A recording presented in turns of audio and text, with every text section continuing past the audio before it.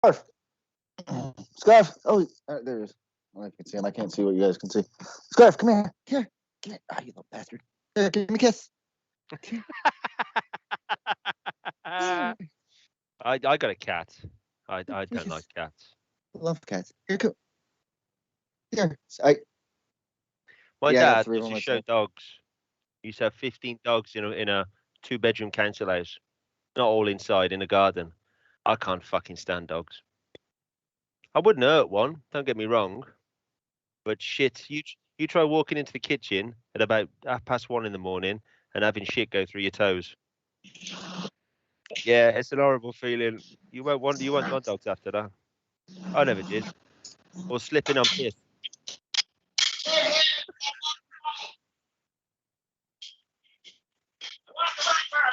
Exactly. Just feed it, and when it dies, you put it down the toilet, don't you? Job's done. I like my cat though. She is nice. But I don't know. Ever since I gave up smoking, I can smell fucking everything. I can walk past a woman in the street and I can smell what perfume she's wearing or whether she's washed herself recently. My nose is so fucking good. But like some of my superhero power. Is he cleaning out the bog? There you are. Right. So we got a few people on, which is nice. There we go. Here, boy. Here, boy. Come here. I hope he's not talking to his kids.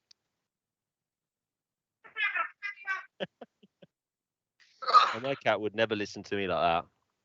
I got him. Here, I got treats. Come here. Come on. All right, so. Hello. I had to fix the light because the light wasn't letting it wasn't cutting me out. Like I'd be sitting here and all you'd see was a toilet. Yeah. It's a big old toilet as well, that is, if it's that big. Actually, it's a small little toilet, like a tiny mini toilet. You're a big lad. I was going to try to set it up so that way it made me look like I was sitting on the thing, but does my audio sound better when I have the microphone on? Yeah, it usually does. All right, I'm going to fix that. Boom!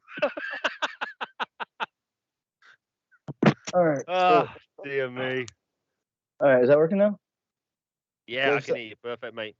Awesome. A nice, deep, gruffy voice coming across the microphone there, mate. Yeah, nice to meet you. How you doing? Well, I'm set up to talk, mate. I've got 2 bottles of water.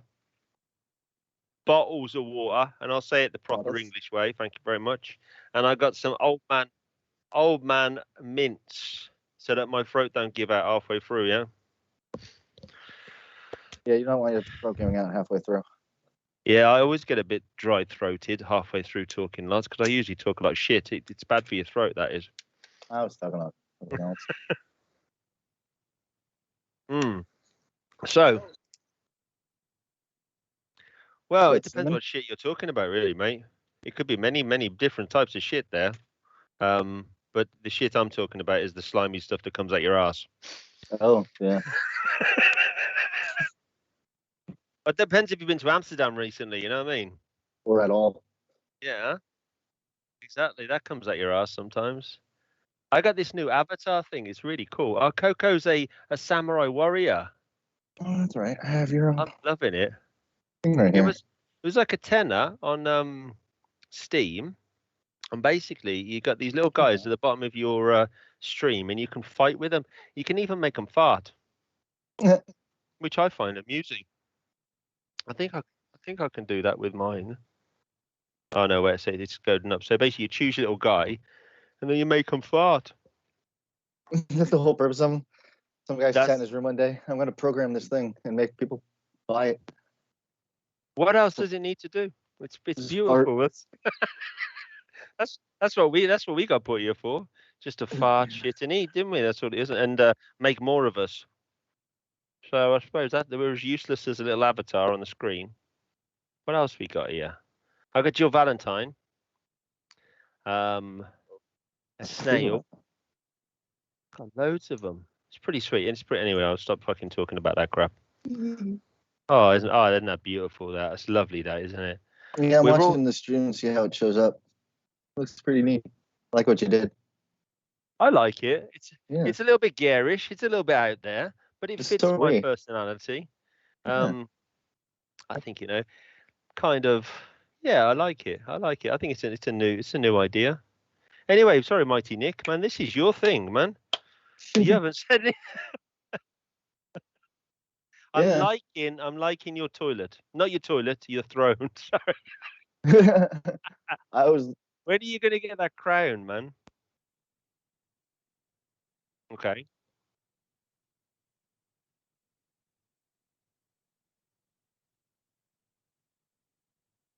See, I'm considering. I don't want to throw this out there just to see what people think. Like my games are usually quite scary games. I never usually play anything nice and happy, do I? So I was thinking on Halloween, having like a fairy game and dressing up like a fairy. Why Halloween? Why not like Tuesday? Yeah, get a wig on. I think I'd look quite good. But I can be a grumpy fairy. You know what? We could have Wig Wednesdays where we all dress up. Cheers, Ghost. Ghost just told me I pebble dashed myself. I probably did. How you doing, Ghost? You all right, mate? He's quiet. He's probably thinking, what the fuck's going on? Where's the games? We're having a little bit of a chat tonight. We're trying this podcast. Well, Ghost already knows it's a podcast thing. And we're just seeing what kind of happens and what goes on. So in the world of video games, actually, let's go to this first. Let's just think about each other. Think about yourself. I And do. why do you stream? What is it? What do you get out of it? I mean, you guys.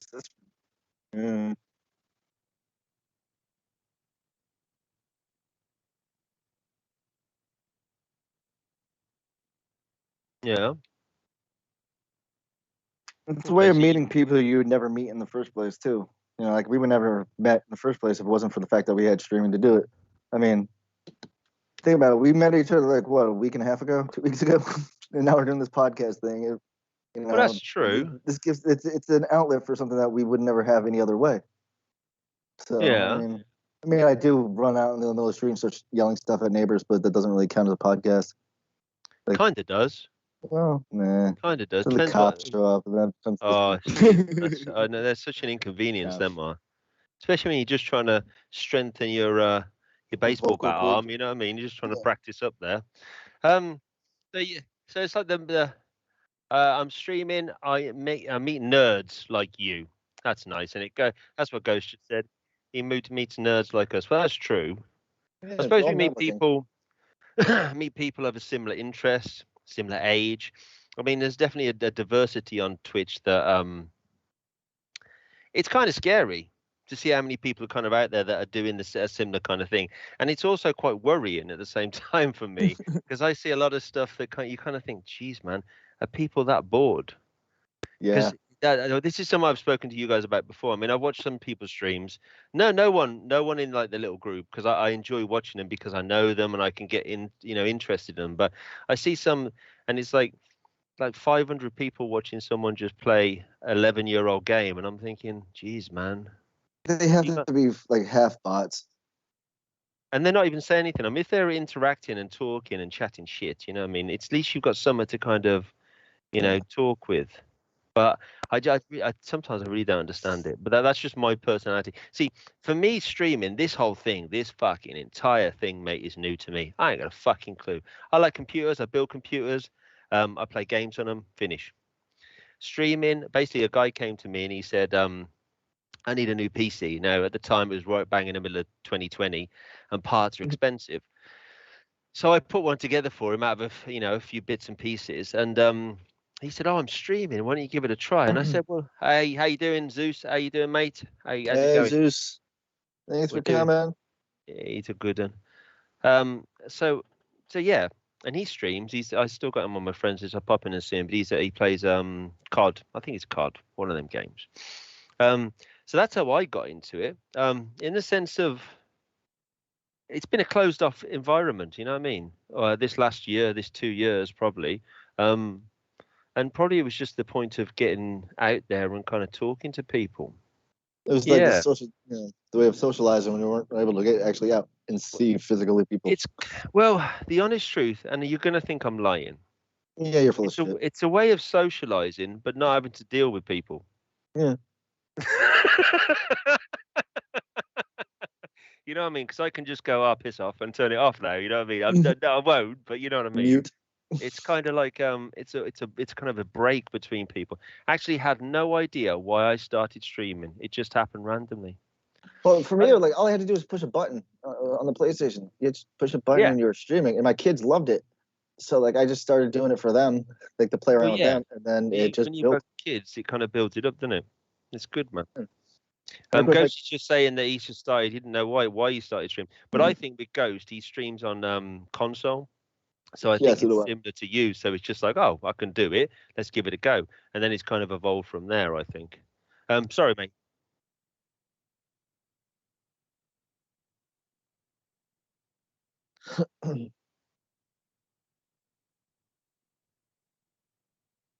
That's nice. That's good. Yeah. Cool, man. Oh Yeah. yeah. Well, it's kind of like what happened with me. I did that interview thing I showed you, and a buddy of mine saw it. He's like, "Here," and I got a package in the mail one day. And it was a PlayStation camera thing, so like I could stream stuff on the camera. He's Yeah, like, it's he looked good. like he was interested in it, so like, fucking A. It's a way of actually meeting people and not having to actually meet people. Yeah, exactly. And Zeus is just saying, I'm going to read out the guy when the guys say stuff because they can get involved. So Zeus is saying, so for me, he's a stay-at-home dad like me. It was a way to kind of relax and had a chance to kind of interact. I get that. And then Ghost says, and then I started to dip into layout. I think, yeah. I mean, the honest truth is, the idea of streaming came from that guy, but then I really enjoy pissing around with programs as well. Even if I'm not a professional in any kind of way, but I kind of like doing it. And I think Ghost also likes that too. He does enjoy that side of things. I think that's what kept me into it too, the programming aspects of it. Like for like a long time, I didn't do it for a while. Like I stopped in 2017, and then just picked it up again about a month ago, maybe. But it was like Yeah. what kept me into the computer stuff and the graphics and all that was like working with Blender and working with all those other programs and just keeping everything like game related, and then being stuck after having back surgery. And I mean, I can't work, so it's like I have to outlet somehow. You've got the outlet. So now you COVID. started streaming years and years ago, didn't you? Well, not years and years ago, but a good at least 4 years ago, didn't you? Like 2016, yeah, is when I What started. stopped you? Was it the kids? Kids, money, the fact that I just didn't have the drive at the time, mental, just blah. And then, of course, I worked full time, so I didn't have a schedule and, money. But then, like I said, picked it up in 2020 because Yeah. COVID. Yeah, we have COVID now. Shit. Like everyone in my family has it. Yeah, shit, man. I know. Yeah. It's not nice. Right. No. So Ghost is now saying, and then I'm stalking Bolrog, playing Cyberpunk, and here I am, low, watching Yep. me talk crap. It's So our it's streaming on streaming for console. console. Yeah. So yeah, so you can read them too, man.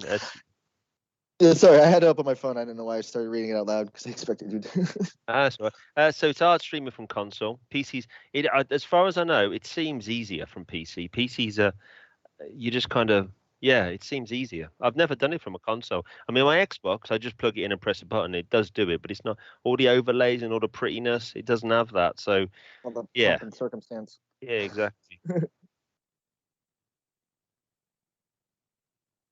I thi-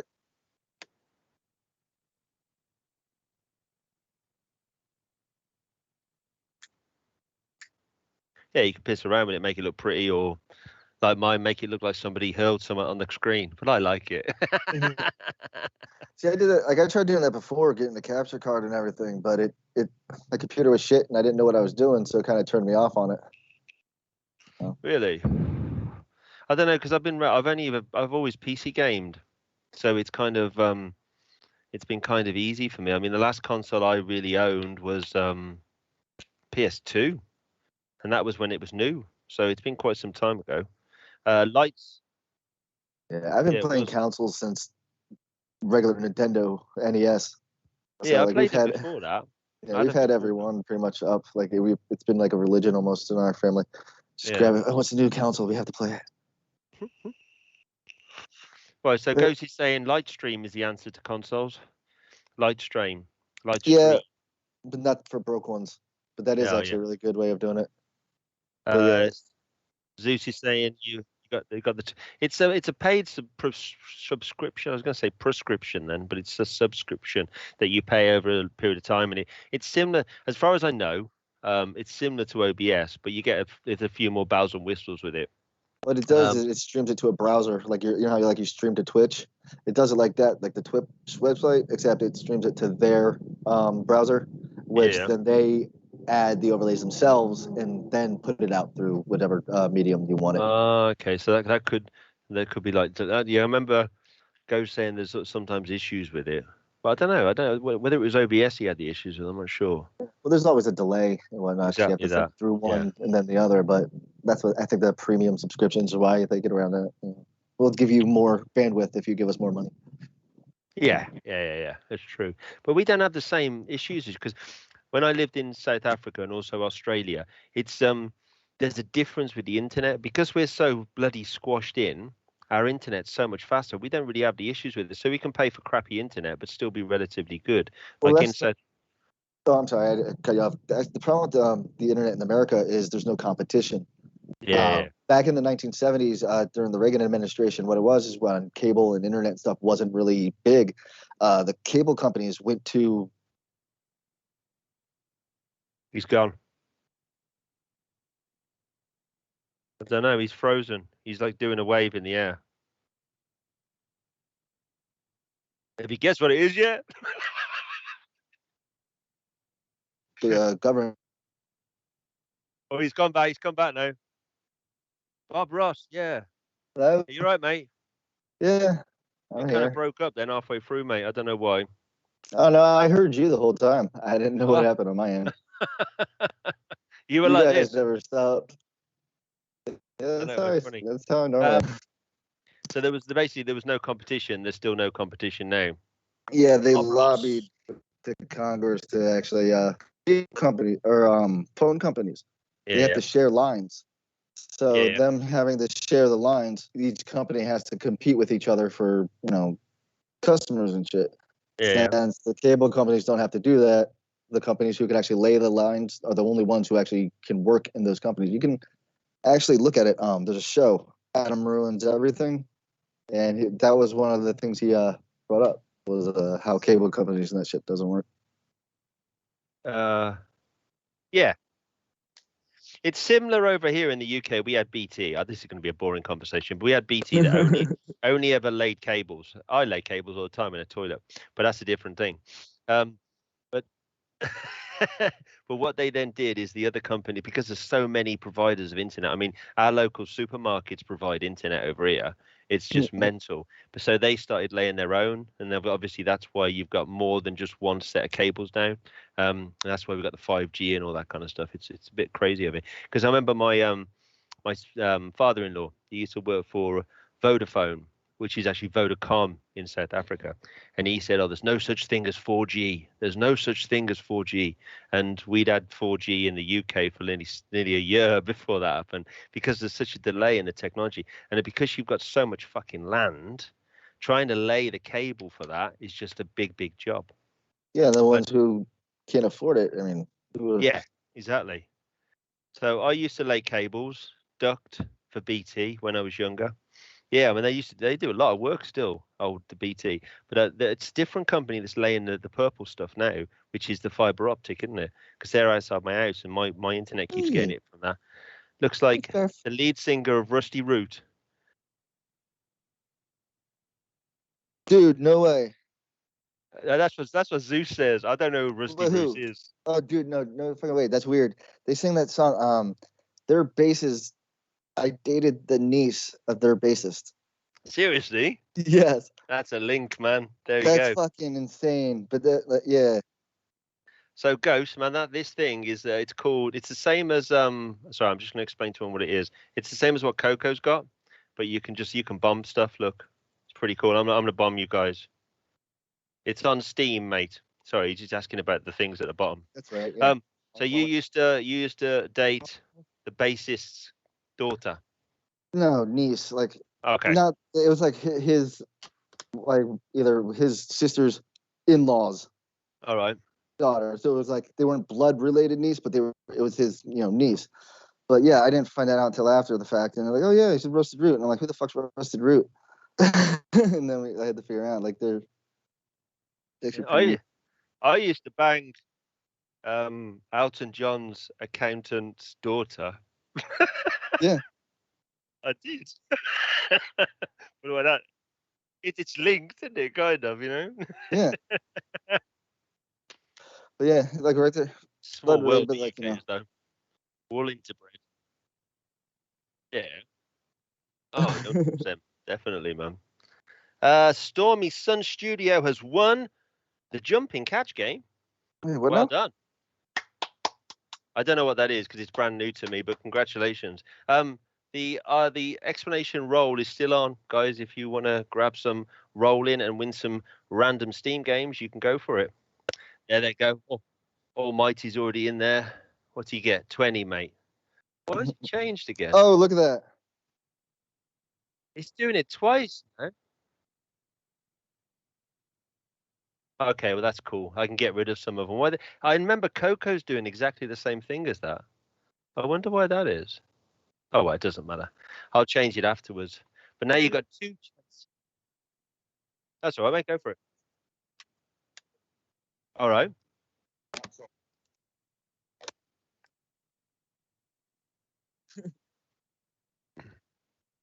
Stephen Merchant.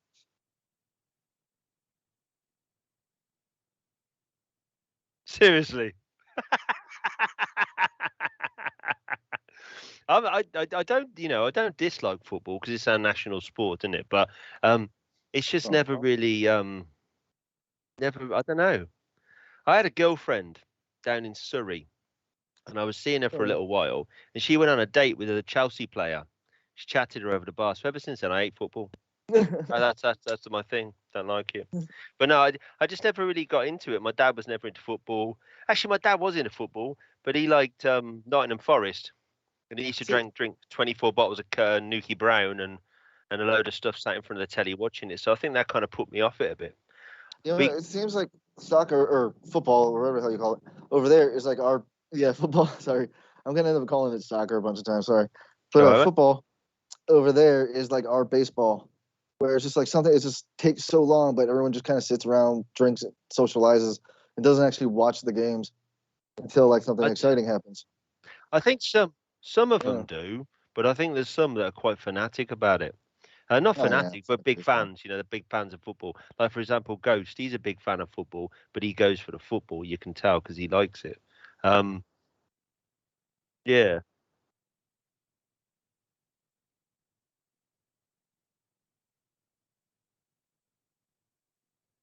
I'm behind England. I'm behind England because it's England. It's your country. You gotta do what you gotta do. But I don't go out of my way to watch it. And to be honest with you, I haven't watched one since. Who's that guy? He's the manager now of England. I haven't watched an England football match since he missed the kick. Yeah, I haven't watched one since then. Almighty, you've disappeared, mate. Yeah, he did. All right. Oh, okay. Can you not have that? Oh, makes sense. Euro 96. Yeah, Ghost.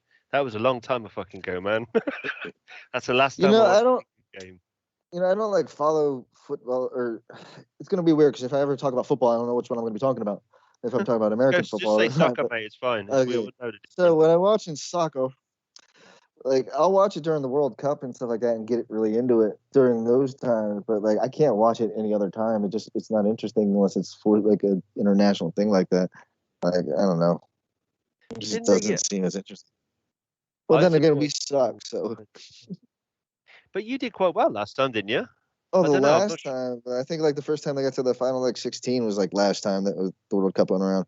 But I think America's, at least in the men's, I think the women's have done better, like the women's World Cup team. But... Baby Zeus. Yeah. Yeah, but haven't they lost quite a few recently? They've been getting slated in the news, haven't they? I heard. Oh, I don't know. I've no idea. I know. I remember American women are kicking balls. Zeus was 13 the last time I watched an England match. And poor Ghost, I support a team in the third tier of the English football team. No, but that's because you've got a passion for that team, mate. See, if I was pushed to say which team I supported, it'd have to be Aston Villa because that's where my family come from. But they're not good. I couldn't even tell you what tier they're in. They're probably at the bottom. I watch MSL sometimes. It's quite good. I don't know what MSL is. MLS. Oh, okay. MLS, isn't that Lou Gehrig's disease? I don't know. Man United supporter for me. Well done, mate. Yeah, that's good. I respect the sport 100%. I mean, the guys they play well. They get paid too much money, I think, personally, but they play well. They're good. You know, they're strong teams, and fair play to them. But it's not something I go out of my way to watch. It's quite good, better than the Scottish League. Oh, so the American League is better than the Scottish League. I'm not 100% sure that's what he means. I think if they added pads and maybe some like full contact hockey or soccer, I mean, that's what I meant. Full contact soccer, I'd be into. I'd watch that. I'd watch that. There's a couple of footballers that need a good smacking, definitely. Football players these days are all pansies. Well, yeah. You got football players who fake being injured, but then you got hockey players who fake being, okay. No. You know about the Mutant League football. Do you remember that game? Yes, that Mutant was League football. awesome.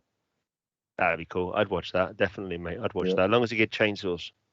Well, they were saying, like, I heard there was one comedian who was saying, just give athletes steroids. Just let them use all the steroids they want. If we're paying them millions of dollars, we want to see where, human can go, like the best of human ability. Just have a league where they just, do whatever the hell they want and see how far they can hit a ball. Yeah, but the Russians would be kicking their ass at everything then, wouldn't they? Let them. They'd be bathing in the stuff, they would, because they do it even now. So, but maybe if you just made everything legal, make everything legal. Yeah, just go for it. Robbery's legal for the day. Yeah, just go for it. It's like the purge. The entire Canadian hockey, the entire whatever league gets blown up. Yeah, it could do. Could do. But if you made it like it was completely legal, shouldn't performance enhancing. They could call that like the super games, like superhuman game. They could all come in capes, and that'd be kind of cool. You're confused with the Special Olympics. You'd have like Captain America and Captain UK and stuff like that. That'd be kind of cool. It's better than a Marvel movie. 100%. No, I don't. Yeah, we've seen them. Most of them. I haven't seen a couple of the last ones though. I haven't. With the last Marvel movie I watched, Deadpool. I don't know. Oh yeah, I watched Deadpool.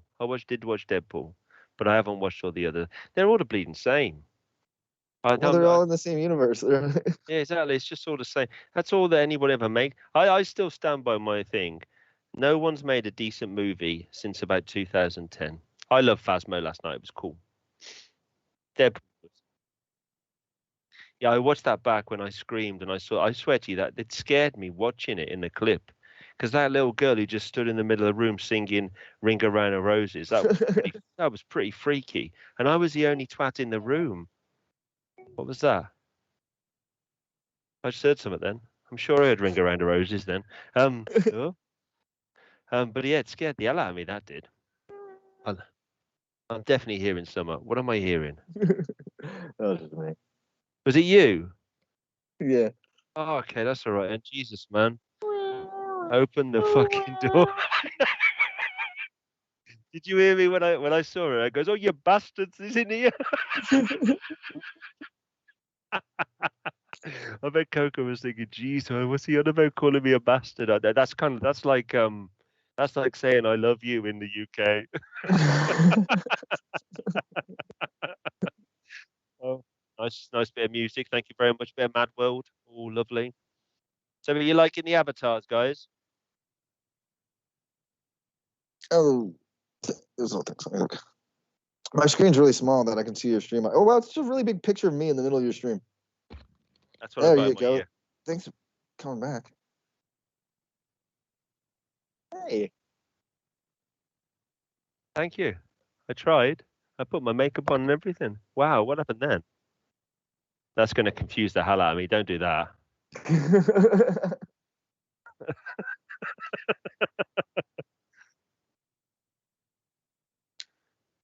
No, you can change it, Ghost. If you go down underneath the stream, Yeah, if you there's go like a little down.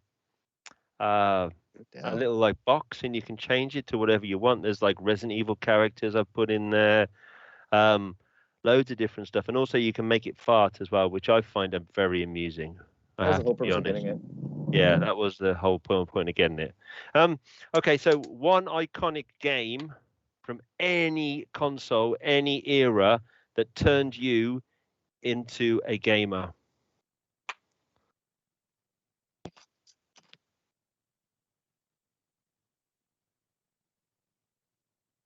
Fallout 3.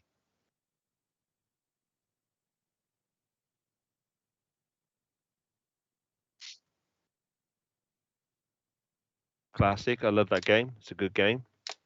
I don't think I had a classic game that turned me into anything. They just gave me an NES and I sat and played it for hours. I didn't care what game it was, it seemed. I Yeah, just but like back in making the them TV days, it didn't move. matter, did it? Final Fantasy 7, most definitely. Zeus, most definitely. Yeah. Twisted Metal. Twisted Metal, very Need for classic. Speed, chasing around all the cars and the police cars, like knocking people off the road. I think mine would have to be a game called Soul Man, and it was on PlayStation 1, and it was I had it on the Dreamcast. It was like you were the devil, and you had to go and no, you weren't. You were basically like a spawn character, and you were given the power to come back to work to save your girlfriend. It was very similar to like Evil Dead kind of style. That was definitely my changing point. Mega Man 2 is my favorite game of all time, but they don't like you because you play their music on your stream. Oh. I don't. Only true fans remember Fallout.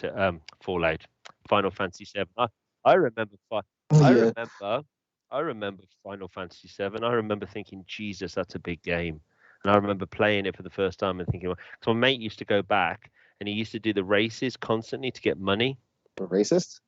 Races. That definitely came over. That came over so different than it was meant to. The races. The race. As in running races. They used to go up and down the pitch and he used to make loads of money on that. I remember that. It was pretty cool. And also one more called Dalka, but no one's ever going to know who Kandalka is because it's. But I'm it not was going like to tell it was like an RPG from back, like Final Fantasy VII. In fact, exactly the same, but it was set in medieval times, and you were like this gypsy, like healer that had to go into a castle to clean the place of spirits. They were my games. Sorry, I went into a lot of detail then. But if you get a chance to get, I've got it actually. I haven't got it here, but I've got the game. Fantastic game. I have to play it sometime. Yeah, I like the original Resident Evil. That one I got into. Like that was one of the first stories I got into. Like a game with a story to it. That one I got in and tried, finishing. Got really whatever, but I don't think that really was the one. I remember watching my mate try and speed run, constantly speed run that for days, man. I remember sitting there for hours watching him play it. I could never do it. Sorry, Mighty, mate, you go for it. Oh, great console.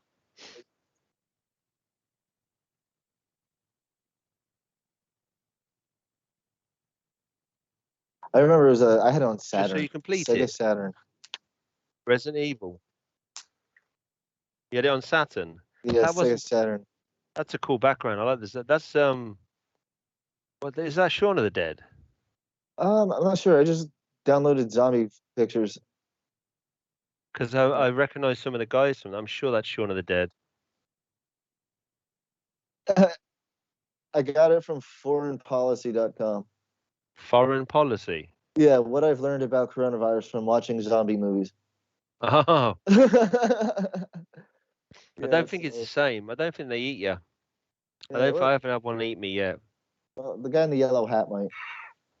He does look like he's hungry. He's been doing too much ride racing on his bike. Hmm.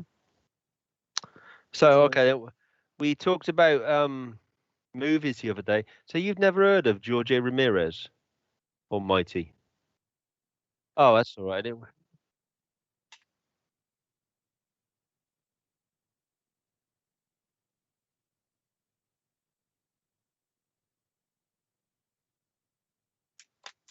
Yeah.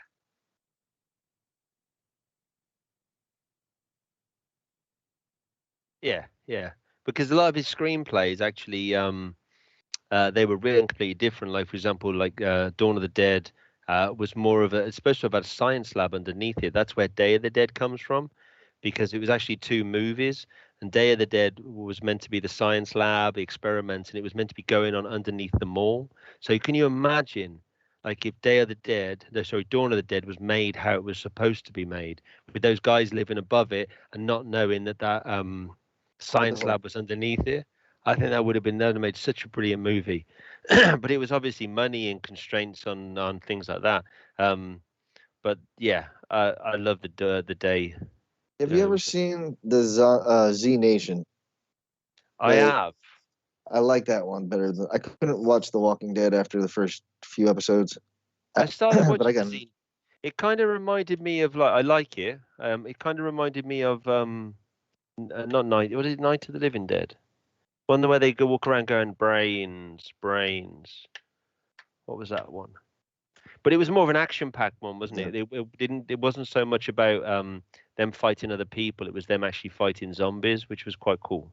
well, in this one, it was them. It's just the TV show where they had to get to California because the guy had the cure for the zombie whatever in his blood. Yeah, and they were trying to get him Murphy. They were trying to get Murphy to a lab in California so that way they can synthesize a cure from his blood. I like the one dude who was he was in a NORAD facility in like the North Pole, and he had access to all the satellites and was talking to them through radios and stuff. Yeah, citizens. Yeah, see, that's the guy I would want to be, just stuck up there. I have all the food.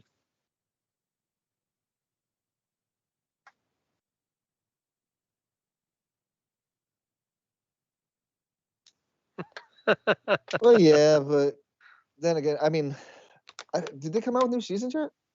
Yeah, I don't.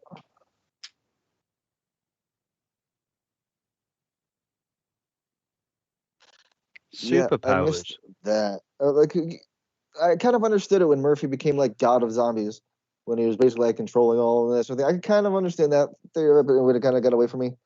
But that's what kind of when I stopped watching, sort of, because I mean it's a cool story and all, but I like the realism to it before it gets too much.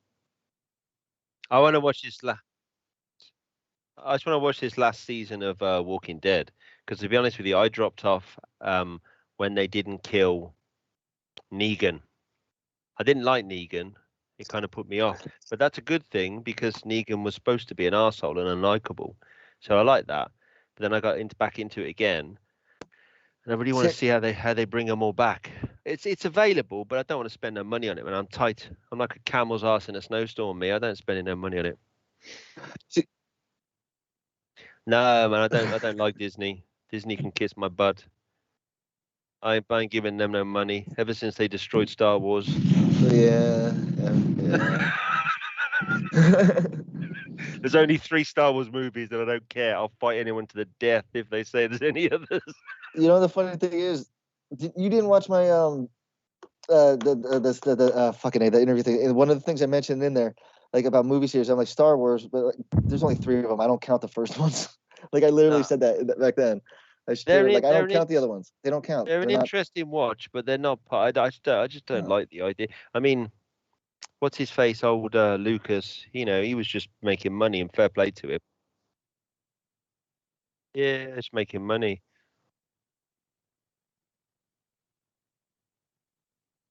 I haven't seen. I know I have seen them in bits because I put them on for the kids. But the new ones, like the very new ones, would be interesting if the other ones didn't exist first. Like if none of that happened before, the movies would be good. But it has a history and it has like something that's trying to live up to that it just won't. Well, the scary thing is, it was actually Lucas's idea when he first came up with the storyline. It was a 9-film story, and he only had enough money to make a certain amount of films, so he chose the middle ones. So what would it have been like if he actually just said, "Oh, let's make the first 3"? That'd have been crazy, wouldn't it? I'm not saying it would have been any better, but it might have changed. It might have been because he would have had to have filmed it entirely different. They wouldn't have had Jar Jar, which that would have been okay. You know, they wouldn't have had the pod races would have been done differently.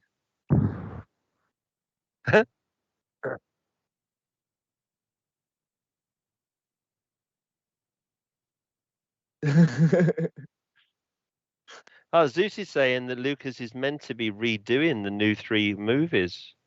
The reason he choose to do 3, 4, and 5 is because he lost the script for the others. Oh, geez, that's good, isn't it?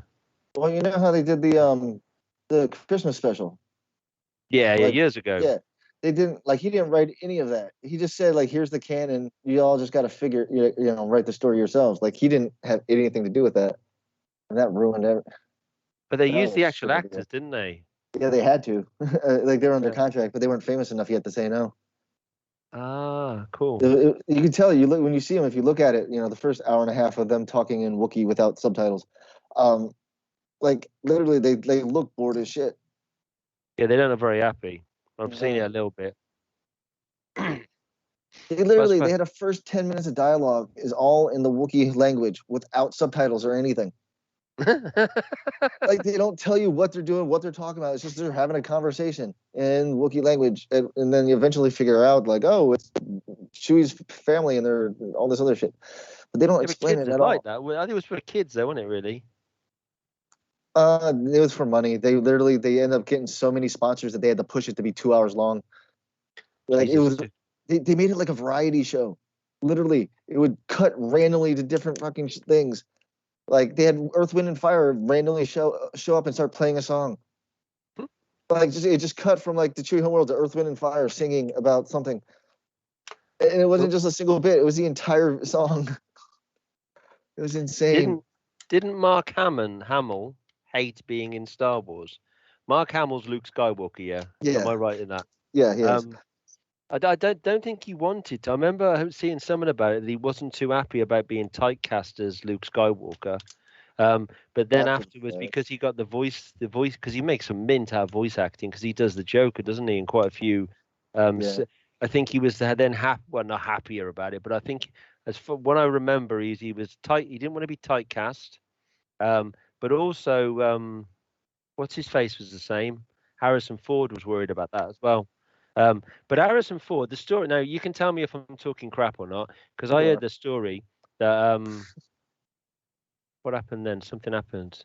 I think because your face left, it changed to because you weren't there to be picked up by the camera. Oh, okay. The story goes, the one I've heard is that Harrison Ford was a set painter. Sorry. And on the day that they were going to do Han Solo's bit, the guy who they actually employed to do it didn't turn up. So Lucas got him, Harrison Ford, off the paint set to do his part, but he played it so well, and that's where it kicked off from. Have you ever looked that up? No. Do you know the movie that happened in Blazing Saddles with Richard Pryor and the guy who played the sheriff? That part was originally supposed to be Richard Pryor, but because he woke up that morning and called them, was like, I don't know where I'm at, because he had a problem. He would wake up in different states. I don't know how I got here, and well, we can't use him, so they used the guy who played it. Yeah, they just got another guy in. Dark Shadow is having a lovely Jack and Coke, a JD and Coke for me. Enjoy it, friend. Sip it slowly. Take it slowly, mate. You'll be all right. Best film ever made, Ghostbusters. Never to be repeated. Great film. I can't disagree. I love Ghostbusters. He called me a dickless. No, I'm sorry, mate. That would be a bad movie with blokes in it. It don't matter. It was a crap movie. It was a rubbish movie. I watched it and I was thinking, yeah, new Ghostbusters movie, and it was just real bad. The reason why I didn't like it personally is because the characters weren't developed. They all just seemed to do the same thing. Be clever in one scene, then act like a stupid twat in the other one. Like if you go back to the old school movie, you had a split with each different character being different. But in the new one, or the newer one, because there's another one coming out now, which I'm quite looking forward to. It looks quite cool. Yeah. Yeah. It's like the grandkids or something. I'm not sure. But yeah, just the last one. the ladies did a good job. I'm not being disrespectful towards women because they did a fantastic job. But whoever wrote that didn't think about how each character needs to be developed and how they need to work against each other. Because if you remember the other one, and also any good movie, you need that butting heads. You need that different characters to kind of spark off each other. Do you know what I'm saying? And in that, it just felt like it was a group of girls having a laugh, and that's all it felt like. You know what I mean? If there was I like, stopped listening for a minute because I was looking up Harrison Ford and completely missed that. I'm sorry. yeah, I don't. I was ranting, going But on and on. no, I was just kidding. I actually did listen. I agree with you about it.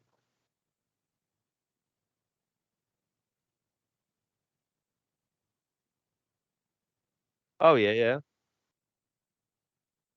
Happy Time Murders. The Happy Time Murders she was in was a good one. I like that one though.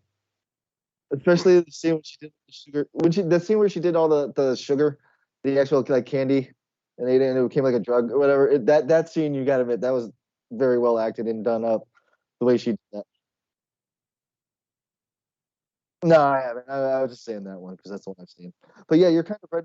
You were kind of right about the Harrison Ford thing. He wasn't originally cast in it, but he was hired just as to read lines. So he was actually. Ah, So it wasn't that he was a painter. He had worked in American Graffiti with Lucas, and so he hired him there for like to do the lines while they were looking for somebody new. And since they never found anybody, they just kept him because they liked him reading the lines. so I was kind of half right. Yeah, yeah. So yeah, thanks to Wikipedia. I just find that's just crazy though, isn't it? For the best movie ever, Lost Boys. Yeah, yeah, yeah. That is a damn good movie.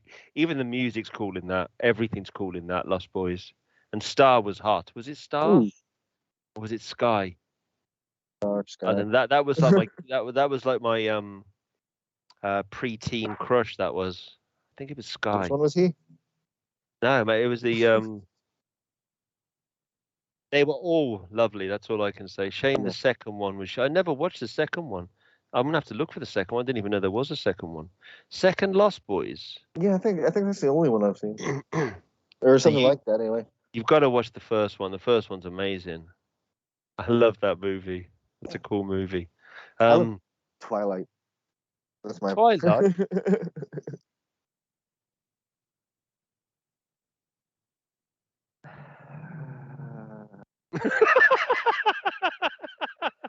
um, I watched No. Old the other day. It's a movie called Old.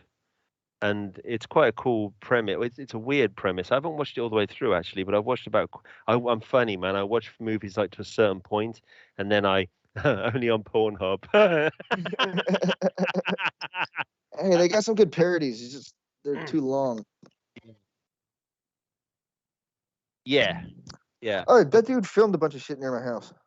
Oh, okay, cool. Maybe if I film this. This is like on a beach, and No, that's basically no the idea. beach turns you old. And I've kind of got halfway through it, and it's quite cool because every character, they kind of slowly develop in their certain illnesses. It's really cool.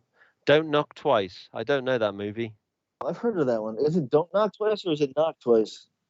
Sounds cool. It's not, that's not, I like modern horror. A lot of the new horror movies, like for example the new what's them two ghost hunters called? So Don't Knock Twice. Let me write that down so I can have a look for it. Yeah. Yeah. oh, the Um, Wayans brothers? Is that what you just said? Oh, Warren. Okay. yeah. I can't remember what Oh, okay, the okay. movie Yeah, was it's hard to hear called. you from here.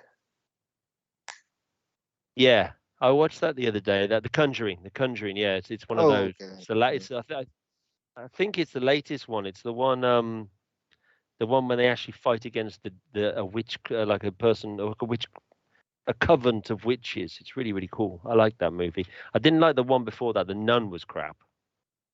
I was.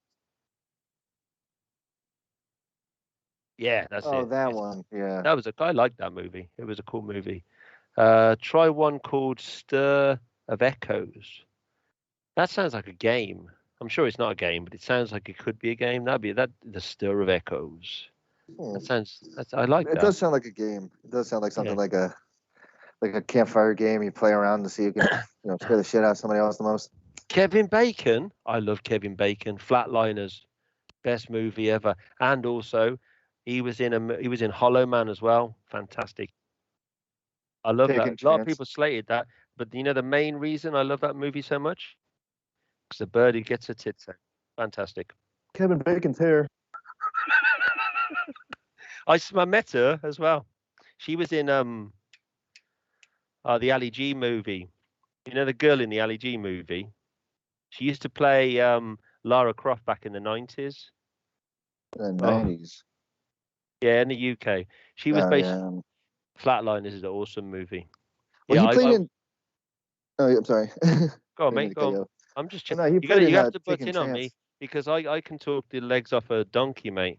I'll Well, just yeah, keep so can going. I. So will I, and that's the thing. I don't want to Just overdo go it. for it, man. Go for it. But yeah, so Taking Chance, he played in that. Kevin Bacon did, and that's a Marine Corps movie. And in the Marine Corps, we were giving him so much shit because in the movie he had the improper haircut. Yeah. And it became this thing that I always say is Kevin Bacon's hair. Now, every time I hear the word Kevin Bacon, the only words that come to my mind are Kevin Bacon's hair. I just think about Babs. I think Every it's time Kevin Bacon's hair. I always think every time I hear Kevin Bacon, I always thinking of a bacon bap. Kevin Bacon, bacon. That's what I. Has anyone ever seen Sleepers? Is Sleepers the one with Brad Pitt in, or am I thinking of something completely different? I could probably search this, but Yeah, I've been searching shit on my computer while you've been trying to get the Sleepers. information. Sleepers. Basically, it was a group of kids that were orphans. Yes, Oh. it's got Kevin Bacon. That is a damn good movie. That's a cool movie. See, I I looked up rate. the movie Sleepers and I got actual mattresses. Oh, okay.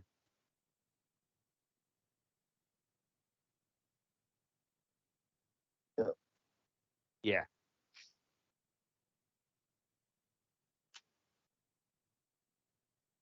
Yeah, that's a damn good movie, man. That's damn. And another one you don't hear much of, and why don't they bring it back? You know who I blame? I blame Walking Dead. But it was called oh fuck. Saints. Boondock Saints. Oh yeah, awesome movie. I love Boondock Saints. They finished Make the series. They got to the end of did what they they? can do. I mean, That's there's a not much they can shame. do at the end of the third one with the. I don't want to get spoilers if people don't care. You just go watch the damn movies. But the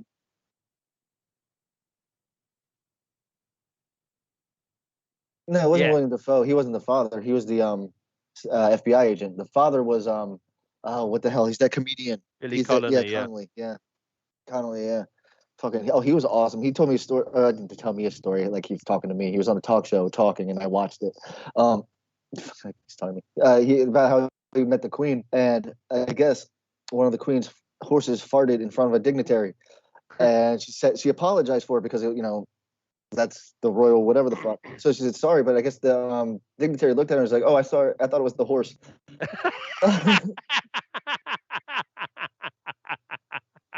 So apparently, yeah.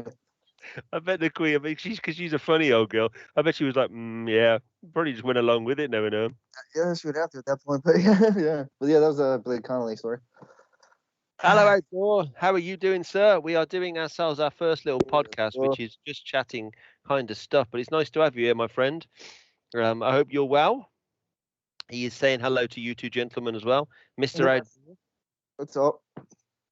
Yeah, we're just chatting about movies and The Queen anything anything that comes to mind, really, which could get very dangerous. Ghost got a slightly different game lined up for tomorrow's stream. What you got lined up? We'll give our we'll talk, see what we think of it. What is it, Ghost?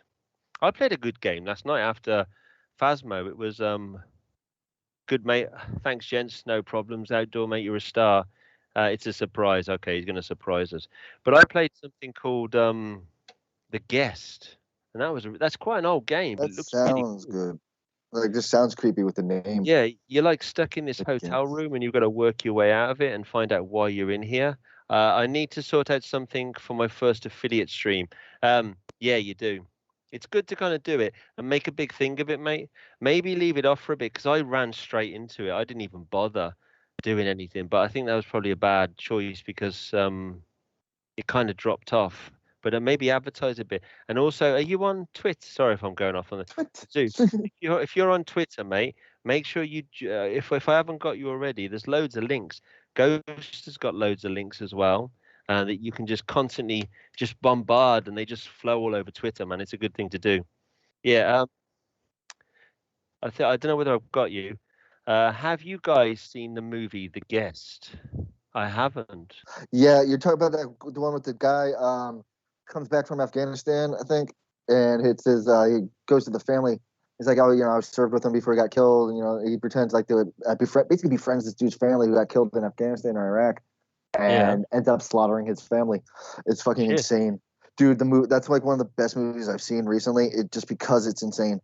Like you have to watch that shit if that's the same one. Dan Stevens. Yes, yes.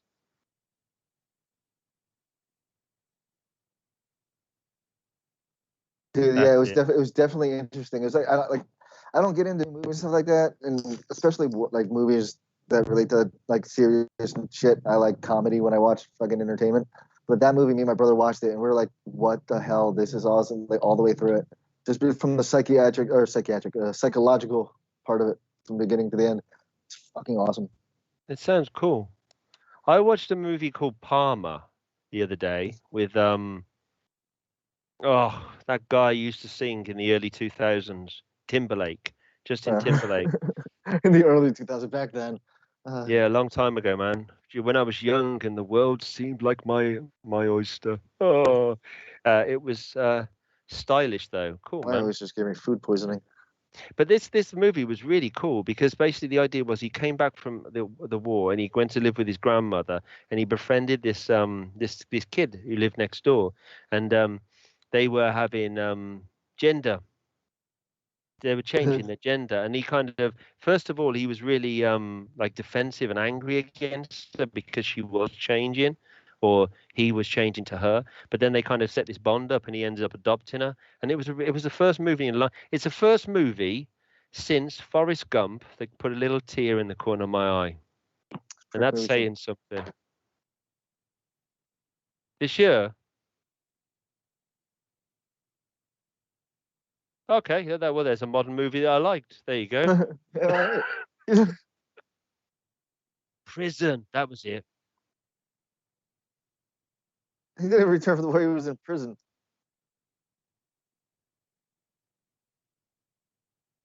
Free Willy. It was a beautiful movie, really good. I kind of went into it with this idea. The only reason I watched it is because you see this bar scene where he gets really pissed off, and I could kind of feel his anger, and I wanted to see what he did to the guys afterwards. I got such a dark way of thinking about it. Hello, Hoy, how you doing? Was this the one who was talking about Pornhub? Zeus is saying the last movie that made him cry was Free Willy. Yeah, wasn't he the one that brought up Pornhub? What's that? No, from earlier. Someone said, never mind. If you missed it, it's not worth bringing up. Probably did it, but I just didn't hear it.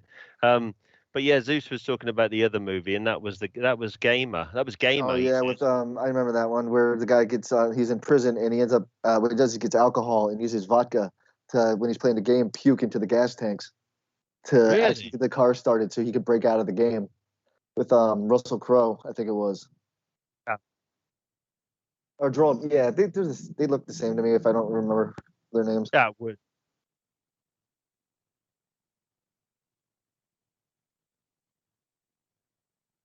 Yeah, like Yeah, yeah.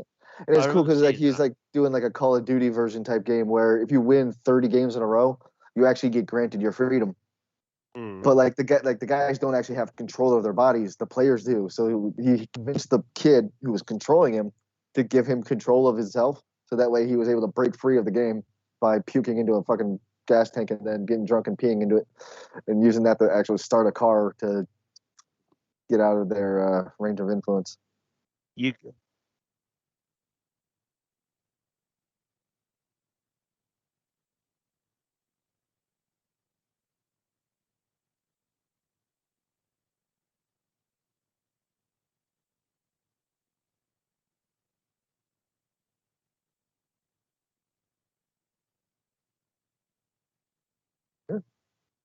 I like a movie like that. Gladiator, fantastic Yep, movie. that was a good one. 100%.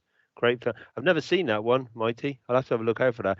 For some reason, that reminded me of a movie from the 80s called Flesh and Bone, and it had the guy from the Guinness advert. You'd know this, Mighty. Remember the Guinness advert?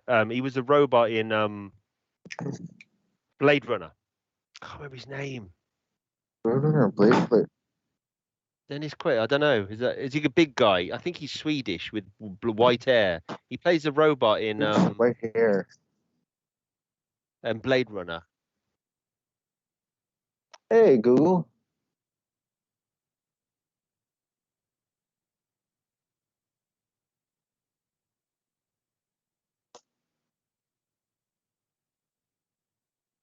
Flesh, and I'm sure it was Flesh and Blood or Flesh and Bone.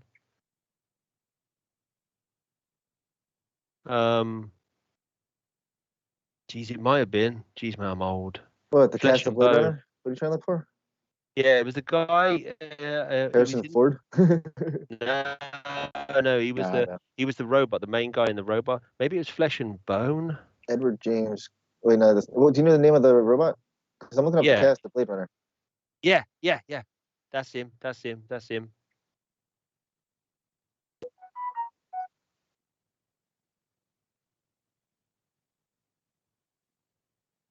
I'm gonna have to do some research on that movie because I want to watch it again now. But basically, it's Rutger Hauer, isn't it? Am I right in saying that? Rutger Hauer. Yeah. He's like a marauder that goes across like the medieval kind of battlegrounds and takes over places.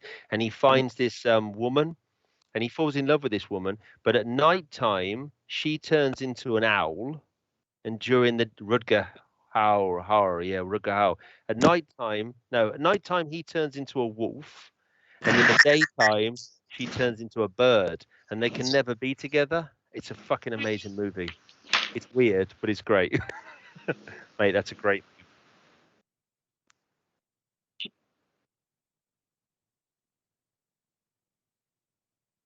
Yeah.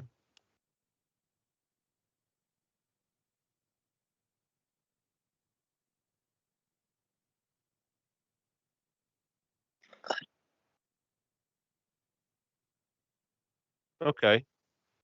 I think didn't Van Damme do a movie like that?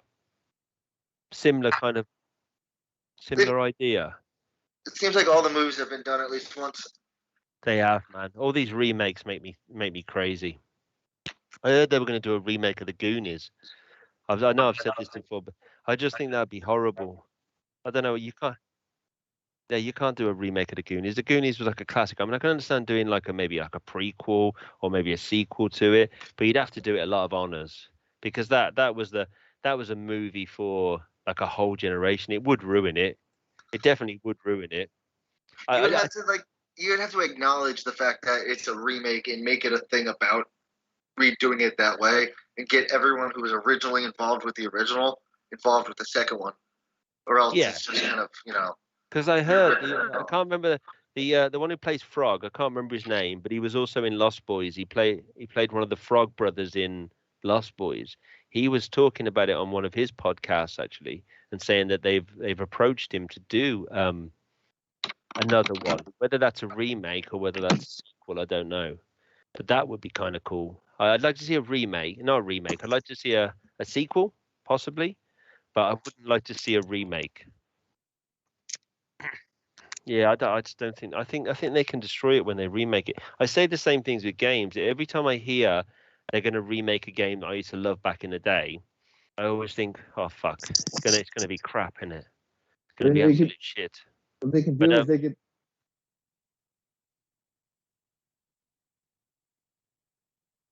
they're talking about. Sorry, Almighty. I've just had a shocking thing come across my text there. I'm going to have to stop you and just mention it.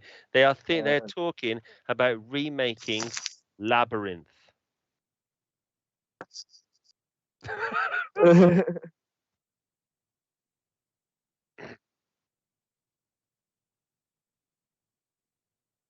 Yeah, the Goblin King. I don't think you can, because he was like, yeah, it was built around that character of David Bowie. And to try and find someone that could do that, I don't know. Maybe you could. And about doing a remake of Alan Wake as well. But Alan Wake, I can understand they could do that because it is a good game and it definitely could be developed in different ways. God, we're changing subject like crazy, aren't we, at the moment? That's what we're supposed to do. That's what this talk.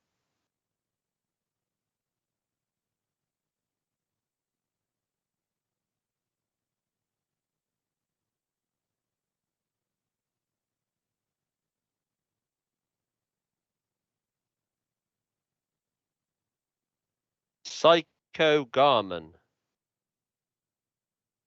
Garman. How'd you spell that?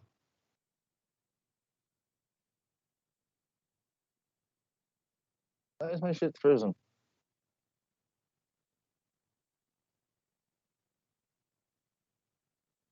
Okay, cool. Psycho Gorman. Gorman. Okay, cool. I'm gonna have a look at these because it's a good thing, because it's movies that, because my finger's not on a pulse with the whole people of new age, I miss a lot of things, and that's why I kind of go back to older games as well, because that's when I kind of left it all off. And just going on a personal element, I mean, coming back to games for me has only happened in the last like maybe 2 years. I've constantly played games, but never been like so passionate about it, because I work so fucking much. I was doing like 80 hours a week before all this kind of cut off. So now it's kind of good that I'm getting hints from you guys and I can write them down. Falling Down. Falling Down, is that Harrison Ford? Falling Down. Oh no, it's not. That's the cool movie when the guy goes crazy in the car. I can feel a lot about. Yeah, that's a good movie. I understand where he's coming from in that movie. I could definitely be in his shoes one day. Okay, I could be David Bowie. David Bowie, you could be a David Bowie. I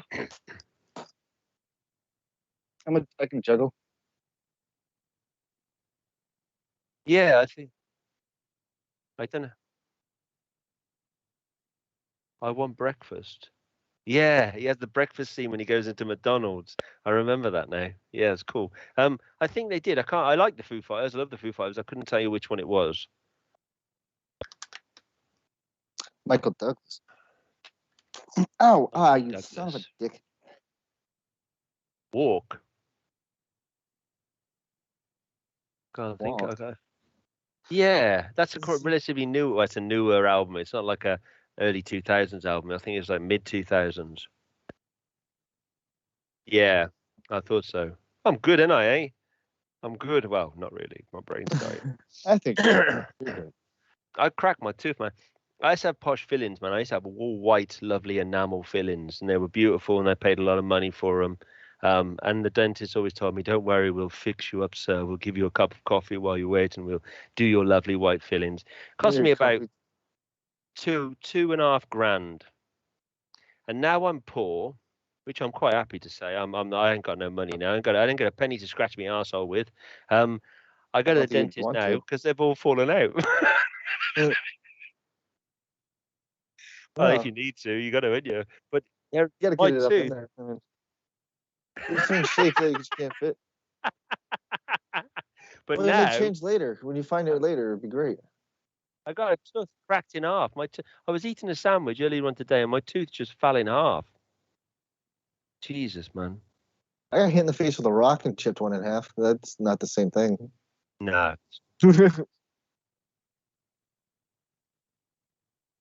I can see.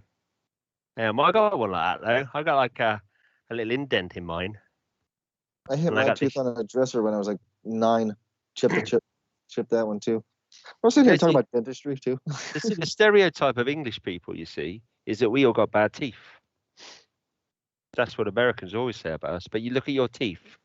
Yeah, my teeth stuck too. But you also got to remember, we don't know the difference between like English and any other type of person from across the water either. So we don't.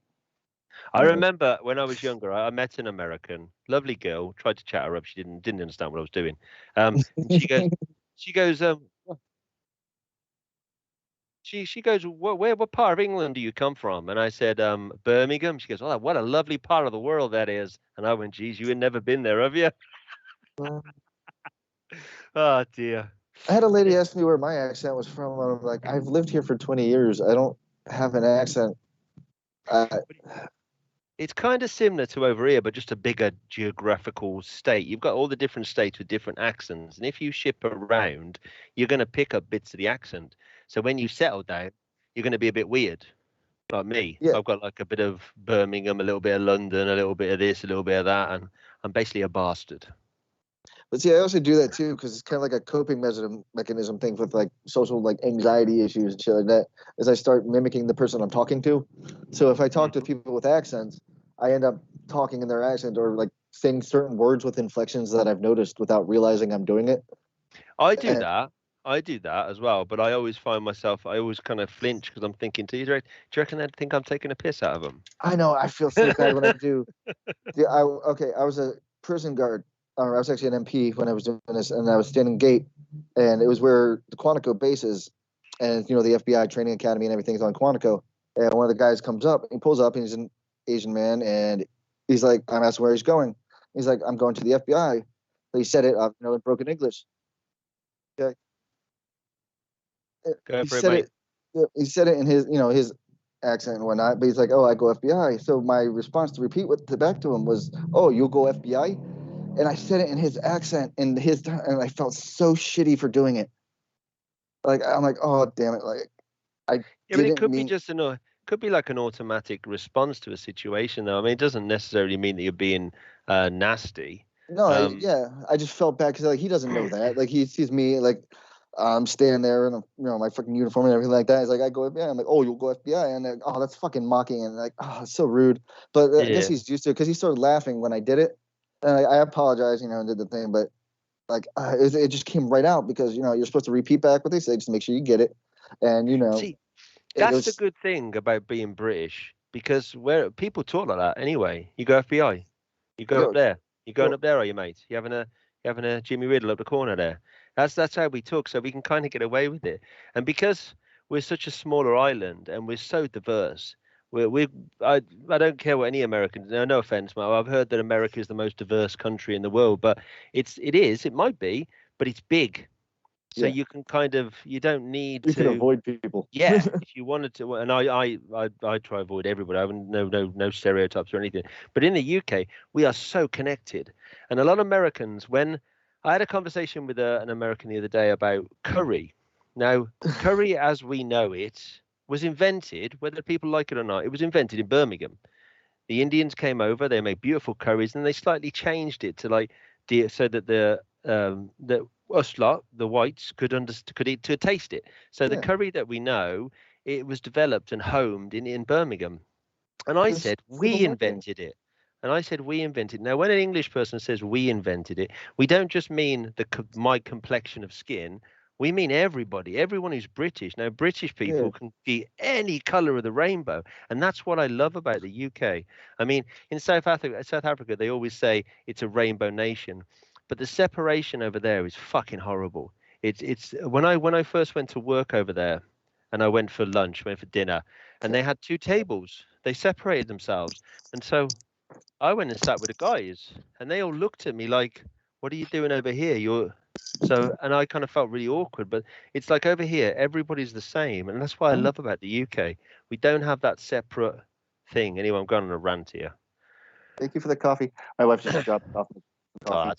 that's Sweetheart. nice of her. I got water. That's all I've I got. love My you. wife's at work. Thank you. You're my favorite. You're my Out of hero. all three of them. Yeah. Well, you're the second time's a charm. Hurry up before she gets back to her phone and can hear the stream. Yeah. Oh crap! There's a delay. I don't honestly think that would have been seen as a racist comment. I think it was just probably seen as like just a slip up of the tongue, or Yeah. sometimes you do pick up dialect though. I mean, even if you're talking to some down in London, you start talking like a proper like geezer, don't you? And you kind of pick it up a little bit, even though they usually come from Essex and they want to act like they're. It's Oh, we had a going how it's conversation about Essex, didn't we, the other day? I was saying whose stream was I saying that on? It was yours. about Prada and something you tell me to explain what it meant. I have no fucking clue what you're talking about. Because like in Essex and like South London, it's super rich, man, like ridiculously rich. They say if South London was a country on its own, it'd be the third richest country in the world. And the guys down there, everything's designer, man. Everything's designer. So I can't remember what I was saying, but I was saying it can't be because he talks like an Essex boy. The guy in that game goes, "Oh, get to the gulag," and he talks like an Oh, Essex boy. And I said, "Only if you're wearing okay. Prada." That's what I meant by that. Okay, that makes more sense. Yeah. But yeah, that's what I said by that. So how's your And boy doing on streaming anyway, mate? he's been at his mother's this week, so I don't think he's been doing it. He's Okay. got his banter down and all that sort of thing, so he's good at streaming and his gameplay and all that. He just got to learn how to actually have something so he can interact with chat and be a part of that sort of thing. That's the only thing he doesn't really have the experience in. But as soon as he does, he's going to be good at it. I find it really hard though to kind not to interact with people, just to keep talking while I'm playing games, because I get so much. I'm just going to blow everybody up in the chat because it's fun. Because I get so like in the zone, I end up like just sitting and drooling at the camera. Yeah, it's pretty cool. This, and you can also get a catapult and hit people with it. Wait, what? Okay, I missed what you were talking about. You went in the middle of something and then got to talking about catapults and hitting people with them. Yeah, that's what I do. Coco, I'm going to hit you with a catapult. Awesome. Boom. Hit him with it. Hoss, I don't like you, Hoss. You got a duck on your back. I think you're a bot. I don't like you. There's another Hoss there. No, I like yours, Stormy Sun. Yep, that's the missus. Sith Lord, Stormy Sun. Is that the missus? That's really cool. I like. Don't know what that's. The oh, I'm sorry, but that was the name of the our organization that we built or that we're creating. The Okay, cool. charity thing that we're doing, make everybody, help everyone in the world all the time. Yeah. So tell me more. Tell me more. I'm interested. Well, the idea, she's in human services, and we want to start a nonprofit, but like, it's really hard to do when we're poor and have no way of doing things. So right now, what we're trying to do is kind of just market positivity in general, and by starting different programs like this, like the podcast thing, like, hey, let's start and talk about positivity, and then like that's a start. When we get the chance, like she wants to open up a actual physical therapy studio where where people will actually be able to talk and get the actual have like therapy, but through physical activity and working out. So it's a combination of strengthening mind and body through togetherness. And that's that one. I had the idea of I wanted to do like, because I like coming up with gadgets and little gizmos and things like that to help people, and I want to have like my own like little what was it called? It was like I wanted to build technology of some sort just to help people get back to normal after some sort of like injury or some sort of disability. Like if they find out like, oh, I can't use my hands in a certain way anymore because of a stroke, I want to build stuff to personalize their home and their life so like, oh, I can be independent again and not be stuck to doing shit because of an injury or a disability that I didn't have before. Part of mental health is still being able to physically do what you wanted to do, and that was part of one thing I wanted to do. And we started this organization thing called Stormy Sun Solutions, and that was going to be like the parent program that basically branched out in any field we can branch out to. And like she said, like my wife has the physical part of it. And maybe like you were saying about making someone's life better if they're physically impaired in any kind of way. Have you kind of honed that down? Because obviously, if you say, "I'm going to try and make your life better," for example, you've lost your hand. There's a multitude of things that you could kind of work on there. But if you like said, "Okay, I'm going to make making a cup of coffee easier for you, and I'm going to do this. Do you see what I mean?" So you're not just generalizing. It would be specific for that individual. So it's like really hard to pitch, something that's going to be specific for a person. Like what it is you want to give that individual a sense of normalcy from whatever it was prior to whatever went bad. Like someone who's normal, like, oh, now I lost my hand. Okay, for that person, yeah, you want to make coffee every morning. Let's develop some sort of way of, hacking your life to make it so that way. You're talking about kind of evaluating that individual person and seeing where their needs but where you can fix their needs, basically. Yeah, because we already have like prosthetic companies. You can always buy crutches everywhere. Like they have it generalized like everywhere. Like you can get stuff that's not personalized. It's there, but not everybody's the same. So everybody has something specific they need. That's where I like to get into. From an Englishman's point of view, we're sport as shit over here. Because we've already got that. we have the NHS, which then has a healthcare service on the side of that. So, for example, my wife is a nurse within healthcare, so she does older people. So she'll see, she's like a district nurse, so she'll go to people in their houses and help them bandages and that kind of stuff. And we also have there's also a team. I can't remember what they're called, but they basically go into the house, they evaluate the person's mental health, they'll put them on mental health courses, tablets or whatever, and also evaluate their surroundings, and then tailor their needs around them, if you know what I mean. So Yeah, technically speaking, we kind of have that already. So yeah. is there nothing like that over there? Technically speaking, we have something like that too. It's just not what it's supposed to be. Like around here, like the biggest problem we have with shit around here is a lot of people want to say they've done something. No one wants to actually do the work. You know, Yeah, so they'll start a program where like, oh, this is what will happen. But you'll have so many like not red flags, but like red tape, so many things to jump through to even get close to being provided the help you need. But by time it gets there, you've already gone through so much shit that it's like, what the fuck? And that's if you have the insurance to cover it. yeah. You know what I mean? Like my idea is to be charity, like find these people, like and do it personally, and then like Yeah, but by doing it, have you you know, kind of looked into financial, how you would gain the finances, how you would get back in, who you would go to get back in? I've I mean, looked into it. Yeah, yeah, the I've looked into licensing alone.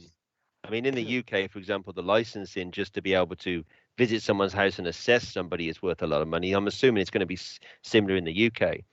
Well, yeah, there's different laws and stuff like that. It couldn't be a medical thing.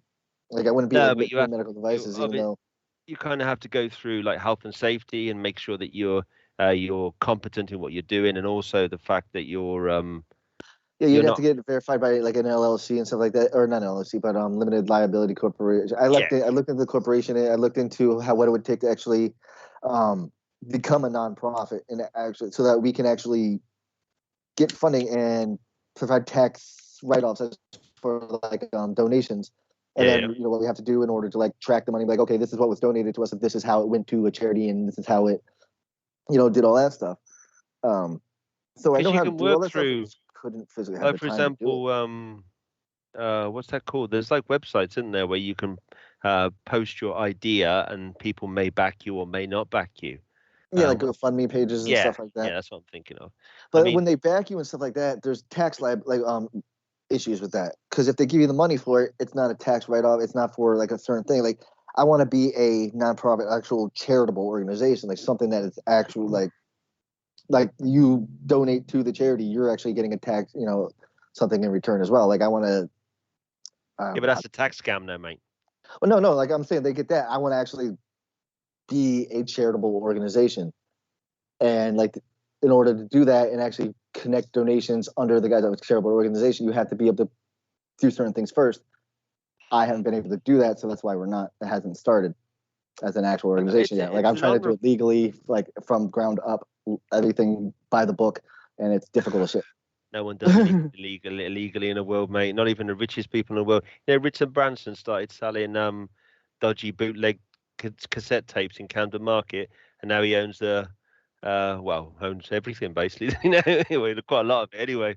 But no, it's always see the thing is a lot of charity organisations over here hide behind Yeah, charity tax, because like for example, I'm not going to mention names, but a company I used to work for before, they were like a healthcare institution, and they used to drive around massive Tesla cars, and they're all company cars, weren't they?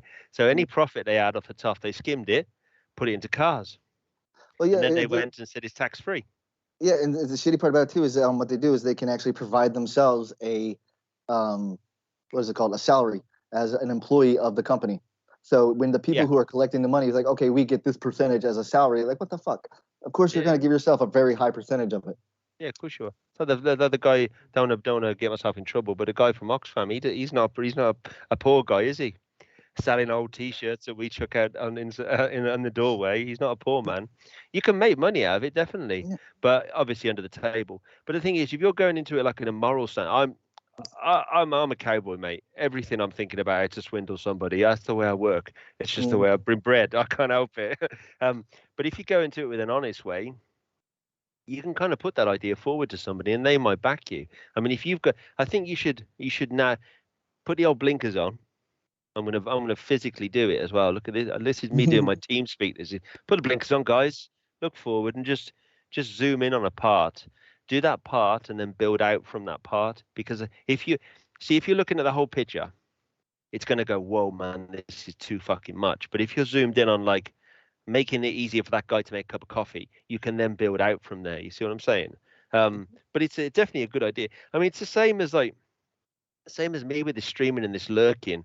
You know, I have, before all this, I'll be honest with you, I had no fucking hope for the human race. I think we're all a bunch of twats. So it's not a fact that we're not able to do things. It's like we're capable as the smallest little snail in the world. We are capable of doing great things. It's just we have to actually do it, and that's what you know is the hard part, and most people don't understand because like they do it from where I'm at now. To do something like this, there's going to be no benefit to myself for a long time. So a lot of people in my position be like, "Why are you doing that?" For me, it's like because it drives me insane not to. Yeah, but the thing is, there'll never be a benefit to yourself, not a financial benefit. No. You'll always have a benefit of going, I've done that for somebody, and I feel good because I've done that for somebody. That's something that you can't buy with money, mate. No, and I think that matters more to me than it does to a lot of people I talk to in general. Yeah. You know? I mean, it's in my brain, that doesn't exist. In my brain, I'm not saying it doesn't exist in the real world, but in my brain, everybody does something for a reason. That's what I've always thought. And so, for example, in your case, you're doing it because it gives you a sense of pride. It gives you something out of it.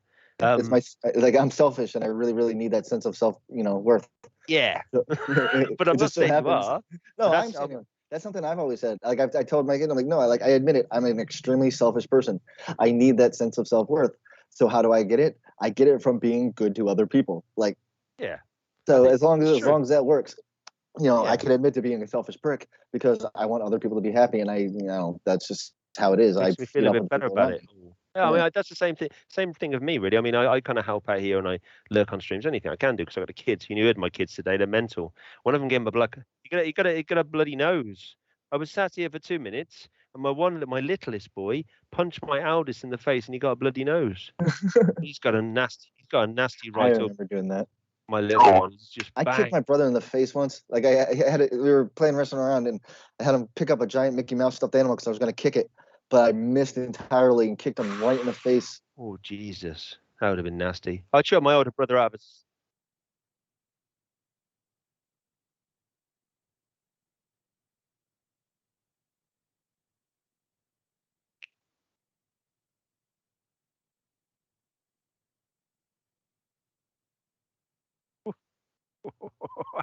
Oh, but it's this brotherly love, isn't it? I chucked my older brother out of a second-story window, fell on top of a dog kennel. That was quite amusing. But my brother's thick as pig shit anyway, so it didn't affect him much. He just got up and walked away. But my brother dove. I'm picturing it. He dove at a fucking pillowcase thing that I was sleeping. No, it was one of those bags. Those beanbag chairs. He dove at it because I was taking it and he wanted to play with it. And I wanted it. So as I pulled it out of the way, he dove at it. It was leaned up against the stone fireplace.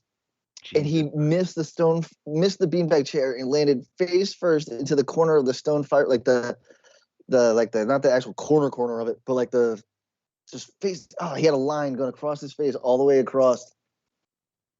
Just solid black line from going face first right into the damn. Oh, nasty, man. Not in the face, eh? Not in the face. My mother always said, stay away from the face and never fight anyone uglier than you. They've got less to lose. Yeah. That's... Is that why no one ever fights with me? Yeah, exactly. They got less to lose, mate. They definitely do. Not you personally. That's what I was saying. Like no one will actually fight with me. We've gone completely off target with the movies, haven't we? Eh? Did we have a target? Our whole thing was just come in and start talking. I suppose so. Yeah, that's definitely what we've done. We were worried about content. No, it's only because Zombie wants to set up this non-profit organization that's kind of wants to help people who have suffered injuries. whether that be mental health or whether that be physical injuries. And it's a good idea. But what I was saying, and I think Zombie agrees with me, is that when you look at something, you got a project in front of you. It's a big old job, isn't it? But if you zoom down and kind of go for one thing, you can work your way out from there. But it's a nice idea. It's a good idea, and it's something that, if you've got people in your community that needs the support, then they should be looked after 100%. But of course, whether you like it or not, a non-profit organization, you still need backers to be able to get the transport, supplies, whatever else. It's going to cost money on some level. But basically, non-profit is obviously you break that zero, don't you? Yeah, that's why we were focusing specifically on my wife's idea for the physical therapy. She wants to do it through dance and like a women's center, specifically with domestic violence and stuff like that. Because we have specific experience in certain areas of that. Yeah.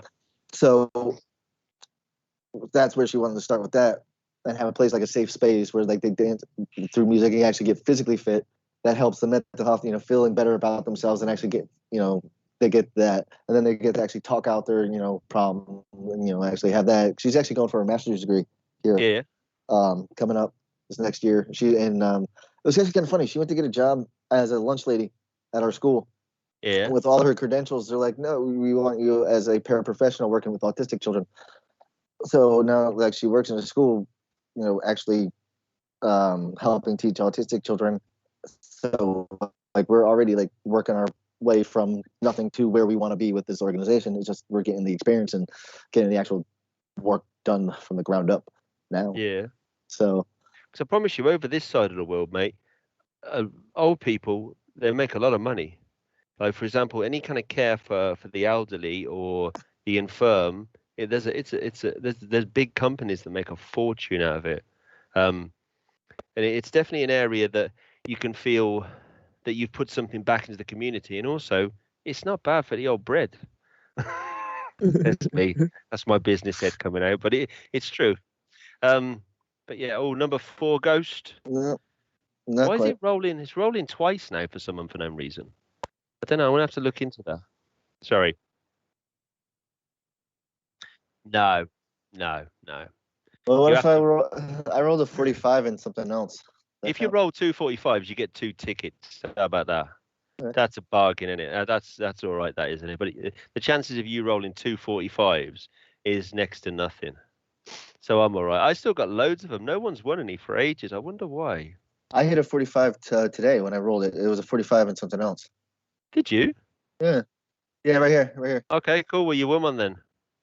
I'll trust you. Yeah, I can see it right here. I can even screenshot it. No, I trust you. Don't worry, mate. I haven't been looking, so I have your code here.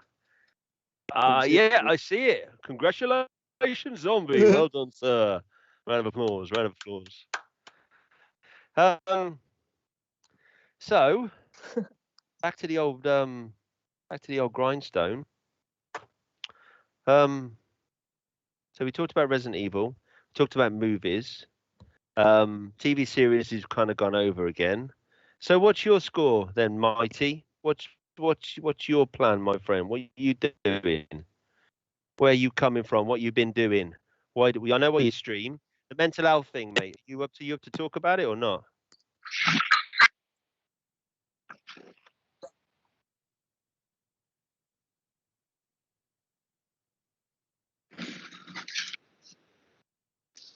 Yeah. Yeah.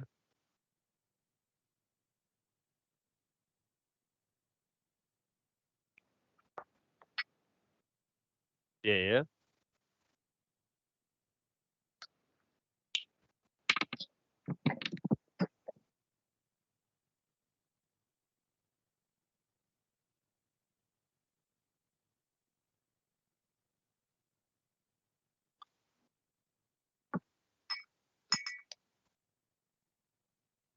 Okay. So is it like an anxiety thing that's left over from that? Hello there, Missy. How you doing? I'm very well. Thank you very much. We are doing a podcast. We are just chatting stuff and just going over games and stuff.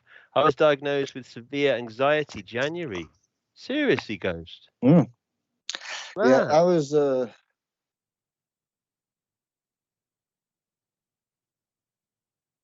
I know. Yeah, that's me. Yeah, I can yeah. yeah, I can tell.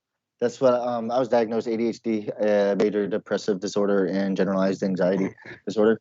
So Let me all at just once. let me just only reason I say really is because you're quite an outgoing. I'm talking to Ghost, sorry, just before you go on. Only reason I say really is because you're such an outgoing kind of guy. You don't seem to be signed off for 3 months to get sorted out. Okay, cool. I'm glad you are, man. I'm glad you are. You're a good bloke, you are, Ghost. I like you, man. You'll be all right. You're a strong one. Sorry, zombie mate. Go on. But, I had to answer him back. no, it makes perfect sense. I mean, like this is the mental health aspect of our like Stormy Sun idea is just sit and talk and actually be open about what mental health means. Because my wife Yeah, was diagnosed with epilepsy and obviously PTSD and that sort of thing. yeah, Me with the ADHD, depressive disorders, and that sort of thing. And pretty much all our kids have some form of ADHD or autism spectrum disorder. So yeah. like we grew up with this sort of thing. So that's one of the big things about streaming and talking about it and actually getting in and meeting people when I'd be too like fucking paranoid or something to say hello to in the street, you know. Yeah. That's But it, man. yeah. That's kind of opened my eyes up to a lot of shit. Not a lot of And keep, shit, but a lot of stuff. You know what I mean? and keep in mind, I'm also like a United States Marine too. I've served in the Marine Corps, which is like known for being like one of the most surefire fucking people in the world. You would Yeah, think, yeah. but in reality, what it is like I just know what needs to be done, and I do it because I fucking freak out if like what's right isn't right. If that makes sense at all. Yeah, no, I know what you mean. You got to get everything in place, and it's got to be in its place because you're an ex-marine. I understand that. Hello, I was just gonna say hello, outdoor. How you doing, mate? You all right, buddy? Welcome back. We're still chatting. My granddad was a Royal Marine. He was a PT officer. He was a big man. The only thing he ever said to me, he never talked about a war. He only ever showed me pictures of women that he shafted on call. He said, don't go into the army. Just never do it. 45. Who won a 45? Zeus, you've won a 45. It's a thing. I got a lot of respect for the military. Fair played, and they do a fantastic fucking job. Please message me afterwards so I remember all this because my brain, man. I'm fucking. Wah, wah. You guys go through a lot of shit. My granddad went through a lot of shit. I know. Oh fuck me, yeah, man. Well Yeah, done. it's fucking crazy, and it's like what's worse about it. Like with me, I was in a non-deployable unit because of Abu Ghraib and that whole scandal over there, and the army fucking things up for us. But because I was corrections and all that, we weren't allowed to deploy unless we were attached to a task force. Like Mm, so, my unit would what they would do like we'd get split up. People would go on task force and come back. That my mom was terminally ill. Like they gave yeah, her yeah. 6 months to live, and she actually lived 3 years. So like they would never actually let me deploy because like oh we'd send you over there and your mom would pass away and we'd have to bring you back. I And remember it you would, saying about yeah, and so like what my deal was like I ended up being there when people would come back all fucked up and have to like see what it did and caused and like realize I'm like dude I was supposed to be there I could just like stopped it or like I could have done something. You know what I mean? It's like one of those things like I was supposed to do that too. You shouldn't have been by yourself. I don't know. That's kind of what gets me with some of the shit. that. No, I get you, man, because you're in that situation, aren't you? And whether you're actually feeling it or not, you're still there. And whether you're actually up in front in the fight of it all, um, you're still gonna feel it because it's the pressure of the situation. And I get that completely. It's I got a survivor's guilt they call it. I think. yeah. I got a South African mate who, well, not a mate, he's my wife's mate actually. Big fucking bloke. He used to fight for the British. Um, and he went over there a skinny little runt. He went to Afghanistan and he fought there for 5 years and he came back. My wife says he's a different man. And when you speak to him, he's like he's looking through you. Nice bloke, nice bloke. Talked a lot of his ass, but I think that was because he had a lot of problems. But it Mm. changes you, man. It definitely changes you. I'm just going to read out what Ghost says. I've always been a sociable person. That's never been an issue, but it can be anything random that kicks it off my anxiety. I've been propanol and sterolone. I've got that as well. I can never say those words, but slowly weaning off them. Sertraline, yeah. That's what I'm on at the moment. So I Oh, I'm suppose I off should. my shit. Are you? Well, yeah, they No. had me on the Adderall, and it worked for some of the symptoms, but like at the same time, it made me an asshole too. So That's like probably why I'm an arsehole. yeah, See, yeah, my wife said it, like she told me the other day. I'm like, I don't think I'm gonna take the Adderall anymore. She's just like, good, because you're kind of an asshole when you do. But I that's the think thing. Like what it does, it for helps. me, it kind of ups your confidence, and so it takes you over that point. But then so sorry, I'm not going to talk about me. You go on, mate. I'm going to butt in, but that's what I think it does. It takes you to the point. It's like, right, I don't condone doing this, and I do not condone to do this, but I have been a bad boy in my past, right? I've snorted a little bit of cocaine in the past, and it's not something you should do. But No, you're supposed to keister it. it takes you, yeah. If you're Keister it. kind of an arrogant person anyway, it boosts you up to being a twat, and Well, it's similar well, feeling. well, what it is, it suppresses the limbic system. The limbic system is the part of the brain that actually controls emotional responses to different things. Like with ADHD, what happens is like everything is rooted off emotion. Like you feel an emotion no matter what. Normal people have the ability to feel that and then not respond to it. Like if something happens and I immediately respond to whatever stimulus there is, which is what is the deficit. When you take Adderall or stimulants like that, it suppresses the limbic system, which is what makes you respond that way. Which is why people are always like, "Why are you giving a kid who can't sit the fuck down speed?" Because it actually works. You give me coffee when I was a kid, and I would just slow down because it suppressed that need to actually immediately respond to the shit around me.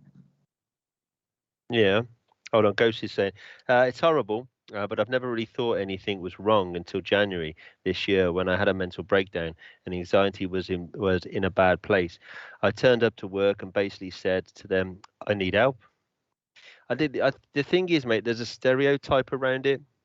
You you get this image in your head that you're pathetic and that you can't do it and you can't do your work, and sometimes people put that on you as well, their idea. If you turn around to someone and say, "Oh, I've just had enough, I've had a breakdown," and you kind of get that, people put it on you. Do you know what I'm trying to say? I'm not saying it very well, but it's Yeah, a they stereotype. um especially when you've been in the Marine Corps, like they tell you that, like, how'd you get through that shit and you can't get through this? Or you yeah, like but suck it the fuck up. You're like, no, I sucked it the fuck up because that was in the Marine Corps. This is fucking my hometown, and we're talking about something stupid. Like, there's yeah, a yeah. big difference between serving and doing something for the betterment of the people around you. There's another thing when someone's just being a dickhead and won't shut the fuck up. Yeah, but the thing is, like in the military, from what I know about the military, I never was in the military. You have a task. You have a task to do it, and it's the pressure around you that gets you into that situation. So under fire, or the situation you are in there. I mean, in day-to-day life, that kind of comes to, it's not worse in any sense of it, but it's the multiple layers of stress that attack you. So it's work level, it's family, it's wife, it's money, it's bills, and then of Mhm. course if you've also been in the military and you come back to that, Mhm. fucking hell, man, it's Well, just see, like like in the military, all that shit's there too. But in the military, everything's encompassed into one thing. So, yeah, like, your medical, your health, your finances, it's all under one giant fucking structure. But when you yeah, come back out and you're trying to find that thing, like, okay, where do I go for medical? I was like, oh, you have to get insurance and then go find a doctor somewhere. It's like, wait a minute, they don't have like a base medical. You just walk up and hand them your file and be like, the fuck, where's my like medicine? Like, I don't know. yeah. So I'm just going to read Ghost. I did read a bit of it. I turned up at work and basically said, yeah, I mean, but the thing is, mate, you did it. You actually turned around to somebody and said, there's something wrong. And that's a big fucking leap, man. And respect to you, man, just for doing that, because it's hard. It's fucking hard. Um, Yeah. But to get that help and to get that assistance is definitely, it's a good thing. And the thing is, there is a stereotype around it.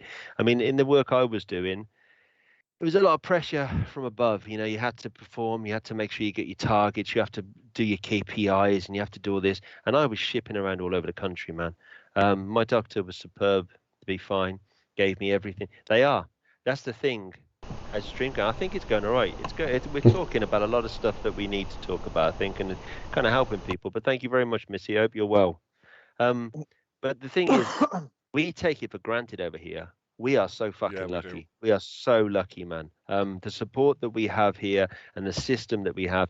Yeah, we all moan because we're English or we're British. That's what we do. But if you go to live in a different country, and have to pay that, I mean, for example, for me and my wife, we had private healthcare, and luckily, the business we work for paid half of it. Now, our medical bills alone per month, even if we didn't go to the hospital, was 600 quid.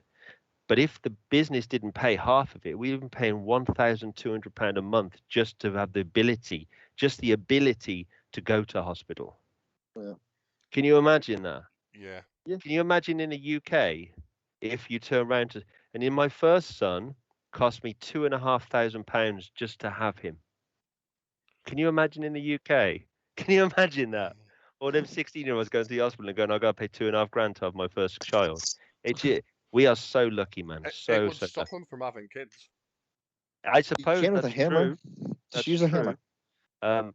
But it's I think sometimes we need to step back and like for example, you Ghost, man. I mean, your situation it's good because you're on the track, but that support that you've got, and I'm glad you kind of see that because I was when I went to the doctor, the support was there and they were really good, and because I said to them, I said, don't tell them what's wrong with me because there's a stereotype around it. So she said I had influenza, which I didn't even know. Well, I knew what it was, but I thought that's a bit extreme. So I was signed off for a while. But they're good. They help you. They definitely support you. Zombie in the States, it's a different ball game, man. I mean, the insurance along here, trying to find someone who will actually deal with your problems, and then of course, I'm actually trying to take that information to your boss and say, look, I'm in this shit. Can you help me out? It's a different game, and it's the same in South Africa. It's the same in a lot of places. What's shitty? Like one of the things that kills me about it is they're the ones that bring the shit to you. They're like, hey, here's what you can do if you have this problem, and then we're like, I need to take advantage of that asset. And they're like, well, fuck you then. Yeah. The fuck you gave this to me. Like, why the fuck am I not allowed to use it? Yeah, they definitely do. But yeah, it's a hard thing. It's a hard thing, but I'm glad you got your help, mate. Yeah. So where are you now with it all then, Zombie, mate? Are you getting some help now or what? Well, I got my back injury, so when my shit heals, I can go back to work. But they're actually they want me to pay for the insurance, for the health insurance, from the time I was sick. I mean, from the time I was hurt, like, and out and got back surgery and all that shit. Pay them, like, my business wants me to pay back money for the insurance. Really? Like the premiums and shit like that, yeah. You've got like a cap though, haven't you? You either get to a certain point and then you have to pay across that bridge and then they pick it up again, don't they? Well, no, that's the premium. But they're talking about the yearly, like, they take it out of your paycheck. Yeah. Since I wasn't getting paid, they weren't taking it out, and they want me to pay them back for the amount that, because I was out without working. Sorry It's to like, bring this on randomly. I don't think my recording has picked up my voice until now. Oh shit! I'll find out when I put it on YouTube. It'll be fun. Haven't we been like 2 hours on here? Yeah, and I've just realised because I've just put my mic on there, and now yeah, an hour and 45. Picking up. And I just realized it's the window behind me that has the light coming in that's bothering me. I thought it was the other light in here, but fuck. Yeah, there's a glare coming through. It's making it's saturation. I think that's what it is. Yeah. Saturation. This one right here. Well, you're still beautiful, Zombie. Don't worry. Yeah, you'll be all right, mate. You'll be all right. Keep strong, brother. Anyway, but yeah, I've got 2 tickets. So make sure you message me afterwards because I know 2 people have won. The Steam keys, but mine, I'll go into mine. And mine happened like 5 years ago. If anybody's interested, of course we are. It was just it was pressure at work because we moved back from South Africa, and in South Africa we were doing really well, but it's dangerous as hell. So I took a job up opening restaurants around the UK and moving from here to there and everywhere, and basically it just got too much for me. The bosses were just so much pressure. I was doing like 90 hours a week, and I don't think it's an anxiety. I think it was maybe anxiety. I don't know what it is because I'm going to go for another assessment, but it definitely was pressure, and it was stress-induced anxiety. Yeah, and they're saying now I've got PTSD, which is crazy. But you see, the reason why they're saying that is because I have a reaction. So I have an anger reaction. So it's like a flight or fight. Yeah, fight, flight, or freeze. Mine's normally I freeze, and I sit and I wait for something else to happen. But like I understand, like a lot of people, they have that fight response, which is scary. I just want to rip everyone's head off. So, so I mean, I think I think streaming for me has kind of given me that thing, and I went through a lot of time just thinking that most people are 99% of people are fucking idiots, and I just wanted to kind of just reach out and just to see if anybody was decent. Yeah, And you I'm found quite- us assholes. Good job. I'm sitting here But I duct have- taping my window shut, and you're sitting there talking on the toilet. duct taping the window shut. Jesus, man. Tell he's American. Everything else be duct tape, eh? What? What'd you say? Let me come over there. Your ass wants to do it again. But yeah, I mean, I think it's just if anybody's out there with any issues, I think the first hurdle is just admitting to yourself that there's something wrong, that you're reacting in a certain way, and just go to somebody and talk to them, and don't ever give a shit what your boss says, because bosses will try and push you into a corner and they'll try and get you even more work out of you, and you just can't. And like, for example, mine, I just couldn't think of anything. I was being pushed from here, there, and everywhere, doing like 90-hour weeks, opening up this restaurant, opening up that one, training a new set of chefs here, doing health and safety recs here, making sure they've got orders. And it was just, my brain just gave up. And one day I just didn't get out of bed. I didn't get out of bed for 2 days. And so I went to the doctors, and it was just take these tablets. But then I got fired. But I did threaten to punch my area manager across the dining room. So that might do it. But that's what I mean. That's when it kind of happened that I became aggressive. Now, I've always been quite an outgoing person. I mean, I've run massive pubs in central London, like a million people like a month, and just big money, you know. And I've always been out there. I mean, I've been around everything, you know what I'm saying, in more ways than one. And I've never been so inward. Never ever been so inward. So now it's kind of been able to come out, and now I'm not working. My wife earns good money. She's fine. She's happy doing what she does, and she gets anxiety from the kids. So every time the kids sneeze, sniff, scratch themselves, it's like the end of the fucking world. She thinks they need to go to hospital. But me, I'm all right with the kids. I can, you know, they get a scratch and I just patch it up. You know what I mean? It's so it works in our situation. Yeah, I use anything, a bit of spit and sawdust, mate. They'll be fine. But that's what kids were like back in the day. Like, so I spoke to Zombie about this. Kids like when I was growing up, we used to climb trees, fall down of them, smack our heads, and just get back up and start walking again, walk it off. The trees we would climb would fall on top of us. Yeah, maybe. So Ghost, I ended up calling the union rep. Good man. At 3 a.m. saying I can't go to work.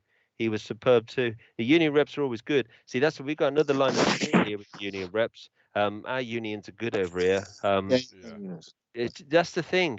It's getting over that first step and saying there's something fucking wrong and talking to someone about it. And Ghost, man, you did it. Fair play to you, mate. I just collapsed, mate. Not in the restaurant, but I threatened to punch a couple of people, and then I got the boot, which I don't blame. I would have sacked me, you know. But I think because they pushed me to that limit, I think it's and I think it's also because we went from a nice house in South Africa. We had maids, we had swimming pools, we had big cars, and then all of a sudden we were stuck in the middle of Ludlow. And I had to make it work. It had to happen. It had to be okay. And because of that pressure as well, I knew I couldn't. I just think it popped. My brain just went pop. That's the only way I can think about it. I have little lapses now and then, but I know when things are triggered now, so I can kind of keep a step back and regroup. Yeah, I have lapses now and then.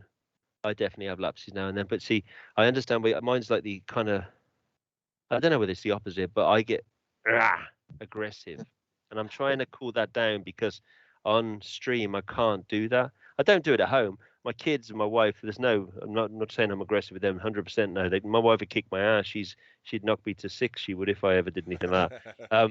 But it's with other people. Anybody outside of my house, it's like, fuck you. I don't want nothing to do with you. I mean, the other day there was a group of kids in the way, and I was coming through with my son, and I shoulder barged like 17, 18-year-old kids out of the way. But they crap themselves. I don't know why, because it's only me, but I get aggressive. You get aggressive too, man. When I went to Dorset, my little boy needed to go to the toilet, and at Dorset the cliffs are quite high. I had to run up with him on my back, and I used to smoke like a chimney, so my lungs would come in. And there were these kids in the way, these maybe 20, 21 with their girlfriends and stuff, and I just went, "Rah!" as I ran past them, and they shit themselves and jumped out of the way. But they could see I was taking a kid up the hill, you know what I mean? But my wife's like saying, "Why'd you do that for?" I'm saying because I need to know I beat you. I don't know. Do you know what I mean? I need to know, like, you've made me feel like shit, so now I'm going to put you in your place. And I think that's what you were saying the other day about the fight or flight. It's everything's fight with me. I'm not going to run away from you, but I'm going to fight till the end. And also for me, if I didn't have kids, I wouldn't bother. I'd just be like, okay, that's just the way I'm going to be a grumpy old cunt when I'm older, and that's it. But because I've got kids, I don't want my kids to see me react to people like that. Because at some point they got to go out there and they got to mingle with people. You know what I mean? And if they see me react like that, then they might react like that. Anyway, I chat so much shit, man. You take over, man. I've always took like a different route on that, where people say it's fight or flight. With me, I always use my brain, or what I call a brain. Like, if there's a reason to fight, then I'll fight. But if there isn't, I'll just walk away. Like, obviously, that's why. being a man, people in England get called pussies and fannies, and I'm Yeah, you are. definitely known as a fanny because I won't fight because I don't deem it worthy. No, there ain't nothing wrong with that, mate. And to be walking away from a fight is you makes yourself a much bigger man. Yeah. 100%, 100%. It's not. I'm not saying that I do it because I want to be a big bloke and I want to show off. I do it because there's something in your brain yeah. that's telling you to do. Yeah, 100%. Yeah. I get that. Yeah, You and know what I mean? and recognizing it is what's the point. Like that's Yeah. that's the big point. Like the good part about it is recognizing, like, oh, I get what I'm doing isn't what I should be doing, but you do things to prevent that big thing from happening. I You came up with the prevent name blow for ups. the first episode. Sorry for interrupting you there, zombie. But I came up with the first title: therapy sessions with the B.a.z. I think it is a therapy session tonight, mate. We've definitely talked over a lot of stuff. Started off on movies and games, and now we've gone on to. But as far as I can tell, a lot of people that do stream, and obviously there are exceptions. A lot of people that do kind of do this, especially in the time that we're in now, they do have issues. They have either social anxieties, they have mental issues, and they have things that they need to voice out there. And I think it's a big part of streaming, as far as I can tell. So I don't think there's anything wrong with talking about it. But yeah, it's kind of has evolved this conversation as 100%. Yeah, that's what we do. Yeah. Just start talking, let it go. It's like if you like, obviously I'll name the big YouTubers and streamers. Like, people always say like they'll act weird or something like that, and I'm just thinking, no, it's because the streamer make videos for a reason.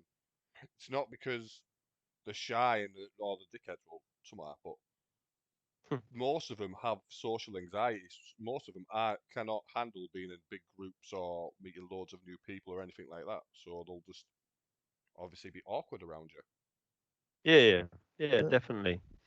Yeah, I mean, my awkwardness is ever since I got the boys. I'm always in protection mode. So my awkwardness comes from that. I can walk into a room and just take over and just be a right twat. But if the boys are there, I'm always very protective of. Oh, you get that, dear zombie? Are you calling me a twat? You put me and my brother into a room anywhere. It doesn't matter where we are, what it is. We will control the entire situation. It's just that's what we do. We'll see something needs to be done and we'll do it. And like I don't know how to put it, but like if we're in a room and like okay, there's an event going on, we just start doing the work that we see that needs to be done, and we end up like getting backstage at places or like, hey, help us out, and we become friends with all these people, just because we don't realize like, oh, this isn't our place to do this sort of thing. What you're saying is you're compensating by you're overcompensating. You're overcompensating by doing too much, and sometimes you feel like you intrude on someone's job, privacy, or whatever. Oh, let me just read out Zeus. I find it hard leaving the house sometimes. Even walking to the shop is daunting for me. I do as well, mate. I don't know why. But I feel like I'm not going to go about me. Daunting to me. there's more people in the shop. I'll wait outside till it's empty. I don't blame you, mate. I understand that. And also with the crap that's going on as well, maybe that's on your mind too. But yeah, if there's loads of people, I went to Merry Hill. Merry Hill's a massive shopping centre in the UK, man. I was like a steamroller around that place. I hated it. Ghost is saying streaming is good for you, but it's important not to lose sight of getting outside and meeting people. Yeah, I know, definitely, and experiencing things too. In my opinion, 100%, mate. He is right. I He is agree. right what you're saying now. Like, It's good. It is true to kind of to get out there and chat to people and be out in in society.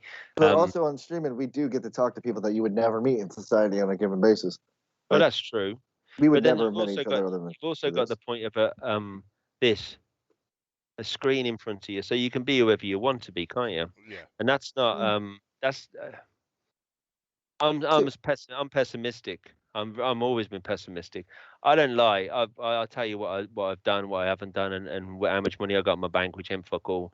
But there are a lot of people out there that will manipulate that situation and say that And they're that's this, their that, defense and the other. mechanism. Yeah, that's their defense Yeah. mechanism. My defense is to not have to lie about things, therefore I don't have to remember what I lied about. So if I'm just honest, then there's I no can't fucking re- way of fucking up. I can't Like, remember. it's like, what would I tell you? Like, no, I'll tell you you're a dick right now, They, but I'll help you. they do always say if you're going to be a good lie, always keep a lie close to the truth. Oh yeah, you got to be clever. I don't have any money either, Ghost. So we're both together. Do you know, mate? I've met the richest people. I've met Richard Branson. I've met film stars. I've met politicians. I've met people that drive around in massive Porsches and Ferraris. I met one bloke turned up in a beautiful Lamborghini, and I was chatting to him in a bar. And I said, what you do for a living, mate? 'Cause you got a nice car, and you're dressed well. I didn't say that to him, but I He said, what test you do drives for a cars. living? And he goes, I'll play golf. And I said, oh, nice. Nice. So you play golf? You're a professional golfer? No, I just play golf on the weekends. That's they're not happy, man. Money does not make you fucking happy. 100%. It doesn't make you Money happy. can buy happiness, but it does I, not make it. no, definitely not. I've met people considerably richer than I've met people considerably richer than you Dude, have. I've met people, But like, only in a service industry, only making them fucking coffees and drinks, mate. Nothing like I've Yeah. sat down and rolled with them. You know what I mean? I've cleaned the windows. I've cleaned windows like before I went to the Marine Corps. I cleaned windows for a company, and like we cleaned the windows of a house that literally had its own forest inside the basement. Yeah. Like it had its own tree that grew out of the basement and up and through the house, as it had its own scenery inside, with like self-tinting windows that you pushed a button and it showed like all the sunlight from whichever direction it wanted it. And it's like, Jesus fucking Christ. Well, when I moved down to Surrey, I met this girl, and I was seeing this girl, same girl as I was talking about earlier. Her dad was an accountant for somebody, and the houses in the UK, we have like area codes, and her house was so big that it had its own area code. area code. It was just ridiculous. And I grew up in a council house, 6 of us in a council house, like 3 bedrooms, Yeah. and then to move like all that that's 120 miles down the road, you know. And these people had like sweeping staircases, grand pianos. Her bedroom had a full pool table in it, and they were miserable. She was mental. First couple of days I was seeing her, she brought me baby shoes and said, "These are for our baby." And I just thought, you fucking mental case. But I'm only 20. But no, they're not. They're not happy, man. No, They're they're either not. in debt and they Where's this play baby the shoe? game and they're spending some other fucker's money, or they're just working so hard that they just. I mean, like I don't know. I mean, I don't know. I just don't think it It doesn't. becomes to a point that's a disorder. Like they need that. They're fighting for that number to be higher than it was before. Yeah. But they don't realize that every time it goes up, it's just like they want it higher again and higher again. It's like a drug to them. You know, Yeah. They don't shoot stuff into their veins, but they shoot it into their smartphones and like, oh look me, I got this rank now on my whatever Wall Street Journal. I don't know what they do. I'm not rich, so I can't really come up with words. Oh, Scooby My Doo, rich mate. people box. And the thing is, it separates people as well. It makes it really hard for people to link. I'll go back to South Africa when I was over there. Like, it was more of a rich and poor separation than anything else. The rich people treated the poor people like shit. And over here too. Yeah, I think that's like everywhere. Yeah. But the divide was just, it was obvious there. You could see it. Over here, it's not so much. I don't think so in the UK. I don't know. I don't see it anyway, but I don't see anybody, so that's probably why. But money divides people, and money does not make you happy. Money just makes you puts look you in, impressive to people. over here it puts you in the like little boxes. Like, okay, if you have money to buy a home or somewhere like that, it puts you in this area. And if you don't have the money and then you need assistance, and then you're in this area. And then each individual like section, they look into each individual box and like, well, I don't like that box, so I'm gonna assume everybody in there is bad. And then we end up having our own little prejudices based off of location and the assumptions of worth based on the area in which you come out of. Yeah, and that builds separation, that builds hatred, that builds fear, and that also then develops into other shit, which we don't want to talk about really, but it does. It does. It develops into hate speech and all manner of stuff that kind of comes out of that. But it's yeah, in that sense, it is quite a scary thing. But as But long as yeah. we acknowledge it and we don't let it change who we are as people and actually become good people ourselves, then we can actually be the ones who bridge the gap between the crappy and the good. I don't know. I only laugh because I'm thinking, geez, man, that's a big It's thing to idealistic. say. That is. That's It like is, saying I'm but going to be the king of England one day. I will be. You know what? You don't know me. I'm already a It's not king, good telling me what guys. to do. I'm Don't know, do already a you? king. I'm already I, a king. I, I, You're already a king. I had a lady tell me one day, like, you're never going to change the world. And I'm like, bitch, that's a challenge. Like, Well, I suppose it's definitely a challenge, mate. no, like, I uh, took it as a challenge. I'm not going to let some lady tell me I'm not going to do something good. yeah. Like, The who the thing fuck are is, you going to tell me that? if you spread that goodness and you kind of help one person, they help another person, at least then you're giving something back a little bit. And also you can see the goodness in people when they come back to it. 2020. I've got a person here called 2020. I like 2020 used to be a drink. More Mighty, do you remember the piss ups down the park? You must remember the piss ups down Yeah, the I park. remember piss ups down the park. Bottles Oh. Piss ups down the 2020, mate. park. Piss ups down the park. Piss us in the park. Basically, in the UK, you used to, well, back in the 90s, late 90s, 2000s, you can't do it so much anymore. You used to go to the off license, which is like a 7-Eleven, I suppose, and buy your booze and then go to the park and get rat ass. But there used to be this stuff called 2020, and someo's got a name, Oh, Mad 2020. Dog. Mad Dog 2020.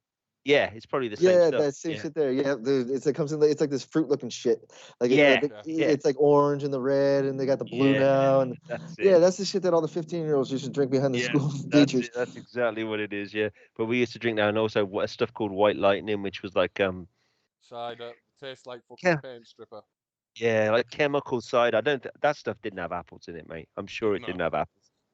It was horrible, but it used to come. It used to be like £1 a bottle, so that's like $1 a bottle, a liter of the stuff. Frosty Jacks, good old Frosty Jacks. Oh, you gotta love Frosty Jacks. Yeah, but that Why used is it to, all okay? Is Frosty Jack? Is that fucking whiskey? no, it's like bourbon?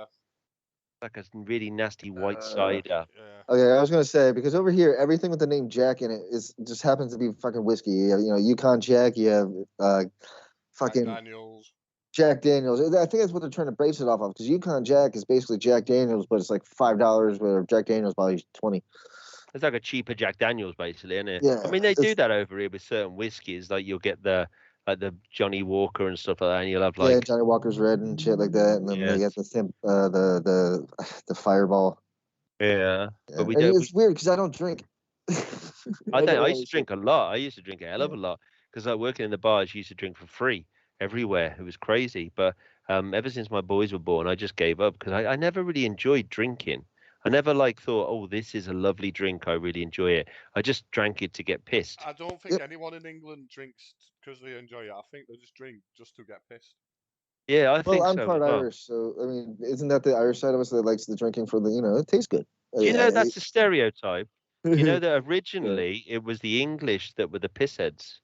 And the Irish used to say that about us. So I don't know how it got turned around at some point. But I got Irish blood as well. Yeah, that's why I brought it up. Yeah, Yeah, we're all kind of. That's the thing about the UK though. We're all so closely knit. You can't really classify any of us as pure-blooded English, can you? I mean, they're Unless few and they're far. inbreds. Well, yeah, exactly. Am And I we're not allowed to big- like involved in this conversation? Because I think there's like a thing where it's racist if I do. No, you can No, go I'm say fucking whatever you around wanted now. to, mate. Nah, I'm I fine. don't drink. Let me just re-ghost out before I miss him. I don't drink whiskey anymore. I got pissed on it once when I was 16. It was sick out of your nose. Oh, nasty. You get the carrot It's like a lump stuck bunch at the of back of your carrots. nose. Oh, it's horrible. Don't That eat is. carrots while you're drinking. Yeah, but have you never noticed that when you puke, carrots always come up, Carrots even if and you don't sweet eat? corn. Because it's the lining of your stomach, isn't it? Yeah. Like, where the The fuck red did line these is. carrots come from? I didn't eat carrots today. It's like corn in your shit. Yeah, I don't eat corn. I never have corn in my shit. Us. It's worse a hangover. What's that? Yeah, What's it's that? the worst hangover ever. You know the worst hangover I ever had? The worst hangover I ever had was on Red Bull. I drank like maybe 15 cans of Red Bull in a night because I wasn't going to drink any alcohol, and I felt like That helps. absolute shit in the morning. Yeah, it's the caffeine withdrawal. Like Yeah, seriously, it it's was like it horrible. hurts worse than like other withdrawals apparently. But like caffeine apparently, like I'd get headaches from it before, so I'd have to like drink coffee or like pound a Red Bull just to get rid of the Man, headache. I felt so bad. Yeah. Ghosted, the smell of it makes you sick. You know when you get that bit of chunk at the back of your nose and then you smell it the next morning? Oh, fucking hell. That's the sugar making you unwell. Yeah, definitely the sugar. Sugar and the caffeine. I just drank so much because I was like, I need to get up early in the morning. Um, I needed to work at like 9 o'clock in the morning or something, which is early for a manager of a restaurant or bar. So we did like AFD. So AFDs is 9 in the morning till 2 the next morning. And I used to go out on a piss and never sleep. I used to go like 2-3 days without sleeping, just on Red Bull and other substances. Well, I had But 24-hour shifts when I was active duty. Like we'd go in at 7 o'clock well, we'd have to show up at 5 to do like our workouts, like physical training and all that. And then yeah, we'd start work at 7:30. We get done the next day at 7:30 in the morning. And then we'd have to go around for our debriefing and doing all that sort of shit. And so we wouldn't get done work until about 10 o'clock. And that's being up the entire time some of those times. If we did get a couple hours here or there of sleep, but I mean for the most part, like that's every day. yeah. It's hard work in the army, don't it? Push, man. Push. Ghosty, I barely drink energy drinks. I don't drink energy drinks anymore. I drink them every now and then, but I usually drink the cheapy Tesco's versions. That's what I do. But I mean, obviously, that was only did you used to do 2 days on, 2 days off? Is that how it works? No, we were okay. We'd work one day on, which was 24 hours, then 24 off, 24 on, then we'd have 48 off, 24 on, 48 off, and then we'd be running guard, which is one on, one off, one on, one off. Yeah. And then we'd have 3 days off, work one day, have 3 days off, and then go one on, one off, and then one on again. And it was like a So weird shift like that. You'd always have the kind of the day at the end to kind of try and catch up with your sleep. Yeah, but I had 2 kids at the time, and my ex wouldn't let me sleep shit. afterwards because she needed a break from watching them the day before. Like I'd come home and wake them up, and she'd be like, "Well, I need a break." Need a break? What? Yeah, like I woke you up in the morning. Jesus, man, I got the kids non-stop. I love being home with the kids. I love it, man. It's awesome. Best job in the world. I've never had a better job. It's fantastic being with the kids. But then again, I'm a giant kid too, so I mean, yeah, that's probably why I like being at home with the kids as well. But it's yeah, there's nothing. I never. When my wife gets home, she rests, man. She rests. She plays a game. She rests because she's got a shit job. Well, not a shit job, but she's got a hard job. You know what I mean? Yeah. Because dealing with like people that are on the way, if you know what I'm saying, there's a lot of depression there, a lot of shit you have to deal with, and shit that you see is not good, especially during this time with COVID and all that. It's been a bit of a fucker. But then again, you got to have a partner that kind of understands what you need, and that's hard to come by. That's hard to come by, man. Very hard to come by. I'm glad I got my wife. She's amazing. Yeah, me too. She's the only one that deals with me. Not many people can handle me, so it's all right. I don't think anyone else could have. It's okay. Blowing up every now and then. As long as she smiles at you, mate, that's all that matters, eh? As long as you can always clean her out. around, Ball, so I don't see her face. Have you ever seen one of them realistic? I don't know. Maybe you got one. I don't know. But one of those real life dolls. They scare the shit out of me. They do. Can you imagine giving them a personality? I definitely want one. You're gonna get one. Eventually, you're gonna get some really rich nerd who's gonna get tired afterwards and want to talk, and then they're gonna put a brain inside it, and then it's gonna turn into a real person. Well, They yeah, have. yeah. Lucy Yeah, is it's the AI, name of the innit? one. The No, if you have there's this one doll that you can obviously do what you want to do with it, but also there's a switch where she can go into family mode, where she can sit with the Jesus family and fucking have Christ. conversations with whoever's in the family. What's the difference between like your laptop and a sock? I mean, I don't know. it I don't costs know. like you can They're have an about, AI program. I can talk to my computer if I wanted to. I don't need to pay all that money for a fake person. but isn't that scary though? If we're going to go down that lines, because I mean the amount of people that are now basing their lives around computers and around not socializing, because there are a lot of people out there. But will it come to a point where our civilization just doesn't have that connection? We're going to pollute the air so much that all of our human interaction is going to become through our surrogates, like that Bruce Willis movie, Yeah, where yeah, we yeah. all got our like robots. Well, they'll have our faces on the screen, just talking to each other, and then eventually the robots will be like talking sign language underneath, not telling us what they're saying, and they'll be planning our, an Our insurrection. downfall. Our Yeah, they'll be downfall. because there was Arena on sex Facebook. dolls are expensive, you know. Yeah, What's just that? casually googling it, and they're like 2.5 grand. two Good and a one. half grand, 700 quid, 800 quid, like 1.5 grand. Yeah, but that's an investment, mate. That is. That's an yeah. investment, man. I That's mean, It's it'll save how long. much? like How much does a kid cost? Because I figure, yeah, no You pregnancy think about scare. How how much many is a times normal date? exactly? No, I don't date like I don't know. Depends where you're going. You could go to McDonald's. You could go to a nice restaurant, couldn't you? Could Yeah, be. you could spend that much money on a real like relationship in a month or two. So Yeah, but then obviously, where does the well, I don't know whether I'm going to use the right word, but um, it's like the Bluetooth. procreation, having babies, basically. How's Yeah, that going to work in the future? You're just going to blast one out in a test tube and send it off yeah. somewhere. probably. I mean, it wouldn't be hard. They're gonna come like it's gonna be you're gonna get like mail order foods. You can actually add on to your little robot all baby thing. It'll be like Hey, the scary thing is you're probably right, man, at some point, but you, that's you, mad. it will come in it'll come in like a sterile sack that you can place it inside of the doll's stomach, You and know, the it'll be worst like thing it's about this zombie, dangerous. you've thought about this, haven't you? You've No, put I'm some coming up time. with this no, I'm coming to this off the top of my head, but it's the next logical step. I mean, It would be. It makes a lot of sense for it to be the next logical step. It does, yeah, like, But it's scary though, eh? It's scary. I And can actually also think of like, how you could do it too. It wouldn't be too hard. I don't think if you just had the environment, if you were able to actually simulate the inside of a natural environment that it actually grows no, in. I mean, I think it's definitely possible, but the implications to that possibility are just crazy. I mean, that takes you down the whole God route, and I don't know. That's another conversation. But I mean, it's just not a thing that you shouldn't be doing that. No way. I Can you don't think. imagine like an piece of egg advice timer? for people: The blow up if doll with an egg timer. if you don't want kids, buy escorts or prostitutes. It's it's cheaper in the long run.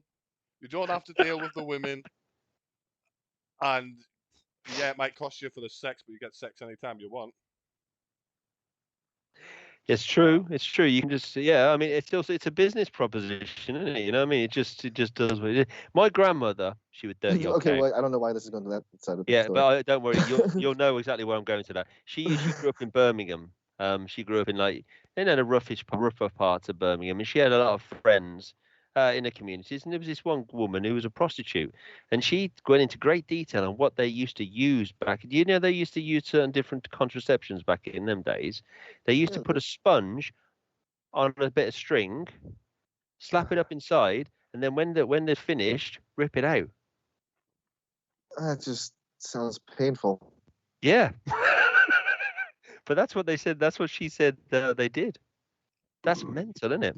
I assume it was covered in lots of Vaseline. Well, I mean, natural lubricant. Yeah, I don't know. There's nothing Petroleum better. jelly was natural lubricant then. They used to, Vaseline started off, you used to eat it. I think I remember hearing something like that. It was supposed to be like it would coat the lining of the throat or esophagus or something. It was supposed Yeah, to be like a medicine or something. yeah. And Like you it never helped with heard, acid reflux or some shit like that. Or you like ever heard of Angus bitters? It's like a flavoring for a drink.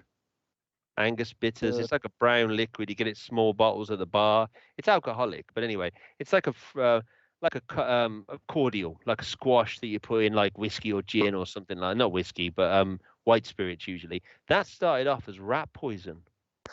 Now we eat it. Yeah, now we drink it. Isn't that Yeah. mental? Sorry, it's a So useless don't you? bit of Do you think that someone's trying to kill us off then? If they get feeding us rat poison? Well, I'm assuming at some point some dopey shithead tried to drink it, not thinking what it was, and he thought, "Oh, that tastes quite nice. I'll have a go with that, but with some vodka with that." And then Yeah. they sell it. But yeah, it started off as rat poison. It was used as rat poison, It's weird obviously because in the rats. right doses. You need a lot of something that uses rat poison because they're very good at like detecting poisons and shit like that. Like that's why rat poison is usually so poisonous, is because it needs a little tiny bit needs to be able to kill it. Yeah, I don't know. Well, I was told it started off as rat poison, Angus bitters. That's what. Unless somebody was confusing me, which is very easily done. That's very possible. I like Same. Coco's new little. He's got a minion. That's pretty sweet. I'm just gonna shoot some guys because I this is new to me, so I find this very very fun. Let's shoot some guys. What's that? Bombs away, boys. Bombs away. For the people There we watching go. on YouTube, since this is going on YouTube, I'm gonna leave Bowl's link in the description, so you can see all this live and watch Bowl Yeah, blow so you can people up. turn around to me and say, "You're talking bollocks. Angus Mhm. Bitters wasn't a poison." Joystick has won. 5 from the jump catch. Okay, Joystick, well done, mate. Well done. I don't know what you win because it's all new to me, but another Oh, round of neat. applause, You sir. won. Another round You won of applause. 5. Well done. 47. I've got 2 tickets out of this tonight. All right, and so where do we go from that? We're talking about rat poison, having it's babies with plastic dummies. we Wasn't literally went from there babies to there rat poison. Like, what are we talking about? there was oh fuck me, what's that called? That TV show that's like the new Simpsons, Rick and Morty. There was a yeah. Rick and Morty sketch where Morty had a sex doll from the future or something, and he got it pregnant. So there we go. See, it's going to be like the Simpsons, the new predictions for the future. That's what. Yeah, that's Uh, sad. 93 Ghost and 60. I don't know why it's doing that. It's doing the same thing as Coco's did. So I'm assuming it's going to start doing the double number thing soon. Okay. We've got double So the chance tonight, guys. So get all your rolls in.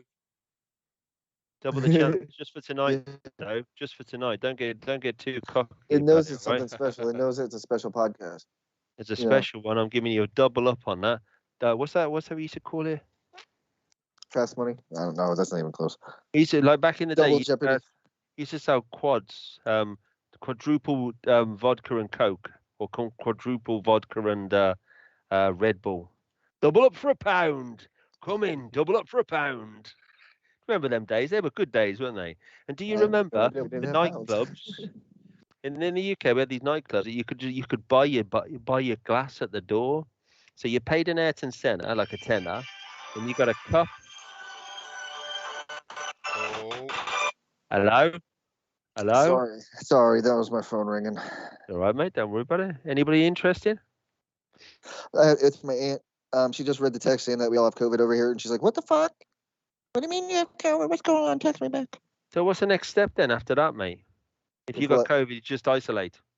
Yeah, pretty much. Just keep out of places and wait for negative tests. Hold on a second. I'm gonna text her back, telling her. Yeah, you go for it, mate. But do you remember it, mate? You used to buy a pint part at the door for a tenner, and then you could drink whatever you wanted all night. That was a good old Yeah. days. That was fuck me. Yeah, we had very ones that rare like, that it's like happened. you buy the glass at the door and they just keep filling it up throughout the night. We had stuff like Yeah. that around here, but we used to go to a bowling alley on B.a.z and there'd be $5 for an entire pitcher, and we would just drink it straight out the pitcher. Yeah. know. Like the pictures, they used to do that as well. And like nowadays, they sell the bottles. They say you can buy like a bottle of Jack or a bottle of whiskey and or vodka or whatever, and they pop it on a table in front of you. That's pretty good though. But that's more of an American thing. You do that in America, don't you? What's Yeah. that? Oh, you actually just buy the bottle. Buy a Oh yeah, bottle. you buy Instead you of go buying up to a the shot. bar, go up to the bar and be like, "Hey, I need a beer," and they give you one. And you drink it, and you ask for another, and they give it to you. You drink it.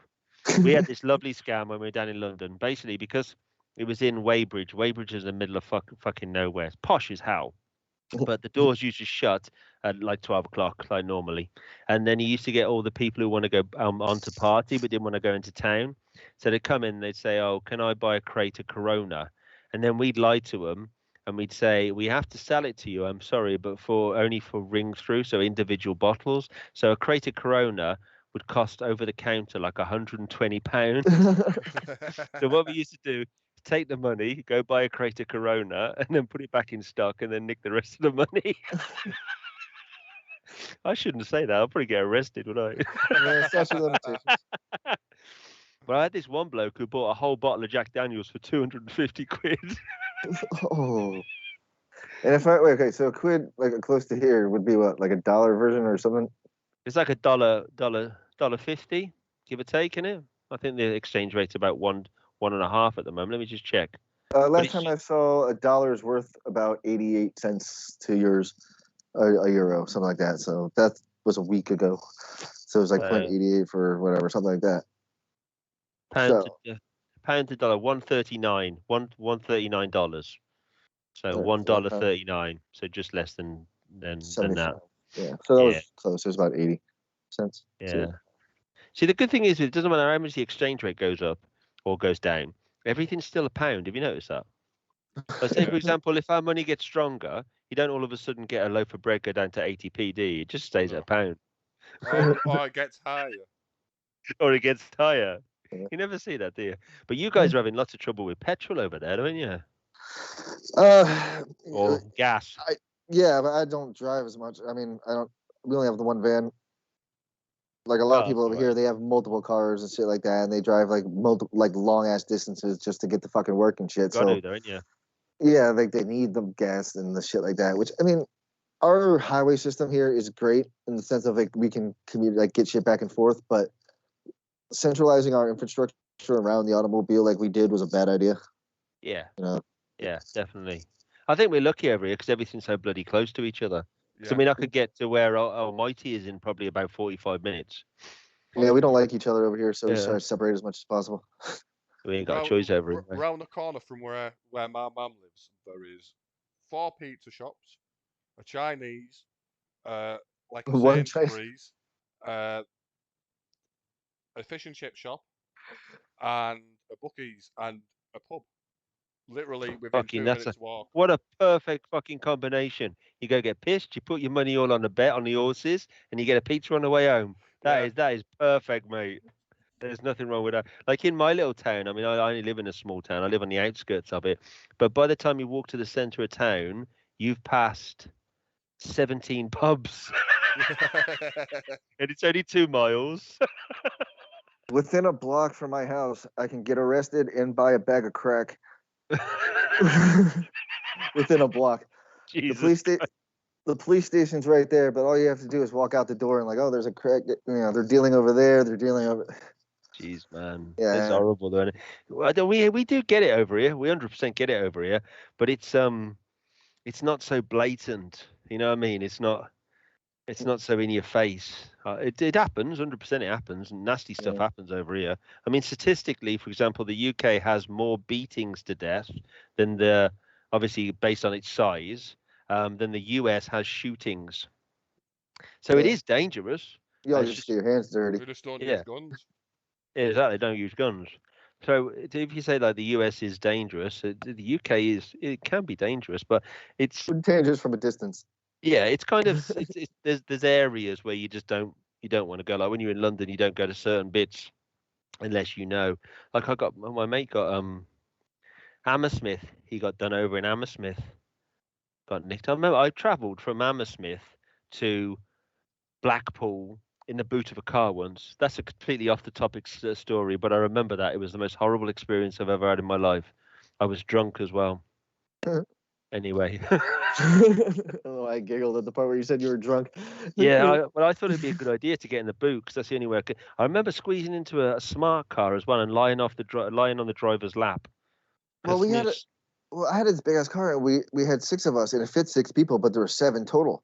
So it's like, okay, we had room in the trunk, so we put one in the trunk because that's the room we had.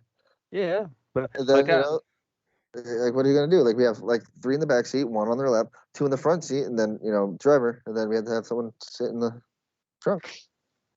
There's nothing wrong with that. It just gets a bit because you're on the back suspension. It's bouncing up and down, isn't it? That's the only problem. Oh, Outdoor that I sat- went over a bump and actually got air, so that was a bad idea for the dude in the back. We had to actually stop because Yeah, when it I hurts. hit the ground, like my engine started smoking, so we had Oh, to actually shit. stop and evacuate the car for a second, and then like we got him out of the trunk, and then the smoking stopped, and then we went home. Outdoor talent, got to move to the mountains, get yourself a goat and a shotgun, and you'll be all right. That does Yeah. sound pretty good, actually, mate. Yeah, it does I like. need your That can be I've heard that the land in Alaska is really cheap. land actually in Maine.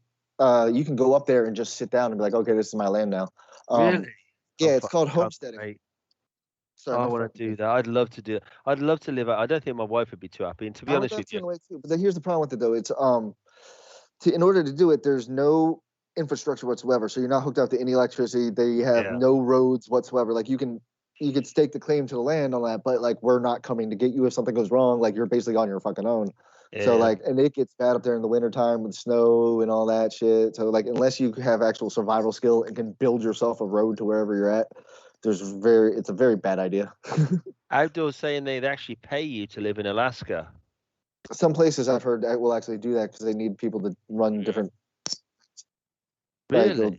Like jobs will pay you to relocate to work on Wow. different like oil pipelines and stuff like that. Unfortunately, but then what ends up happening is these towns they build up, and then when the oil dries up or the jobs dry up, they just leave these towns The completely. ghost Like towns. yeah, basically like with like the Midwest did when they did that back during the old gold rush and It must that be type so of shit. interesting to go to those towns though. Like take 20 years later. Well, That's how bad it is. Jeez, man. there was that. Oh, if you ever look up Centralia, places like that in Pennsylvania, Yeah. the entire town is on fire. Yeah, this is the Silent Hill town, yeah? Well, yeah, well, the entire town underneath there's a coal mine, and like however many years ago, it caught fire, and it's been burning ever since. There's like 3 people who live in the town still because they just didn't fucking feel like leaving. But like, yeah, it's an entire town that's on fire underground. It must be hot as shit though, doesn't it? Mustn't it? Eh? It's pretty They neat. will. I've seen it. It's got like people actually go up and in the town they've drawn on the streets with like crayon and martin like spray paint and tagged up the place. It's pretty neat like scene to see with like the smoke and stuff coming out of the grounds when you find the pockets of the fucking gas and all I'd that. love to see that. I'd love to go there. I've seen documentaries on it because they based the Silent Hill game on that town. Mhm. Yeah, Outdoors saying they will pay you $7,000 a year just for moving there. Wow. Yeah, but that's going to be some pretty hardcore living though. That'll be my little soft West Midlands arse won't last very long up there. I'm pretty sure. Same, to be honest. I'll give it a go though. I want to go up for those days where it's just nothing but darkness for 24 hours for a while. I'd Like love on to like see that it. 28 what was that movie, the 28 days later or something like that with it was a Quentin Tarantino movie, I think, where they were all vampires up in Alaska. Oh, 30 days a night. Oh, that Uh, one, yeah, Yeah, something 30 like days. that. Yeah, 30, that's a good movie. I like that movie. Yeah, But 28 days later was the The horror. the zombie one. Zombie one. Yeah, when they zombie woke one. up and yeah. I got to be honest though, as soon as the Americans took hold of that movie, they fucked it. Which one? No offense, because they did 28 weeks later. Oh yeah, it's like a It sequel. wasn't as good as the first one. No. Nowhere near. I love the first one, but the second one it's an okay movie, but it just I don't know, it just didn't. They didn't do like the story right. They were just trying to play off the success of the first one. Yeah. Yeah, Apparently. that's Like, what the most first- movies are, aren't they? Like most of them are just cash grabs.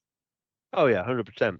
But yeah, the you get first one one good one, then was the first movie ever to be recorded on digital camera, I think. The first 28 days later was the first movie to be fully filmed on digital camera. It's quite interesting. I think I'm right anyway. I'm probably fucking wrong, but I'm pretty sure I'm right. maybe feature film because I filmed a lot of them on digital We're not going to cameras. argue with you. We're just agree with you. Yeah, you're right. I'm right. Just go for it. I went down to Leicester Square to buy that movie. How sad am I? I travelled all the way from Birmingham just to buy a copy of 28 Days Later from the Leicester Square Virgin record store. Oh wow. They don't let you in if you're a virgin? Why? Why did I do that? But only because the Virgin. I think it's Leicester Square. I'm not too sure. But the Virgin store is, the bit in the first movie where they put the posters on, like we're here, we're going this way. It's like called billboard. Yeah. The Virgin store is not too far hanging from the right. I went there to go and buy it.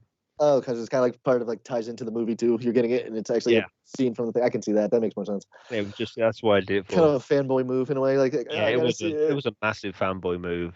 I was young. It works. Like when I drove to New Jersey to get White Castle after Harold and Kumar came out. God. But they're starting to get big, aren't they, White Castle? I heard a thing about that they're starting to franchise out again or something. I don't know. Not where I'm at. So I think it's a growing product because they were They have quite big. yeah, actual stores they don't have. Like they don't have restaurants and shit anywhere that I've noticed. But they have them in boxes that they sell in grocery stores and shit like that everywhere. You can get them Really? and make them at home. Yeah. Or is it like Microwave. meat or is it like microwave burgers? Yeah, like little, like they're like that freaking big, little sliders. Not even. You have to eat like 3 of them or 4 of them, like in a package that are the size of one cheeseburger. So you eat them all individually. So it's a bit Rustlers. like McDonald's burger then. Yeah. Kind of, except tiny Jesus. and Really? flavored differently. Yeah, it has its like its own flavors and or its own flavor because you know how they fucking do. Like different companies are gonna have its own cheese and seasoning and whatever the fuck Yeah. they do to get people to buy it. But like, yeah, they're like mini cheeseburgers.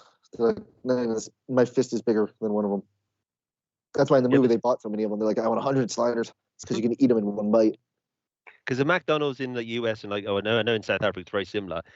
It's different to ours. It's like the Bigger, patty innit? is bigger and like the burgers are much bigger. I know KFC in like South Africa, for example, it's fucking amazing. Like the KFC here, it's okay, but it's not like it's like in South Africa. And they also do bread and gravy. And it's so nice. They do this chicken gravy, and you get like bread, and you can dip it in the gravy and put the chicken inside. It's like mini loaves, like mini Hovis loaves. It's real nice. Yeah, like the biscuits that come in the KFC. Yeah. There's like little things that they're awesome. That's about the size of a White Castle burger. It's about the size of those little mini biscuits that come with that. Now, see the ones in South Africa, it's like a loaf. It's like a mini loaf of bread. It's probably I don't know, like a cell phone, like a phone, same size as a phone, and like about that deep as well. It's really good. I don't know whether they do them in America, but they do them there, and they're so nice. I'm hoping they come over here so I can have some of them. Yeah. Right, so it's 11:30, boys. What are we going to? It's only 6:30 for me. 11:30. What's that? We've got all my roll 63 and a 24. Oh. Not too bad. So what's the next games you're going to be streaming then, Almighty? Probably Horizon Zero Dawn and Far Cry until I finish them because the next games are out soon. Oh yeah. I think I'm going old school. I'm going old school. And you about zombie? What are you going to do? You know, I've been debating. I'm probably going to keep up with the Warzone until the hockey comes out. That's not until October. So mostly just like Warzone, maybe some Assassin's Creed. You know. Do you have a schedule up at the moment, mate? Not so much now. With like my whole thing was I was going to be streaming every day while the kids were in school. Yeah. And that was going to be like 9 o'clock till whenever. Now they're not in school and we all have COVID. So it's kind of like, what the fuck are we going to do? I think what it's going to be is like I'll end up like streaming at night after yours, and probably during the day. Like I would try like during the day, like when my wife's home and if she's like playing with the kid and after that and play along with that. But I think I'm doing that. And I got this game. It's a Audubon Police Simulator. Oh, I've seen that. It's the weirdest freaking game in a way because it's like such a B-rate game already, but like it's still kind of fun at the same time. Yeah. I've got one of the hello gamer. Sorry, mate. I'll just go ahead and say hello to Hey, gamer. gamer. You know, we're doing like a little bit of chat, a talking session, a bit of a multinational. Rehabilitation, talking about all multinational manner of stuff. But I got Internet Calf Simulator, which I found rather amusing, and I also got Police Simulator, which was fucking useless.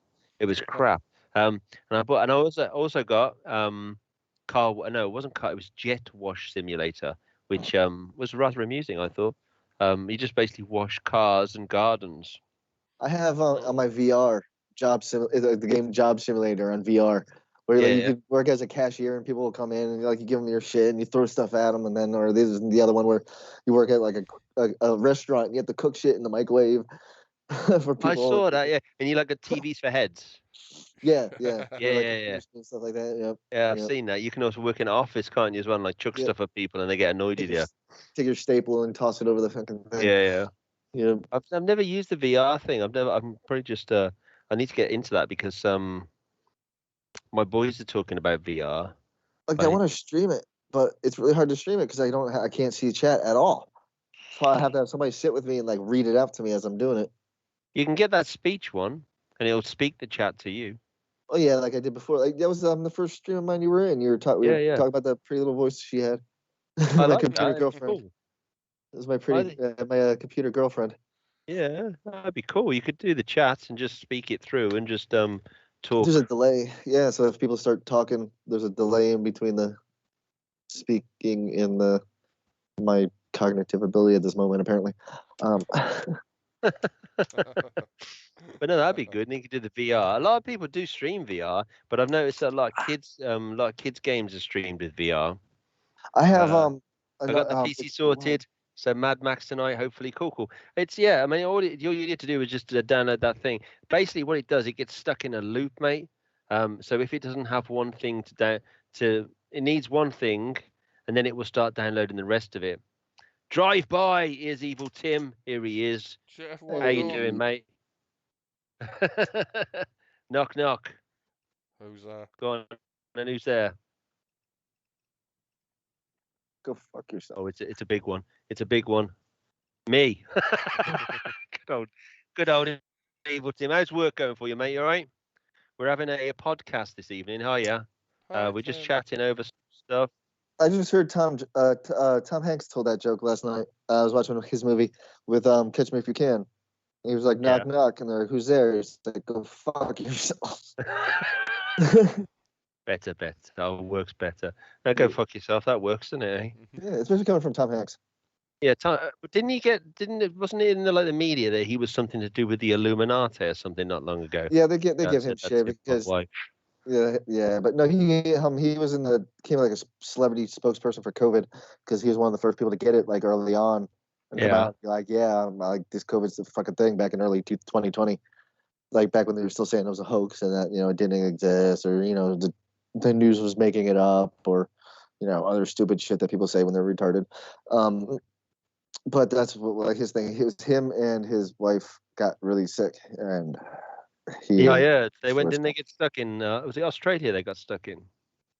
I don't know if they got stuck there. I think that's. I thought they lived down there, but yeah, they may have been stuck. They got quarantined. They got quarantined down there. Now you got a coach now, Evil Tim. Australia forced quarantine. Yeah, I thought they were like kind of forced to stay in quarantine for a little while. I like Tom Hanks. I think he's funny. I like him. Yeah, I like Tom. He's one of those guys that they say like who the hell was it? Christopher Titus. He was a comedian. He had this bit about douchebag credits that celebrities have. Yeah. As in each celebrity gets, you hear about him in the news, like, oh, that's kind of a douchey thing to do. Tom Hanks is one of those celebrities who has that persona that if he punched a nun, if he punched the nun, people ask, what did that nun do to Tom Hanks? Yeah, exactly. He's kind of one of those kind of guys.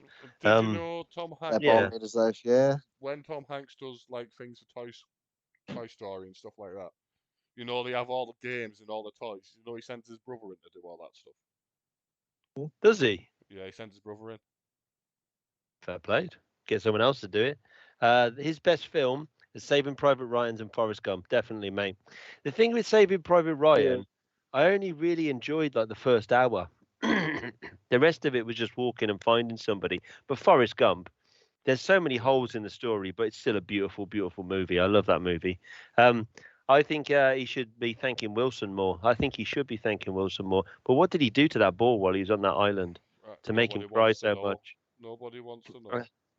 I think he forced something upon Wilson, and I feel bad for Wilson. No better war film. Full Metal Jacket.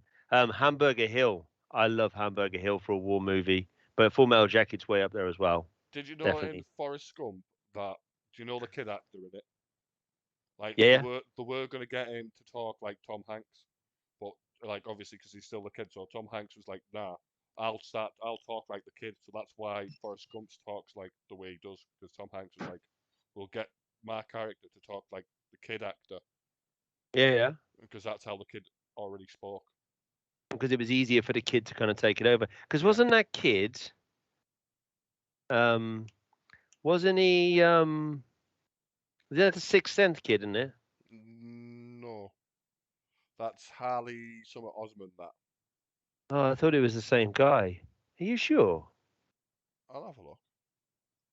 Evil Tim, yeah, there's a pending court case on it. Yeah, he definitely touched that ball. Aw. Definitely touched that ball. I'm sure it's the same guy, kid. Forrest Only Gump. the big, yeah. Okay, yeah, Zeus, yeah, it the was. beginning of Full Metal. Was it him? Harley Joel Osmond. Yeah, you were right. I think. Okay, cool.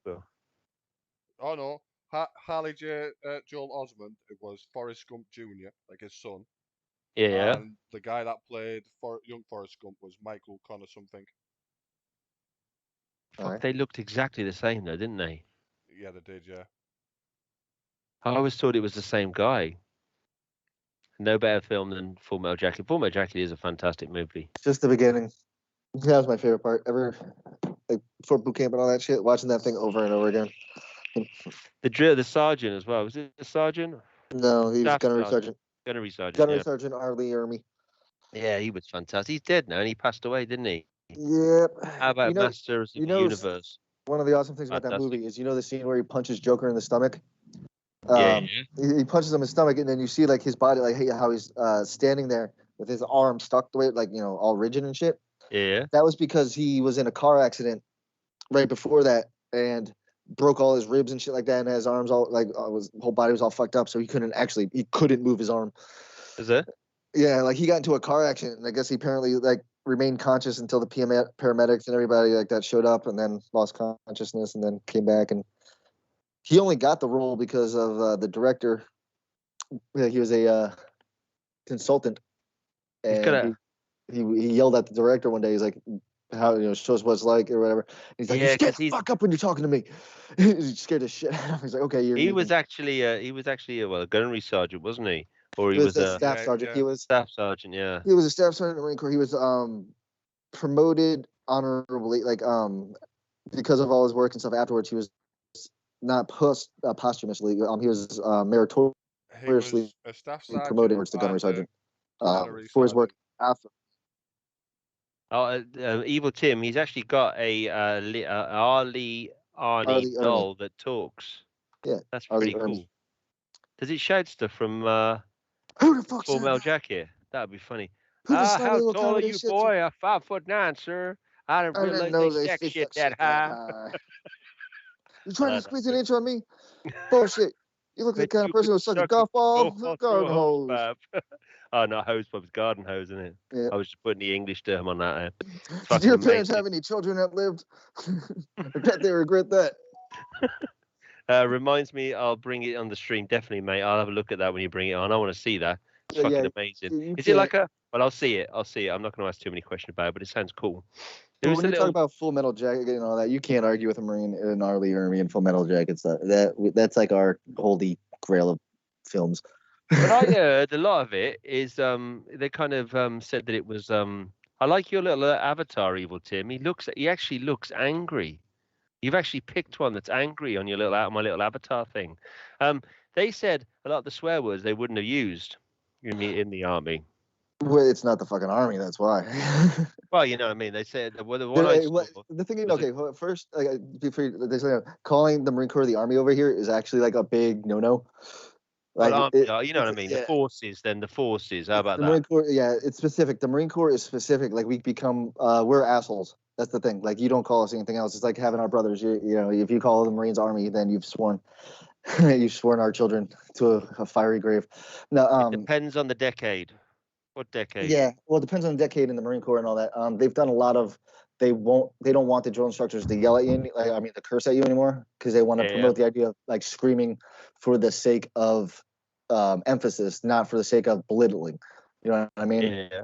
And back then, what it was is they belittle the shit out of you and beat you to death, and that's just what they did. I mean, that's why the Marine Corps is the way it is, like because that is how it is. Like, granted, they don't curse anymore, but they don't curse when the higher ups are there. Oh, yeah, but they do anyway when no one else Yeah. can hear. Yeah. Yeah, there's Kindler, gentler bullshit. yeah. Yeah, I suppose it's the same over anywhere, though, isn't it? Like your mom's not here right now, is she? Yeah, exactly. So they just bring it out and then they kind of shit on you. But I mean, there's been a lot of craziness about the army. Yeah, I got beat with a trash can when I was in. Jeez, Evil Tim got beat with a trash can. Yeah, I deserved it though. You probably did, Evil Tim, knowing you, mate.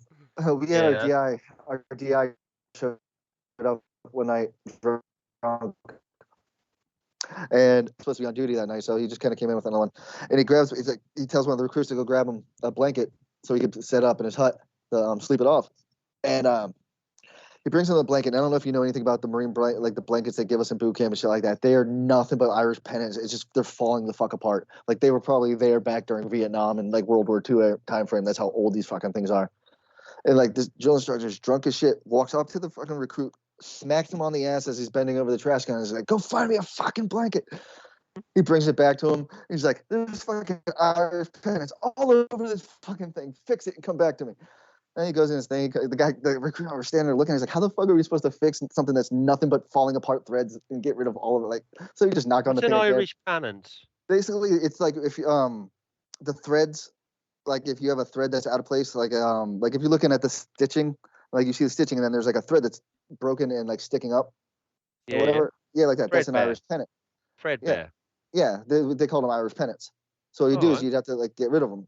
Or not get rid of them, but you'd have to like pull them off and stuff like that. And they're like, "What the fuck are we supposed to do?" Well, because our uniforms had to be immaculate and everything. Like you couldn't have a single thread sticking up out of our, shit like that. So that's one of the things. Like, how the fuck are we supposed to fix this? So he just knocked on the thing. And he looked at it, he's like, "Much better," and then he fell asleep. Didn't give a shit really. It was just something to do for you to make you do something, basically. Yeah, basically to fuck around. Yeah. That's what they call them. They call them fuck games. Yeah, because it breaks you down, doesn't it? It kind of pulls you to a different, builds you up. They take you out to the sand pit where it's just nothing but sand. And they make you work out in the sand pit to the point where you're sweating so badly, all the sand gets stuck to your skin and all that. And then you make you get up and they run to a next one. They call it island hopping, where you run from one sand pit on the base to another one, to another one, to another one. And then you finally get back and then you're fucking just covered in sweat and sand and dirt. And then you have to get cleaned up for an inspection. I got a picture of my granddad. He was in the Royal Marines, and he said the same thing about the army as well. He never liked the army. He was a Marine. Yeah, but he started. I'll go get the picture. You chat amongst yourself. I'll be back in a second. All right. Hello. Yeah, I got a picture. Speaking of interesting pictures of that, I got a picture of my mom and dad hanging on the wall in the other room. It's my mom, my dad, Dick Clark, Ed McMahon, and my aunt. Just kind of like walking out of the NBC building. Dick Clark, he was American Bandstand back in the day. He was known as America's oldest teenager. He did the New York countdown every year. Yeah, the Times Square. Yeah, Dick Clark, and they did a blooper show back in the day. I don't know whether you can see that. Can you see that? Yeah, that's my granddad. Just before that was 6 months. He joined the Royal Marines. Look at the uniform hanging off him. Yep. Can you see it, kind of? Yeah. Okay. And then this one is 6 months later. 6 months. He gained 200 pounds. You see that? Mental, isn't it? I used to look at these pictures because these are my grandmother's. She's passed away now. And I used to say, "Who are those two men?" And my mum used to say, "It's the same bloke, 6 months apart." It's mental, though. See, when we went into boot camp, like you lost so much weight by the end of it. But then you go to like the MCC and stuff like that. That's when you end up like putting muscle and shit back on. But like when you get the boot camp, like you lose all the fat you have from just running and working out, and like you end up with nothing but muscle. But muscle. Yeah, you turn into like a machine, a killing machine. That was like I think he was in Korea. So he fought in Korea alongside your lot. See, that's my promotional ceremony. Yeah. I got promoted. My mom had cancer, so they actually drove up from Virginia all the way up the state to where we are, and did the ceremony in my parents' backyard. So that way she could actually pin the medal or the rank and stuff on me. That's cool, man. That's nice. I'm assuming your mother's passed away now, eh? Yeah, yep. She passed away in 2012. Sorry about that, mate. Yeah, sorry to hear Yep. that, man. Yeah, yep. She was a Marine herself too. Oh yeah. Oh, check this out. This is a cute picture. I just want to show them because it's funny. It's my wife at Gettysburg staring at a cannon. Hope it ain't loaded. No, it was adorable. She's like that person. Be like, "Hello, Mr. Cannon." You didn't love load it, did you? No. When I finished, they flipped them off and made me paint the other side, the other side, pan the other side. Yeah, once I spent painting 30 rocks white, and then when you were finished, you had to turn them over and paint the other side. You know what That's they did? like If you smacked a sand flea, okay, the sand fleas in Paris Island are so fucking, like, they bite you and they're fucking painful, and they're noticeably painful. Like, it's like getting stung by like 100 bees at once, and you're not allowed to flinch. Like, you have to stand there completely still, and as these things are biting your fucking bare ass legs, and if they catch you swatting one of them, what they'll do is they'll make you dig a hole 6 feet deep, bury it, and then when you're done filling the hole, they'll be like, okay, what was it, a boy or a girl flea? And they're like, I don't know. It's like, well, fucking dig it back up and find out. And then you have to start digging. It's like, what? You can't find it? Okay, so you're a fucking failure. That's one of the things that they had people do. It kind of breaks you and builds you back up, though. I can understand the principle of it, but the thing is, I mean, some people might not physically be able to handle that, and I think that's probably why they've changed a lot of the intakes of the army and stuff like that now. There's a time and place for everything. I found this for Nick. This is the blow up doll. I do like. Where my did you big find women, that? Like, I do like my big women. Yep. That Where was did you actually. find that. I took a picture of it. It was on the side of the road outside. Yeah, well, just think about that for a second. What circumstances got that blow up doll at the side of there? This is great stuff. Well, just think about it though. Thank you, Just think about it though. The box was empty, so that means that they took Catch you care later. of keeping it and making sure that they had their doll. I suppose maybe he just got excited about it, blew it up quickly, and just threw it out the window. But then he'd have to have like a doll without a box in the car with him. Do you get that like fine, do you, if you're not taking a passenger around? Maybe it was just that. Maybe you blew the doll up, put it in the passenger seat, so you didn't have to Yeah, pay the extra. like in the carpool lane, like when we have a Yeah, carpool lane. Yeah, I've heard of people doing that sort of thing. it's a bit extreme, though, isn't it? Yeah. I'll buy a sex doll. That'll do it. That'll do it. Put a coat on it. Job's done. It's cheaper than a girlfriend. A fucking lot cheaper, trust me. All you need to do is buy what you call it, like bike tire things. When a tire Bunch of pops, repair kits. bunch of repair kit, just every now and then when it gets a little hole, boom, you're laughing. Oh, dear me, man. Dear me. Hey, fuck it. Well, you are what you are. Do whatever you want to do. That's fair enough.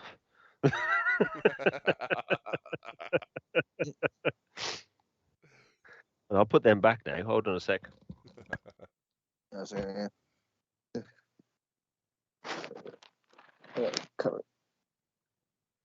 You see the picture? Like, that was me, like, right after military. Ooh, very handsome.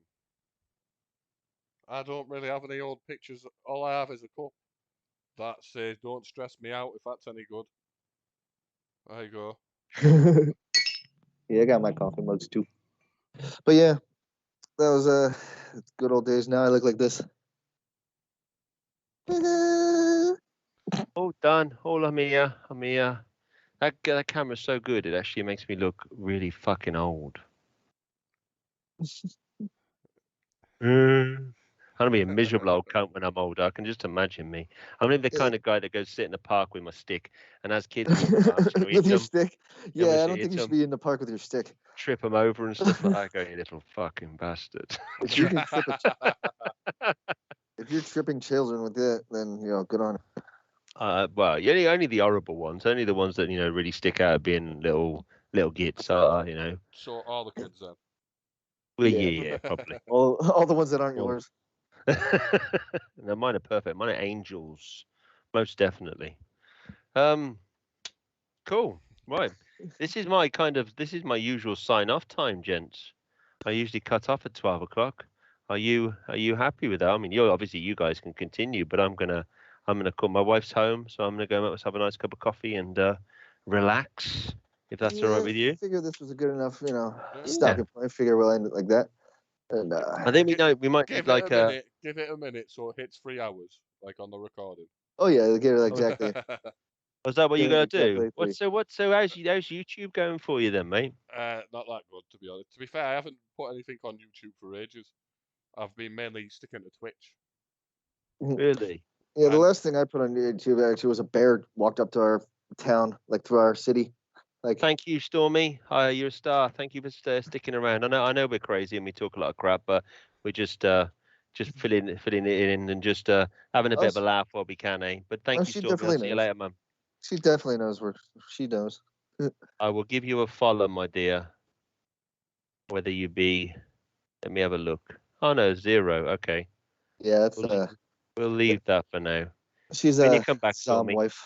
She's the Zom Oh, wife. oh, is it? Okay, now I Yeah, understand. she just started hers yesterday.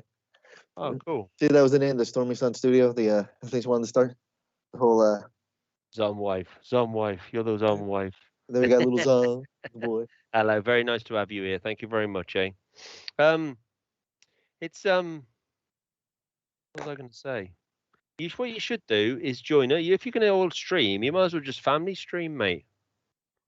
That's an idea eventually. I mean, Because a lot of American families do it. Like my boy watches oh fuck, I can't remember them all, but there's like 3 or 4 different families that he kind of watches that I do adventures and stuff, and that's kind of cool. yeah, I did want to do like a family night, like stream night where like board games. I had an idea for a stream. We could probably do it ourselves here, as one of our things for our podcast. But if you get a whiteboard and a projector, Yeah. and you project a TV show or something like that, pick a time frame, like a time during the movie or a show, whatever, and then pause it on that as it's projecting onto the screen of the whiteboard, and then just like fucking draw over it like memes and stuff like that. And I don't know, it'd be like a nice little game thing where you can get like I don't know, fucking laugh out of it for at least 20 minutes. They hit you bad with the copyright though. Yeah, I kept thinking about that, but I still think it's a great idea. It's a good idea because I tried it with what they called public domain movies. They even hit me with that. I used to put on public domain like old 1950s space things and shit like that. But they did have me for that. They took it all down. They didn't hit me with a copyright strike, but they silenced it. So I think they're very yeah, they did a couple of things like that in mine, like the background music to the game I was streaming. Yeah. They went quiet. Yeah. And I'm like, Like okay. for example, like GTA, they hit, and also Cyberpunk. I think Ghost had quite a lot of hits from Cyberpunk as the music. Or he was mentioning. It's crazy though, because like that's one of the top streamed games in Twitch. Yeah, but the thing is, when you're on top, you can get away with it. Yeah. But obviously, like this kind of level, people get, and they've got bots that look out for it as well. So it's not even people seeing it; they just catch it straight away. Because I streamed, they were public domain. I don't understand why they do, but I don't think they like it. But I was fishing in the corner, so I was fishing while watching the movie, and I thought, well, I'll stream it then, because it's public domain anyway. So I was fishing on this game and watching the movie. But I got it all silenced. It got taken off me. Small penises outside. Oh yeah. I don't know if you can hear it. We have a car show every first Saturday of the month, and they're outside revving their engines. And they're outside like revving their engines and like being all loud and obnoxious. And it's kind of one of the things, like, why the fuck do you have to be all loud and obnoxious? It's not like a racing or shit. It's like, well, they have to show the fact that they have tiny penises and they need to get attention from themselves. Yeah, they definitely do. I'm sure I've got tiny penises a different way. Find me on Pornhub. So, outdoor, mate. How do you get away with it then? With what? Because no, outdoor's saying that he does do old movies like 1950s movies and stuff like that, stuff that's completely out of copyright, but they don't give you hassle for that. Because I'd really like to do that because I quite like old school movies, and some of these movies I've got are like proper. No one ever sees them anymore. Like I would bring them up, but I can't. Maybe it is bots and they just don't recognize them because they're out of circulation.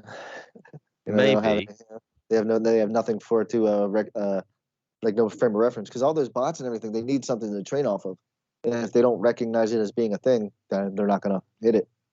I mean, you Mm, could pause like the old movie and then dub over it yourself. Like That Mystery that'd be Science quite Theater and funny. shit like that. That would be quite funny, actually. I've 'Cause seen videos on YouTube where they've done stuff like that. Like I'm not Ninja Turtles. sure. We did a bunch of some time and cut the audio in part. Okay, maybe that's why. Because if the audio's cut, it can't pick up on what it is. Maybe that's why. It's possible. But that's a cool idea, though, isn't it, man? Same as your TV show, Outdoor Man. You could do that, and like just even if you just have parts of the movies, you can cut them up into 4 and like do quarters. I don't know. Something like that, anyway. That's what I'm thinking. Sorry, guys. Oh, But I like the idea of like the projected, like doing some of the. There was a guy that I raided on the 1st of September. I know that because it was the hate raid night, yeah, and that's he the day we was got our COVID test. he was playing this game that's like a Jackbox, I think it was. Yeah, yeah, you were there, weren't you? they That have was a lot really of those cool. games. Jackbox games. They have a bunch of different like streamer games, I guess, where they're Yeah, meant for streamers. that looked really cool. It looked like a really good idea. Yeah. We put Super commercials Fight. in. Ah, okay. Yeah, Super so Fight. That's the game. outdoor put commercials in. The guy had like it looked like a murder mystery kind of thing he was playing. That looked I quite like the idea of that. I do You too. get like groups of streamers to do that. Get groups of people to kind of play the game and get involved in it. That was one of the ideas that I was pitching to a couple of other people too, about having like a streamer, like joint stream night, where it'd be Yeah. like this, where we come together one night out of the week, and then like you can recruit different people from your streams to come in and play on your team to, like, I don't know, do some sort of like group stream game for charity or some shit like that. It'd be fun. There's one game called Super Fight. I've always wanted to play it. And the next time I get money, I'm gonna like get it on Steam and play it. And it's a streamer game where like you have to argue something, and I'm good at arguing, and that's probably one of the reasons I wanted to do it. You just argue the points, and then the crowd and the thing, picks the winner. Okay. That's one that I liked. Yeah, that sounds kind of cool. And to be honest with you, you could overlap the whole idea of a podcast over the top of a game, and then kind of make it more of a thing that people can get involved in as well. That's why I was thinking about these avatar things, because these avatars also have games linked with them. But no, I mean, that's a different story. But Doesn't mean the podcast can't be the game itself too. Yeah, exactly. That could be the content it can we be create. the game. I mean, the thing is, you could also do like a quiz show on podcast. Like, for example, someone can be the quiz master, and then you could get a certain amount of people in the podcast, and you could do like questions and answers, and that would be kind of cool. I mean, obviously, it'd take a bit of sorting out, but it would be quite cool. Do like movie trivia nights, or do like pub quiz, like a pub quiz night. Like the family, like how they do like the Family Feud on some of the other streams. Like they have their own version of like the Family Feud and the Gong Show or something. I don't know. Fuck. I could make a thing where you twist it and then like it picks numbers randomly. Yeah. Well, you can get them online anyway. You can get them if you go to, for example, Coco's got one that he does for his beans. I'm pretty sure there'll be other ones. It's like a spinny thing, so you press the button, it spins. But yeah, we could do something like that. That would be kind of cool. And that's like an interactive thing that people can join in. I'll have a little dig around. I think we should definitely do this. I think maybe we need to structure it, get some kind of planning, what we're going to chat about. Instead of it going all over like it has been. Well, yeah. Well, I mean, it's not like we were like lack for content at all throughout this entire 3-hour thing, where we just talked consistently this whole time. Well, yeah, but I mean, the thing is, if you're watching it from an outside point of view, I mean, I change subject like I change my underpants, which is every day. Sometimes twice a day if I shit myself and I'm playing a scary game. So it's just I kind of jump from one thing to the next because my I don't know, I can't concentrate for too long. That's why I play games like I do. I'm constantly changing games. But if you have like a certain topic that we can talk about, and that's why the quiz thing might be quite a cool idea, because then we can elaborate on certain areas. Like like we'll ask a question, and when we get the answer, we'll talk for like an hour about that one question, then realize Outdoors saying planning's overrated. Yeah, it might be. Is overrated. Planning on going against the plan, or plan on the plan not working. Yeah, I mean, I can talk for ages. Whether anyone wants to fucking listen is a different matter. She said, "Good idea." Plan is, or which one you said was a good idea? No, outdoor. No, I'm just thinking about the game show. no, Stormy, she said good idea. I was seeing which one she was referring to. Oh, They okay. had so many Quiz awesome thing. ideas. Quiz thing. I think the Yeah, quiz thing would be quite a cool idea. And then you could have like racking up of teams and points and stuff. Take a little bit of time to do it. But yeah, I understand what you're saying there, Outdoor. Sometimes planning just goes out the window, doesn't it? Eh? You're just better just talking shit. just have like a list of things next to the computer, so when you it gets quiet, you just like grab it out of your ass quick. Yeah, exactly. Yeah. What we could do is like start off with like greetings on the next episode. Start off with greetings. Have a topic. Waffle shit. Then go into a topic. Then waffle shit. And then go into a topic. Or even at the beginning, we could have people who show up early, be like, "Hey, put in topics in the chat and see what they come up with too," and then that could be Yeah. our fuck about. Get them involved, and then they can say certain things. I mean, to be honest with you, there's quite a few kind of pop back on again, which is quite nice. But my streams always kind of dwindle off towards the end. Oh, Coco's here, walking around like a minion. He's a blue and green minion tonight, looking good, Coco. Well, that What the horse. fuck was that? I don't know. That sounds like. Let's have an old. Is that a Motorola? Dude. I don't know. It's my phone's notification. Someone just said something in Discord, so it went off. Oh, okay, cool. Is there anyone here yes. like mummies? Depends. What kind of And then it mummies? says the zombie walking toilet paper wrapped variety. Oh no! I mean, I thought you were talking about yummy mummies, maybe, but not like the raw kind of mummies. Not my type. Hey, you know, Tutankhamun. there's probably a kink out there for it somewhere. I wouldn't. If you search that, don't search it, Almighty. Don't search it. What am I Mummy saying? fetish. Mummy fetish. I bet there is one. Oh yeah, Gareth Taylor, bandages. People like they have like a kink fetish where they bandage Ancient themselves up. mummy fetish. Yeah, I bet there is one. There's always something, isn't there? There's a guy I saw on one of those old television shows where they had like little bits of like 911 emergency stories, whatever. One of them was a guy who cut his own arm off because he had a fetish for amputees. Yeah, I've heard a lot about that though. People, it's called, isn't it called ghost limb? Something, and Well, they no. think they don't want the limb, so they have it surgically removed. Well, a ghost limb is when like after you've had like an accident and your arm gets amputated or something like that, you still feel it as if it's still there. It's a ghost limb, as in it's not there, but you're still feeling it. But the other one is like they just have a fetish where they get aroused by the idea of someone losing a limb. Yeah, there was that movie, wasn't there? What was it called? Crash. It had Mulder in it. Is it called Crash? Yeah, man, there was a movie about it. Well, Crash, I don't remember who Mulder. You know, remember. Mulder. I don't know what his name is. X-Files. X-Files Mulder and X-Files Scully. Yeah. I don't remember Yeah, him being in Crash. I think he was in it, or someone looks very much like him. But it was about a guy and he used to wait for car crashes because he got off on and he had this thing with this double amputee woman. It was a bit of a bizarre movie. It was like a late 90s movie. Okay, yeah, that's not. I don't think that's the movie I'm thinking of. Definitely not. Oh, okay, all right. I don't know. Maybe I'm calling it something else. I don't know. Yeah, the one I'm thinking of is yeah. I'm not talking about the topic because we're avoiding that. I've tried googling Crash. There, the one I've got. Group of strangers in LA grapple with issues of race, class, family, and Yeah, gender that's the one. in the aftermath of the 2011 Okay, attacks. it's not that one. David Duchovny, spelled wrong. David Duchovny. Yes, David Duchovny. He was cool. Whatever happened to X-Files? What did they fuck up severely to make X-Files suck? I forget. I actually saw something on that on YouTube. They had a bit like about the X-Files and how they ended and all that, and I just don't remember. Because X-Files, there's a movie as well called California with David Duchovny and Brad Pitt. Fantastic movie. That's definitely one to watch, called California. And basically the idea is Brad Pitt and his missus are both killers. They're serial killers. And David Duchovny and his girlfriend, wife, I can't remember what it is. They're writing a book about serial killers across America. So they want to travel America and like get information and stuff, but they can't afford the petrol. So they do like They hitchhike in a way, I guess.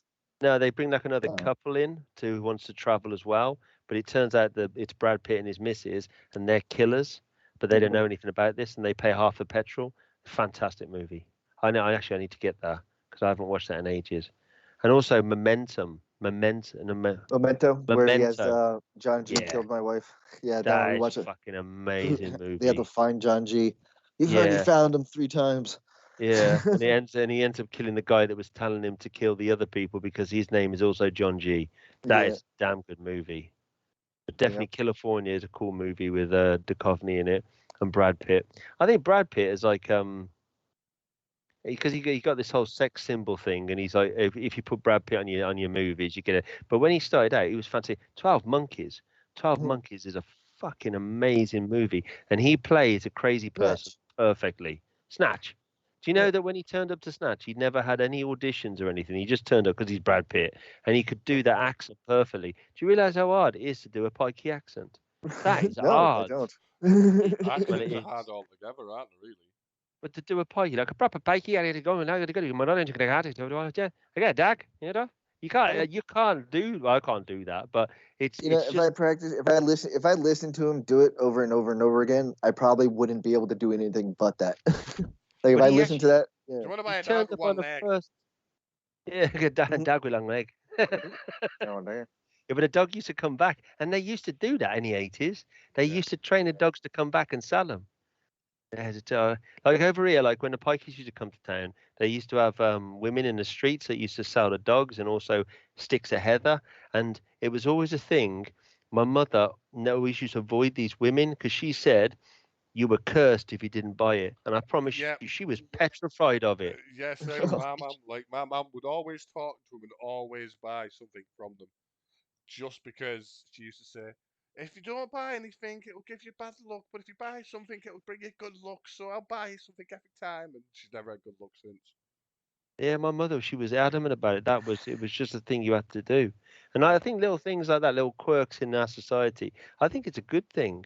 And you still get them around here. Like, it's beautiful. My wife finds it amazing because obviously in South Africa, you don't have that kind of thing. But they have the proper gypsy caravans, like the old school ones, and they'll travel still. And it's just, I think I got a lot of respect for them. I remember when I was a kid and I was walking across the field and gypsies were there. And I just started talking to a group of lads because they're good people. There's nothing wrong with them at all. Salt of the earth. If you're good to them, if you're on the wrong side of them, you're proper fucked. But if you're good to them, they're cool. And he goes, "Oh, you want to come with us? We're gonna go to the fairs around the UK." And I never went because it was just a bit scary. But yeah, they're good people. They're good people. Anyway, we're going to Pikeys for because a lot of people they give them like it's like a bad stereotype. Because in Worcester around this area, there's quite a lot of them, like pikeys and travellers, and we get processions. When they have funerals, they have 500 caravan processions that come down the motorway. Proper blocks the motorway up, but they do it anyway. It's good, but it's cool. It's like tradition. It's like old school stuff that used to happen, but don't happen so much anymore. Yeah. Anyway, sorry, that's my blat about that. Pikeys But don't give no fucks to the. no, they don't. No, you wouldn't do if you didn't have a national insurance number, would you? Get away with anything then, can't you? But like national insurance number is like you know what a national insurance number is, zombie mate. No. Like citizenship number, like a social security number over social here. security number, yeah. Okay. Yeah. So yeah. Same kind of thing. But they obviously they get here in the campsites and they don't need to worry about shit like that. But yeah, anyway, it's well past my bedtime, mate. It's 12. I just realized that we lost my cat. I didn't lose your cat. Oh, yeah, I did. Scarf. Well, if it tastes any good, put it in a pot, mate. Damn chips. Hey, Scarf. You. Give me a kiss. That's kind of scary. Where'd my cat go? I think he walked past. I saw the shadow of a cat at the window. Where? Oh, really? Yeah, there he is. Hey, come here, Scarf. Yeah, he's over here. Yeah, there he is. Right down there. My cat won't come anywhere near me. No, when I feed her. I trained it to know its name. I'm still here. Cheers, game. I'm glad you got that PC working there, mate. She's a good old beast. She'll do you good, mate. She'll look after you. All PCs are women. That's just the way it is. That's just the way it is. Trying to run behind it. Just the way it is. Whoa, Jesus, man. What was that? What, me? Or him? Yeah, I Motorcycle. don't know. Was that a roar of an engine? Yeah, that's the small penises we were talking about. Wow, man, what kind of engine is that? Um, Tractor? no, they have like sports cars and the like all that shit out front, like all the I don't know, like Mustangs and like old cars from like the 50s that they souped up with engines that don't belong in cars that small. Okay, hot rods. Yeah, basically. It's a whole car show. Like everyone shows up, parks on the side of the street. They close down like the main drag, Yeah. and everyone parks up, and they all come out and they look at these small penises, as we call them, Hmm. because they're just loud for no reason. Yeah. So, Yeah. yeah, as you can tell, they're like, I'm not even on the street that they do it, and you heard it through the thing all the way in the UK. So That was really loud, man. It sounded like it was outside the patio doors. they're in a block or so away. A block. Yeah, at least. What they do? Put a jet engine in it. Oh yeah. They take off they took the mufflers and shit off, so that way it intentionally makes it louder. Oh, okay. Bang out the baffles. Sticker. He stood it on the old scooters. Remember that? Almighty. Something like Stick that. a I wonder broom, if- Yeah. broom pole down the end, down the exhaust pipe. What we used to do on bikes is get a tin can, a squash tin can, put it in between like the wheels of the bike, and it'll make it sound like a motorbike as you pedal it. Yeah. Oh dear me. Good yeah, old it's all days. car Good old engines and days. Eh? gunshots. I really wouldn't mind getting back into CS:GO. Sunday. Excuse me. Are we still playing the CS:GO thing, mate? And We how does are that work? still playing. Because do I need to be on your Discord? Are we going to do it at 9 o'clock? Is that good We'll or do it at 9 for your time, so because then Yeah. like a 2 round and then we can either jump into like zombies Discord, like yeah? or we can do it in yours, or I can call you like personal message wise. Okay. Well, Discord's a bit of I'm coming in and out on Discord, but I'll have it. But yeah, because tomorrow's my chill out stream. I'm going to do some city skyline building and just relax and just. I was playing that you know, actually. I love city skyline. After I got on it after you were doing it, and Mm-hmm. the way I do it is I have to like cheat when I cheat. So I bought like all the expansion land wires, and then I had to Yeah. go and I had to flatten everything to make it even. Yeah. So I flattened the entire thing, and then I made all the roads nice and square, and with a giant fucking loop around the entire thing, so they can all connect to their damn highway. Yeah. And there wasn't enough water for shit because my water pumps ended up running out because it's in the oasis area, so I had to actually build a whole fucking river. Yeah, it's a hard game, but as soon as you get into it, you get really stuck on the idea of traffic, and monitoring your death rates and all that kind of stuff. I love that game, but it's hard. I never get it perfect, but I always try. Yeah. I try very hard. Always have done. That's what they tell about me. Very trying. I am. Very Yeah, trying. it's always like one thing. If you try like with the mods or without them, like it's an entirely different way of playing. I play them with mods. I always play it with mods because the thing is, with the mods you can kind of change the roads and move them, but with just standard gameplay, you just lay them out and that's it. Yeah, see, I don't have that option with the mods I have on my game. All the mods I have is like unlimited money and like type of shit like that. There's no real like playability mods that are useful like you guys have on the PC and all that. Oh really? There's not the same because I'm good. there's no mods. That's a bit of a shame, isn't it? Like on Fallout, for example, there's very similar mods on Yeah, the PlayStation as they do on the computers. Yeah, that's what I use. Like when I play on the PlayStation and all that, I use like the ones where like I have this big ass gun where you shoot it once and it blows up everything it touches. Just because I want to play through like the storyline stuff, and I've played the beginning so many times. I just want to get through that shit. See, I like the visual mods, like making it, and also the when you're building the cities, not the cities, but the little settlements, you can kind of put extra bits and pieces in there. I quite like that. Yeah, I got the one where the Sanctuary Hill settlement is a whole different place, like it's all built up, and then I got the one where it's like unlimited build location, like I could build without a limit. Yeah. So that way that doesn't get all fucking. And I don't do the mods where I can have all the materials. I still like gathering the materials for some fucking reason. I don't know why. That's part of the game. Yeah, so I if you love do, that. Like just around Fallout, it's weird because I'll cheat. everything. Yeah, like I'll cheat all the way through everything. Like, no, I still want to collect all this stuff. Yeah.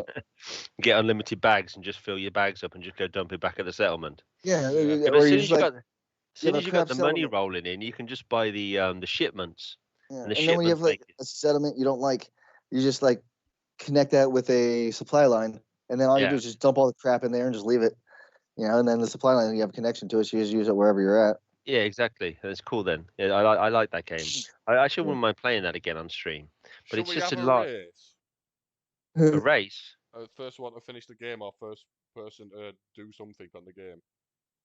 I've On got Fort- 1,000 on hours Fallout? on that game. I've only completed it once. Same. I've I only just get gotten to like stuck the institute. building settlements. Like you're just like, oh, I think this could look better like this, and then you just go around and you sort everything out. I remember Yeah. because I started hooking up the lights and like wanted to use stuff with the lights, where like the logic switches when you push a button, like you would actually have light up different lights. And I was going to build a what is it, one of those like timer games where the lights are moving back and forth across, and then you have to try to Yeah. push it right where it stops in like the center. Yeah. Yeah, so I was doing that. I just have to collect all the materials and stuff. It's quite clever, that game. It's a lot of stuff, and especially with the add-ons and stuff as well. Mhm. I liked.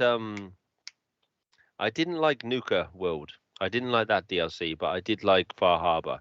Far Harbor was a cool DLC. Far Harbor was a brilliant. I didn't mind Nuka World, but Far Harbor like just blew it out the water The completely. only thing I didn't like about Nuka World was when you went against the raiders, it didn't become part of your settlement. It just became a dead city. So there is a mod I know that you can make it so that the Minutemen can come and take it back over. But when the first time I've only ever played it through once, and I was just like, oh, it's a shame because I wanted to fill up and like be a proper city like it should be, but it wasn't. Obviously, you still get the corpses all there, and they stay there as well, which is annoying. The one thing I liked about Nuka Cola was Nuka Cola, Nuka World. New world. Yeah. I don't like Fallout games. I don't blame you. Fallout games they're kind of yeah. I I only liked Fallout 4. That was the only one that I got into. I love New Vegas. New Vegas is my top one, and Fallout 3. No, New Vegas Yeah. and Fallout 3 are the best ones.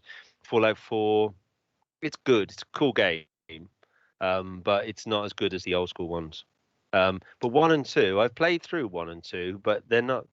I didn't have the same playability as like Fallout 3 and Fallout New Vegas. I can go back and play that again and again and again.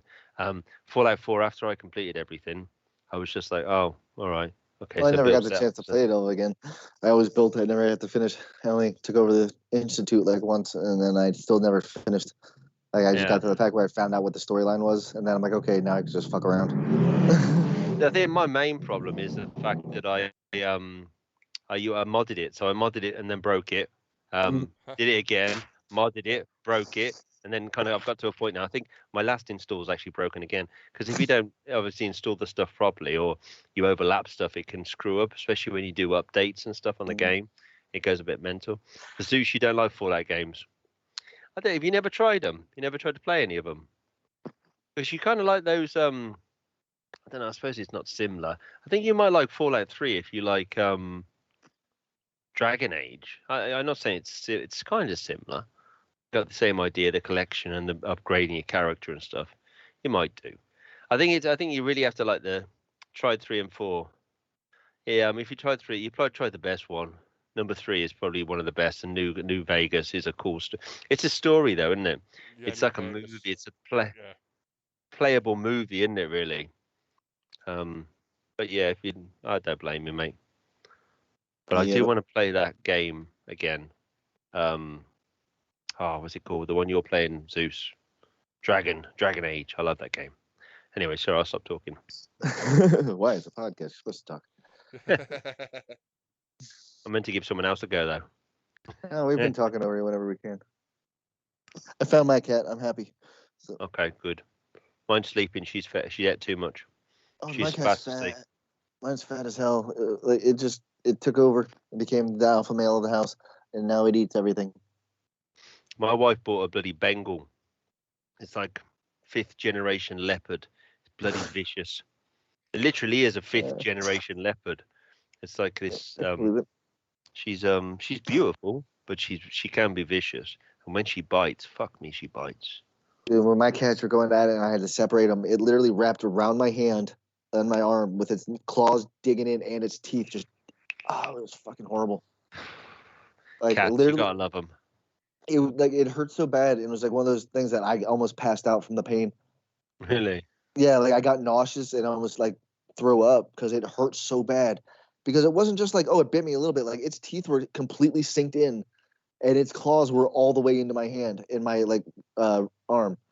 Yeah. Like I literally had to smack it against the damn wall to get it to let go. Yeah, but as soon as they got like the teeth in, they just kind of keep going. Mine like hunts. She goes under the bed and like swipes at your legs. And she got massive claws, man. Yeah. See, those are funny. Like when mine does that, it's funny. But like they were. Jesus, man! Wow, Let's see if I can get a view of these tiny penises. that sounds like motorbikes. That did. Those motorbikes. I don't know if they have the bikes. Dog But person, there me, are German some. Shepherd. German Shepherd's a good one. Only reason I'm not I don't dislike dogs. Don't get me wrong. It's just that I grew up in a house and my dad bred dogs. He used to show dogs and he used to hunt dogs. Not literally hunt dogs, but he used to get Make the hunted dogs dogs. hunt. Yeah. Yeah. And it was just so many fucking dogs. I just can't. I don't know if y'all can see in the distance there, between the trees. They're all the way over there. I can just see Yeah. trees. I can see the tops of cars, kind of, and people moving Yeah, around. yeah, that's down the street. Do they actually cut the road off and make it into like a racetrack? It's not a racetrack, but yeah, they block it off, and you know what? Hold on a second. I'm gonna go try to see if I can walk over there and get a better view. Are they allowed to do that, or do they just do it? Yeah, the township actually does it once a month, the first Saturday of every month. They used to do something like that in the UK. I don't know if they still do it, but they used to the old aerodromes, like the old if there are old airports in towns, they used to cut it up and let the boy racers go on it, didn't they? They did in Worcester anyway. Mm-hmm. Keep them off the So- streets. Hey, I brought him over here to show him the tiny penises. No, wait. Show them over here. Who doesn't like Yeah. to look at tiny penises? Yeah, we're talking. She was talking about how every single person out there, none of them have masks on, stuff like that. We wonder why we get COVID and shit.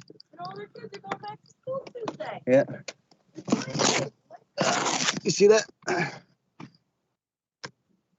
Wow, geez, man, it's like a little car show. It is, yeah. And this isn't the street they closed down. This is on one of the side streets. They got some nice cars there, though. Yeah, yeah. Even though it's noisy as hell, but I can see there's some quite nice cars there. Yeah. Is that that a Mark I Volkswagen Polo or a Golf? Google it. I don't know. Fuck. Yeah, I think it is. Jesus, man, that's like an old city Golf. That is. Yeah. So this is the Yeah. first Saturday of every month. We all come together, have COVID meetings, and spread disease and small penis envy. Well, I heard the measure them. America. I suppose at least it gets them out of the house, a little bit of socialising. They can all look at each other's cars and and blast their engines full blast. Fucking You know? America. That's what we got here. Yeah, well, it's good to be happy with where you come from. It's just a bit of pride in your big engine. All right. We've had a tour of your house now, mate. Had an old tour now. Nah, you didn't see anything. You were looking at my ass the whole time.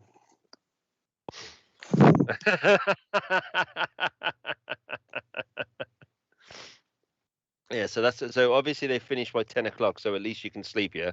What about the kids? Do they sleep all right now? What, when all that shit going on? Yeah.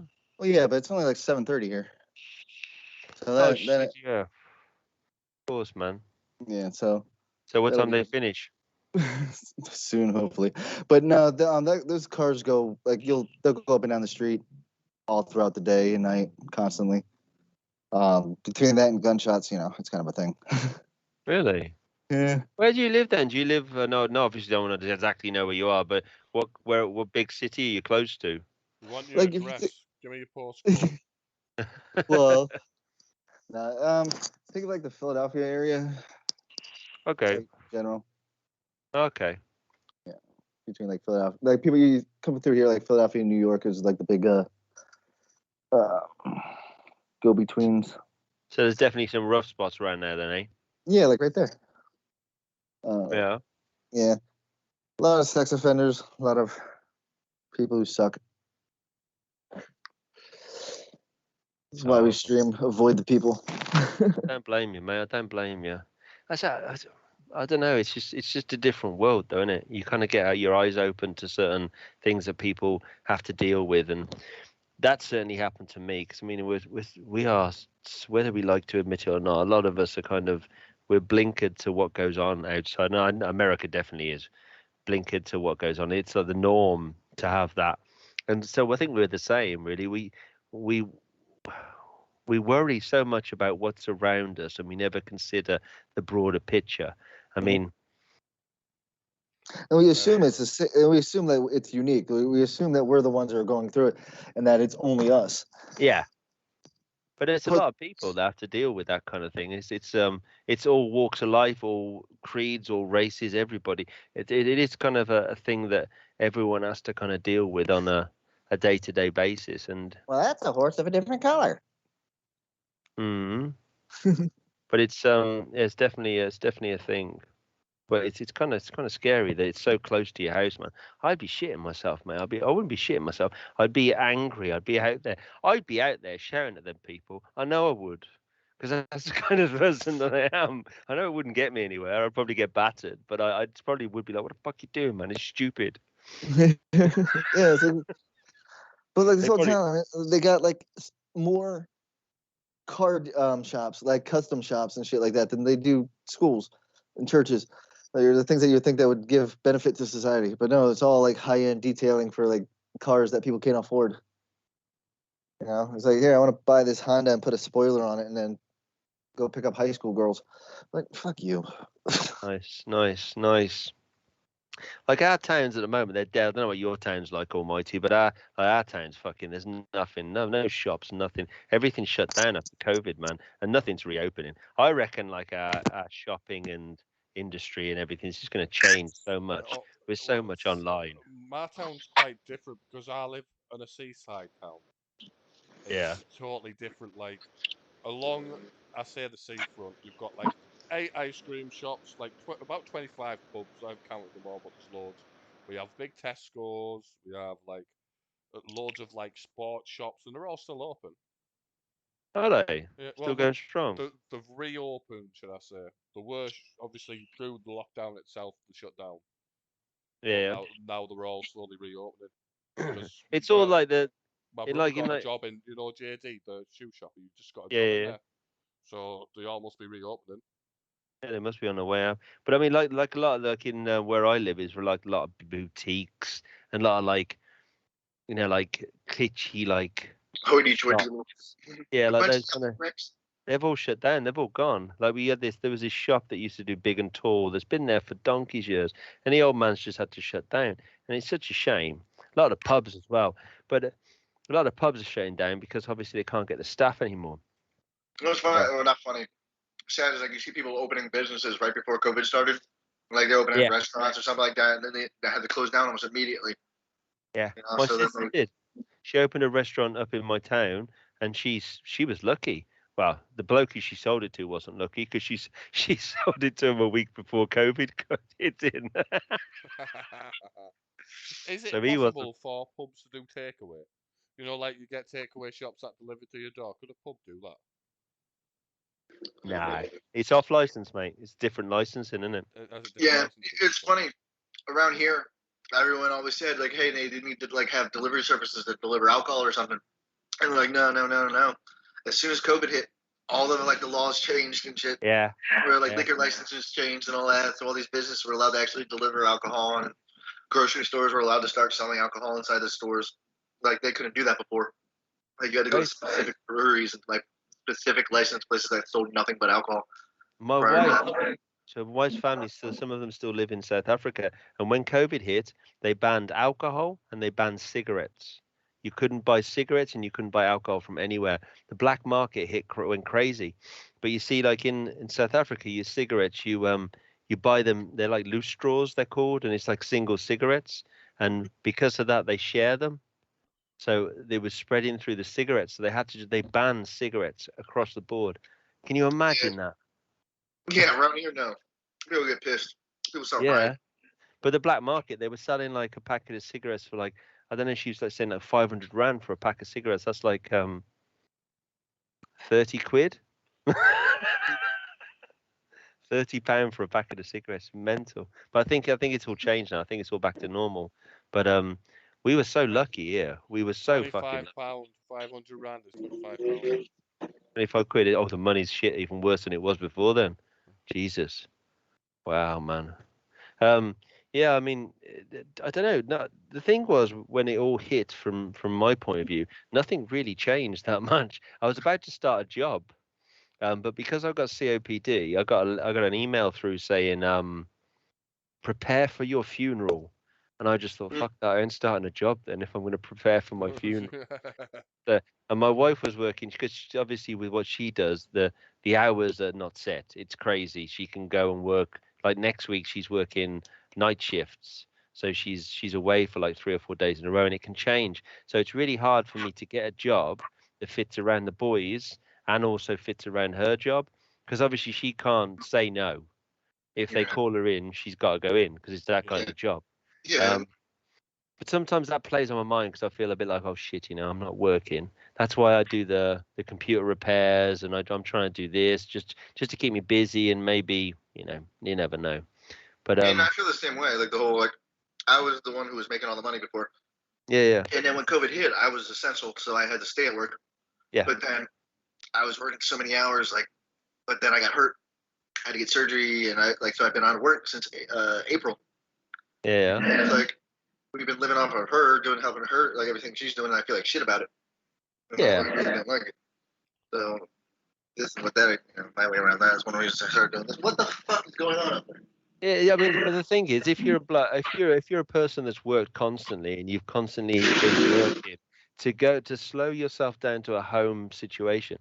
I love my kids. I love being at home with my kids. They drive me mental. They smack me in the balls and give me black eyes all the time. But I love being at home with them. I would play a different game.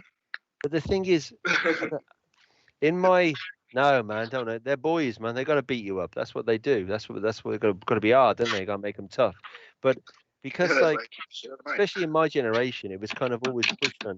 Twitch gave them an outlet. It does give you an outlet. It gives you somewhere to connect with people, talk to people, and it's a good way to kind of get out there and do stuff. But inside your head, you're still thinking, "Fuck, I'm not working, but I'm a man. I've got to be working." And I know that's a really old fucking stereotype, but whether I like it or not, that's what I was taught. Yeah. That's just what I was taught. And for me to kind of all of a sudden just not be that man that I was told I should be, because that's why when I had my flip and my brain went crazy, because I was just like, I can't fucking do this anymore, but I need to do it.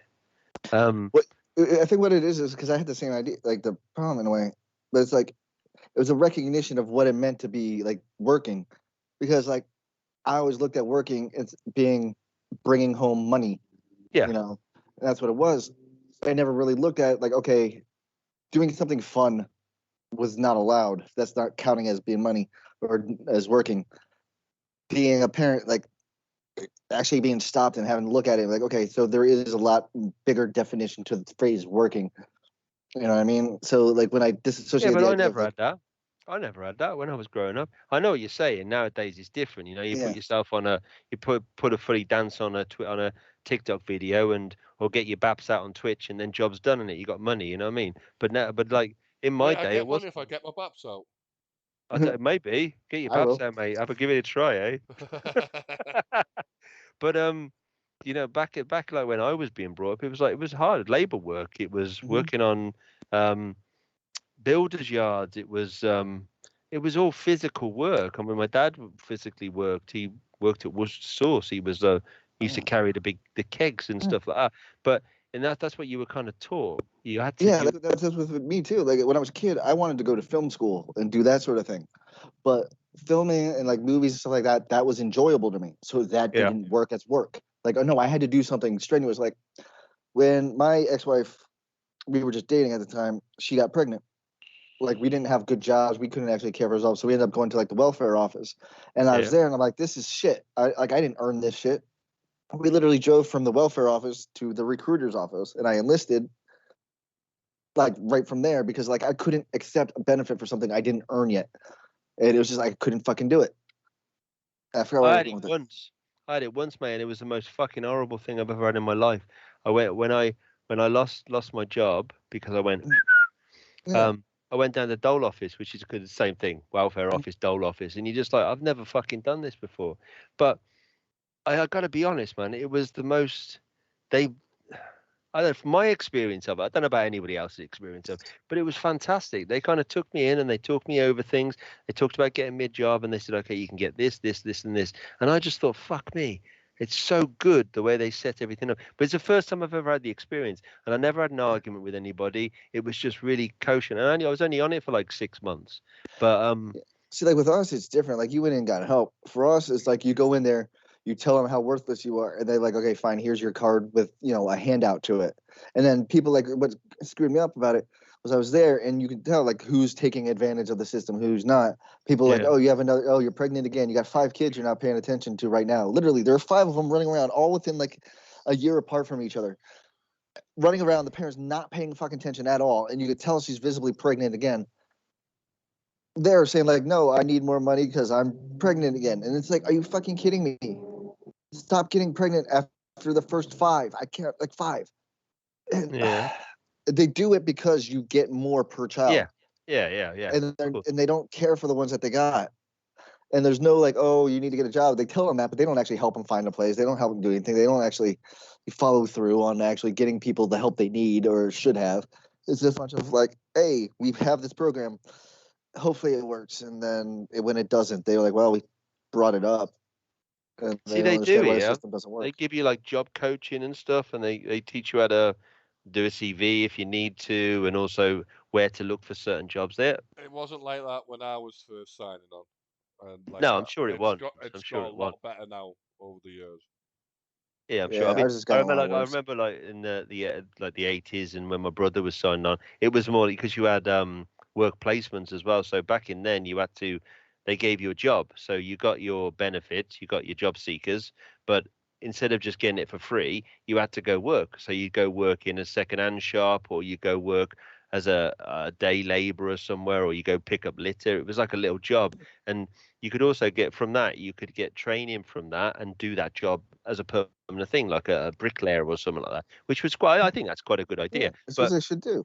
they did They use did that. They put yeah, me in an apprenticeship with the council. Well, yeah. what they did was like you said, like they made me work there for free. But obviously, the council, like my local council, saw how good I could work, so they were like, okay, we'll give you an apprenticeship with a chance of a job. But me being stupid, I broke my arm, Oh and I fuck, yeah. yeah, and I kept getting told to sue the council because it was pretty much their fault. Well, my fault and theirs. So I waited to see if I could get a job at the end of it. They were like, no. So because apparently I was a reliability because I broke my arm. So then I sued them. Fair enough, mate. Fair enough. If it's their liabilities, they have got insurance over it, so they're covered for it. Yeah. But on the flip side of that, when we used to work in the restaurants, we used to get people who were on job seekers that would come in Yeah. and do like weekends, say for example, as a pot wash. So the bosses used to say, just keep them on for as long as you can, promise them everything, but never give them a job. And I was just think, you bastards. So you're using these people who are Mhm. desperate for a fucking job just because you don't have to fucking pay them. You know what they do I over here? They fucking take and it's the same field, restaurants and shit like that. They'll have dishwashers and shit like that who are convicted felons or they're on probation because they'll get tax write-offs for hiring them. As soon as something happens, or they like are like, hey, I need a raise or something like that, or they show up, they call the probation officer and have them taken out in fucking cuffs. Like, oh yeah, he's violating his probation, didn't show up to work, he's not fulfilling his obligation, or like something along those fucking lines. And then it's like these people like, what the fuck am I supposed to do? A lot of them are on child support or have to pay child support. So then they end up getting in the rears in their child support.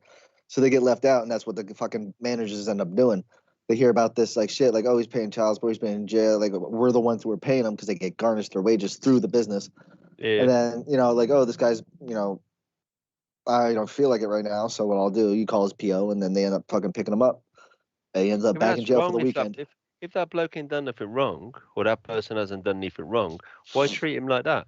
Yeah, If it's because he's doing a good job, yeah, it's then because they have no oversight whatsoever.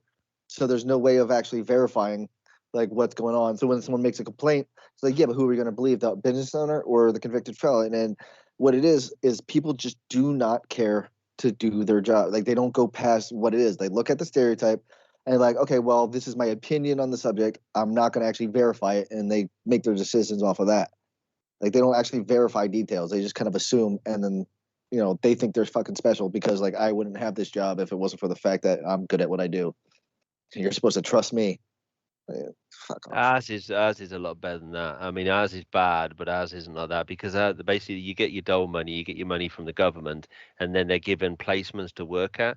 The placements to work at, they have to get signed in. So we had to sign a bit of paper. So then they take that back to their work coach, and then they do it that way.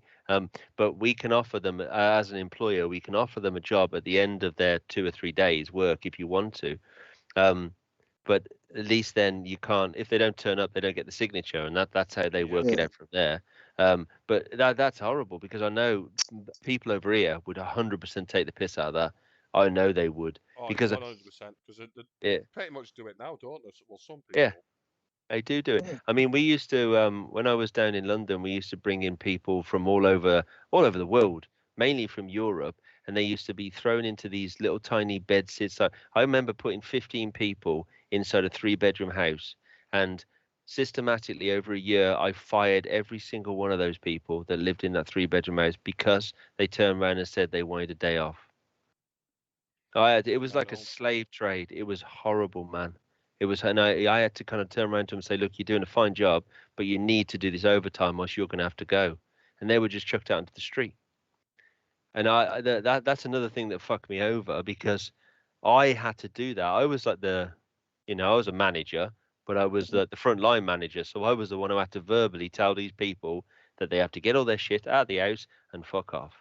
And some of these people were in tears just because they didn't want to do another 90-hour week or another 3 AFDs in a row. And but the bosses at the top, they were just like, no, just get rid of them. We'll get some more in. Just get rid of them. We'll get some more in. And then you have nothing you can do because it's either you get rid of them or they get rid of you and find Yeah. somebody who will. Yeah, that's exactly what they were like, and it was fucking horrible. And some of those people, they worked their bollocks off. And then that's people people get in that management position and they get to the point where they don't even bother trying. It's like, you know what, we're fucked anyway. We don't care. You know what I mean? They just do enough to get past their day. And if anybody has a complaint or something, like, no, just get the fuck out of my face. I don't want to have to deal with it. And that's what it's become, is people just get complacent and lazy. Yeah, but over here, they didn't have a chance to. They were just fired, and somebody else came in. I'm talking about above them, like yeah. people, Oh no, like people like in the like a position above where you were talking, like where you were at. I was They're working the for a ones that do company. it. I was working for a company, like a pub company, a pub group, and basically they'd sold the pub group, and this managing director disappeared. He vanished. And about 2 or 3 months later, when they were going through the finances, they all of a sudden found £10 million black hole. And this financier, this bloke in top, he'd taken it and legged it. He was living somewhere over abroad somewhere, and it's happened so many times. There's a guy also down in London that was doing contracts through a Manchester group, and what he was doing, he was going to his mate up in Manchester, saying, "Okay, we'll pay you London money, but you'll do it for Manchester prices, and then I'll pocket the rest of the money." And so he was making an absolute fortune out of it. And there's so many people. I had another mate. I shouldn't be. I don't know. I'm not saying names, so it's okay. He used to go into commercial kitchens, yeah, condemn all the units, even though they work perfectly. Say your hobs, your air intractors. I mean, we're talking millions of pounds worth of equipment, like big steamer ovens. He used to condemn it all, rip it all out, clean it up, sell it. And then they'd have to buy more and more stuff in. But the bosses were involved in it because they were making a fortune out of it. And it's something called CapEx. Well, maybe you'll know, but CapEx is your bottom line expenditure. So it's not on your budget, so it doesn't matter to them. It's just a bill that they have to pay.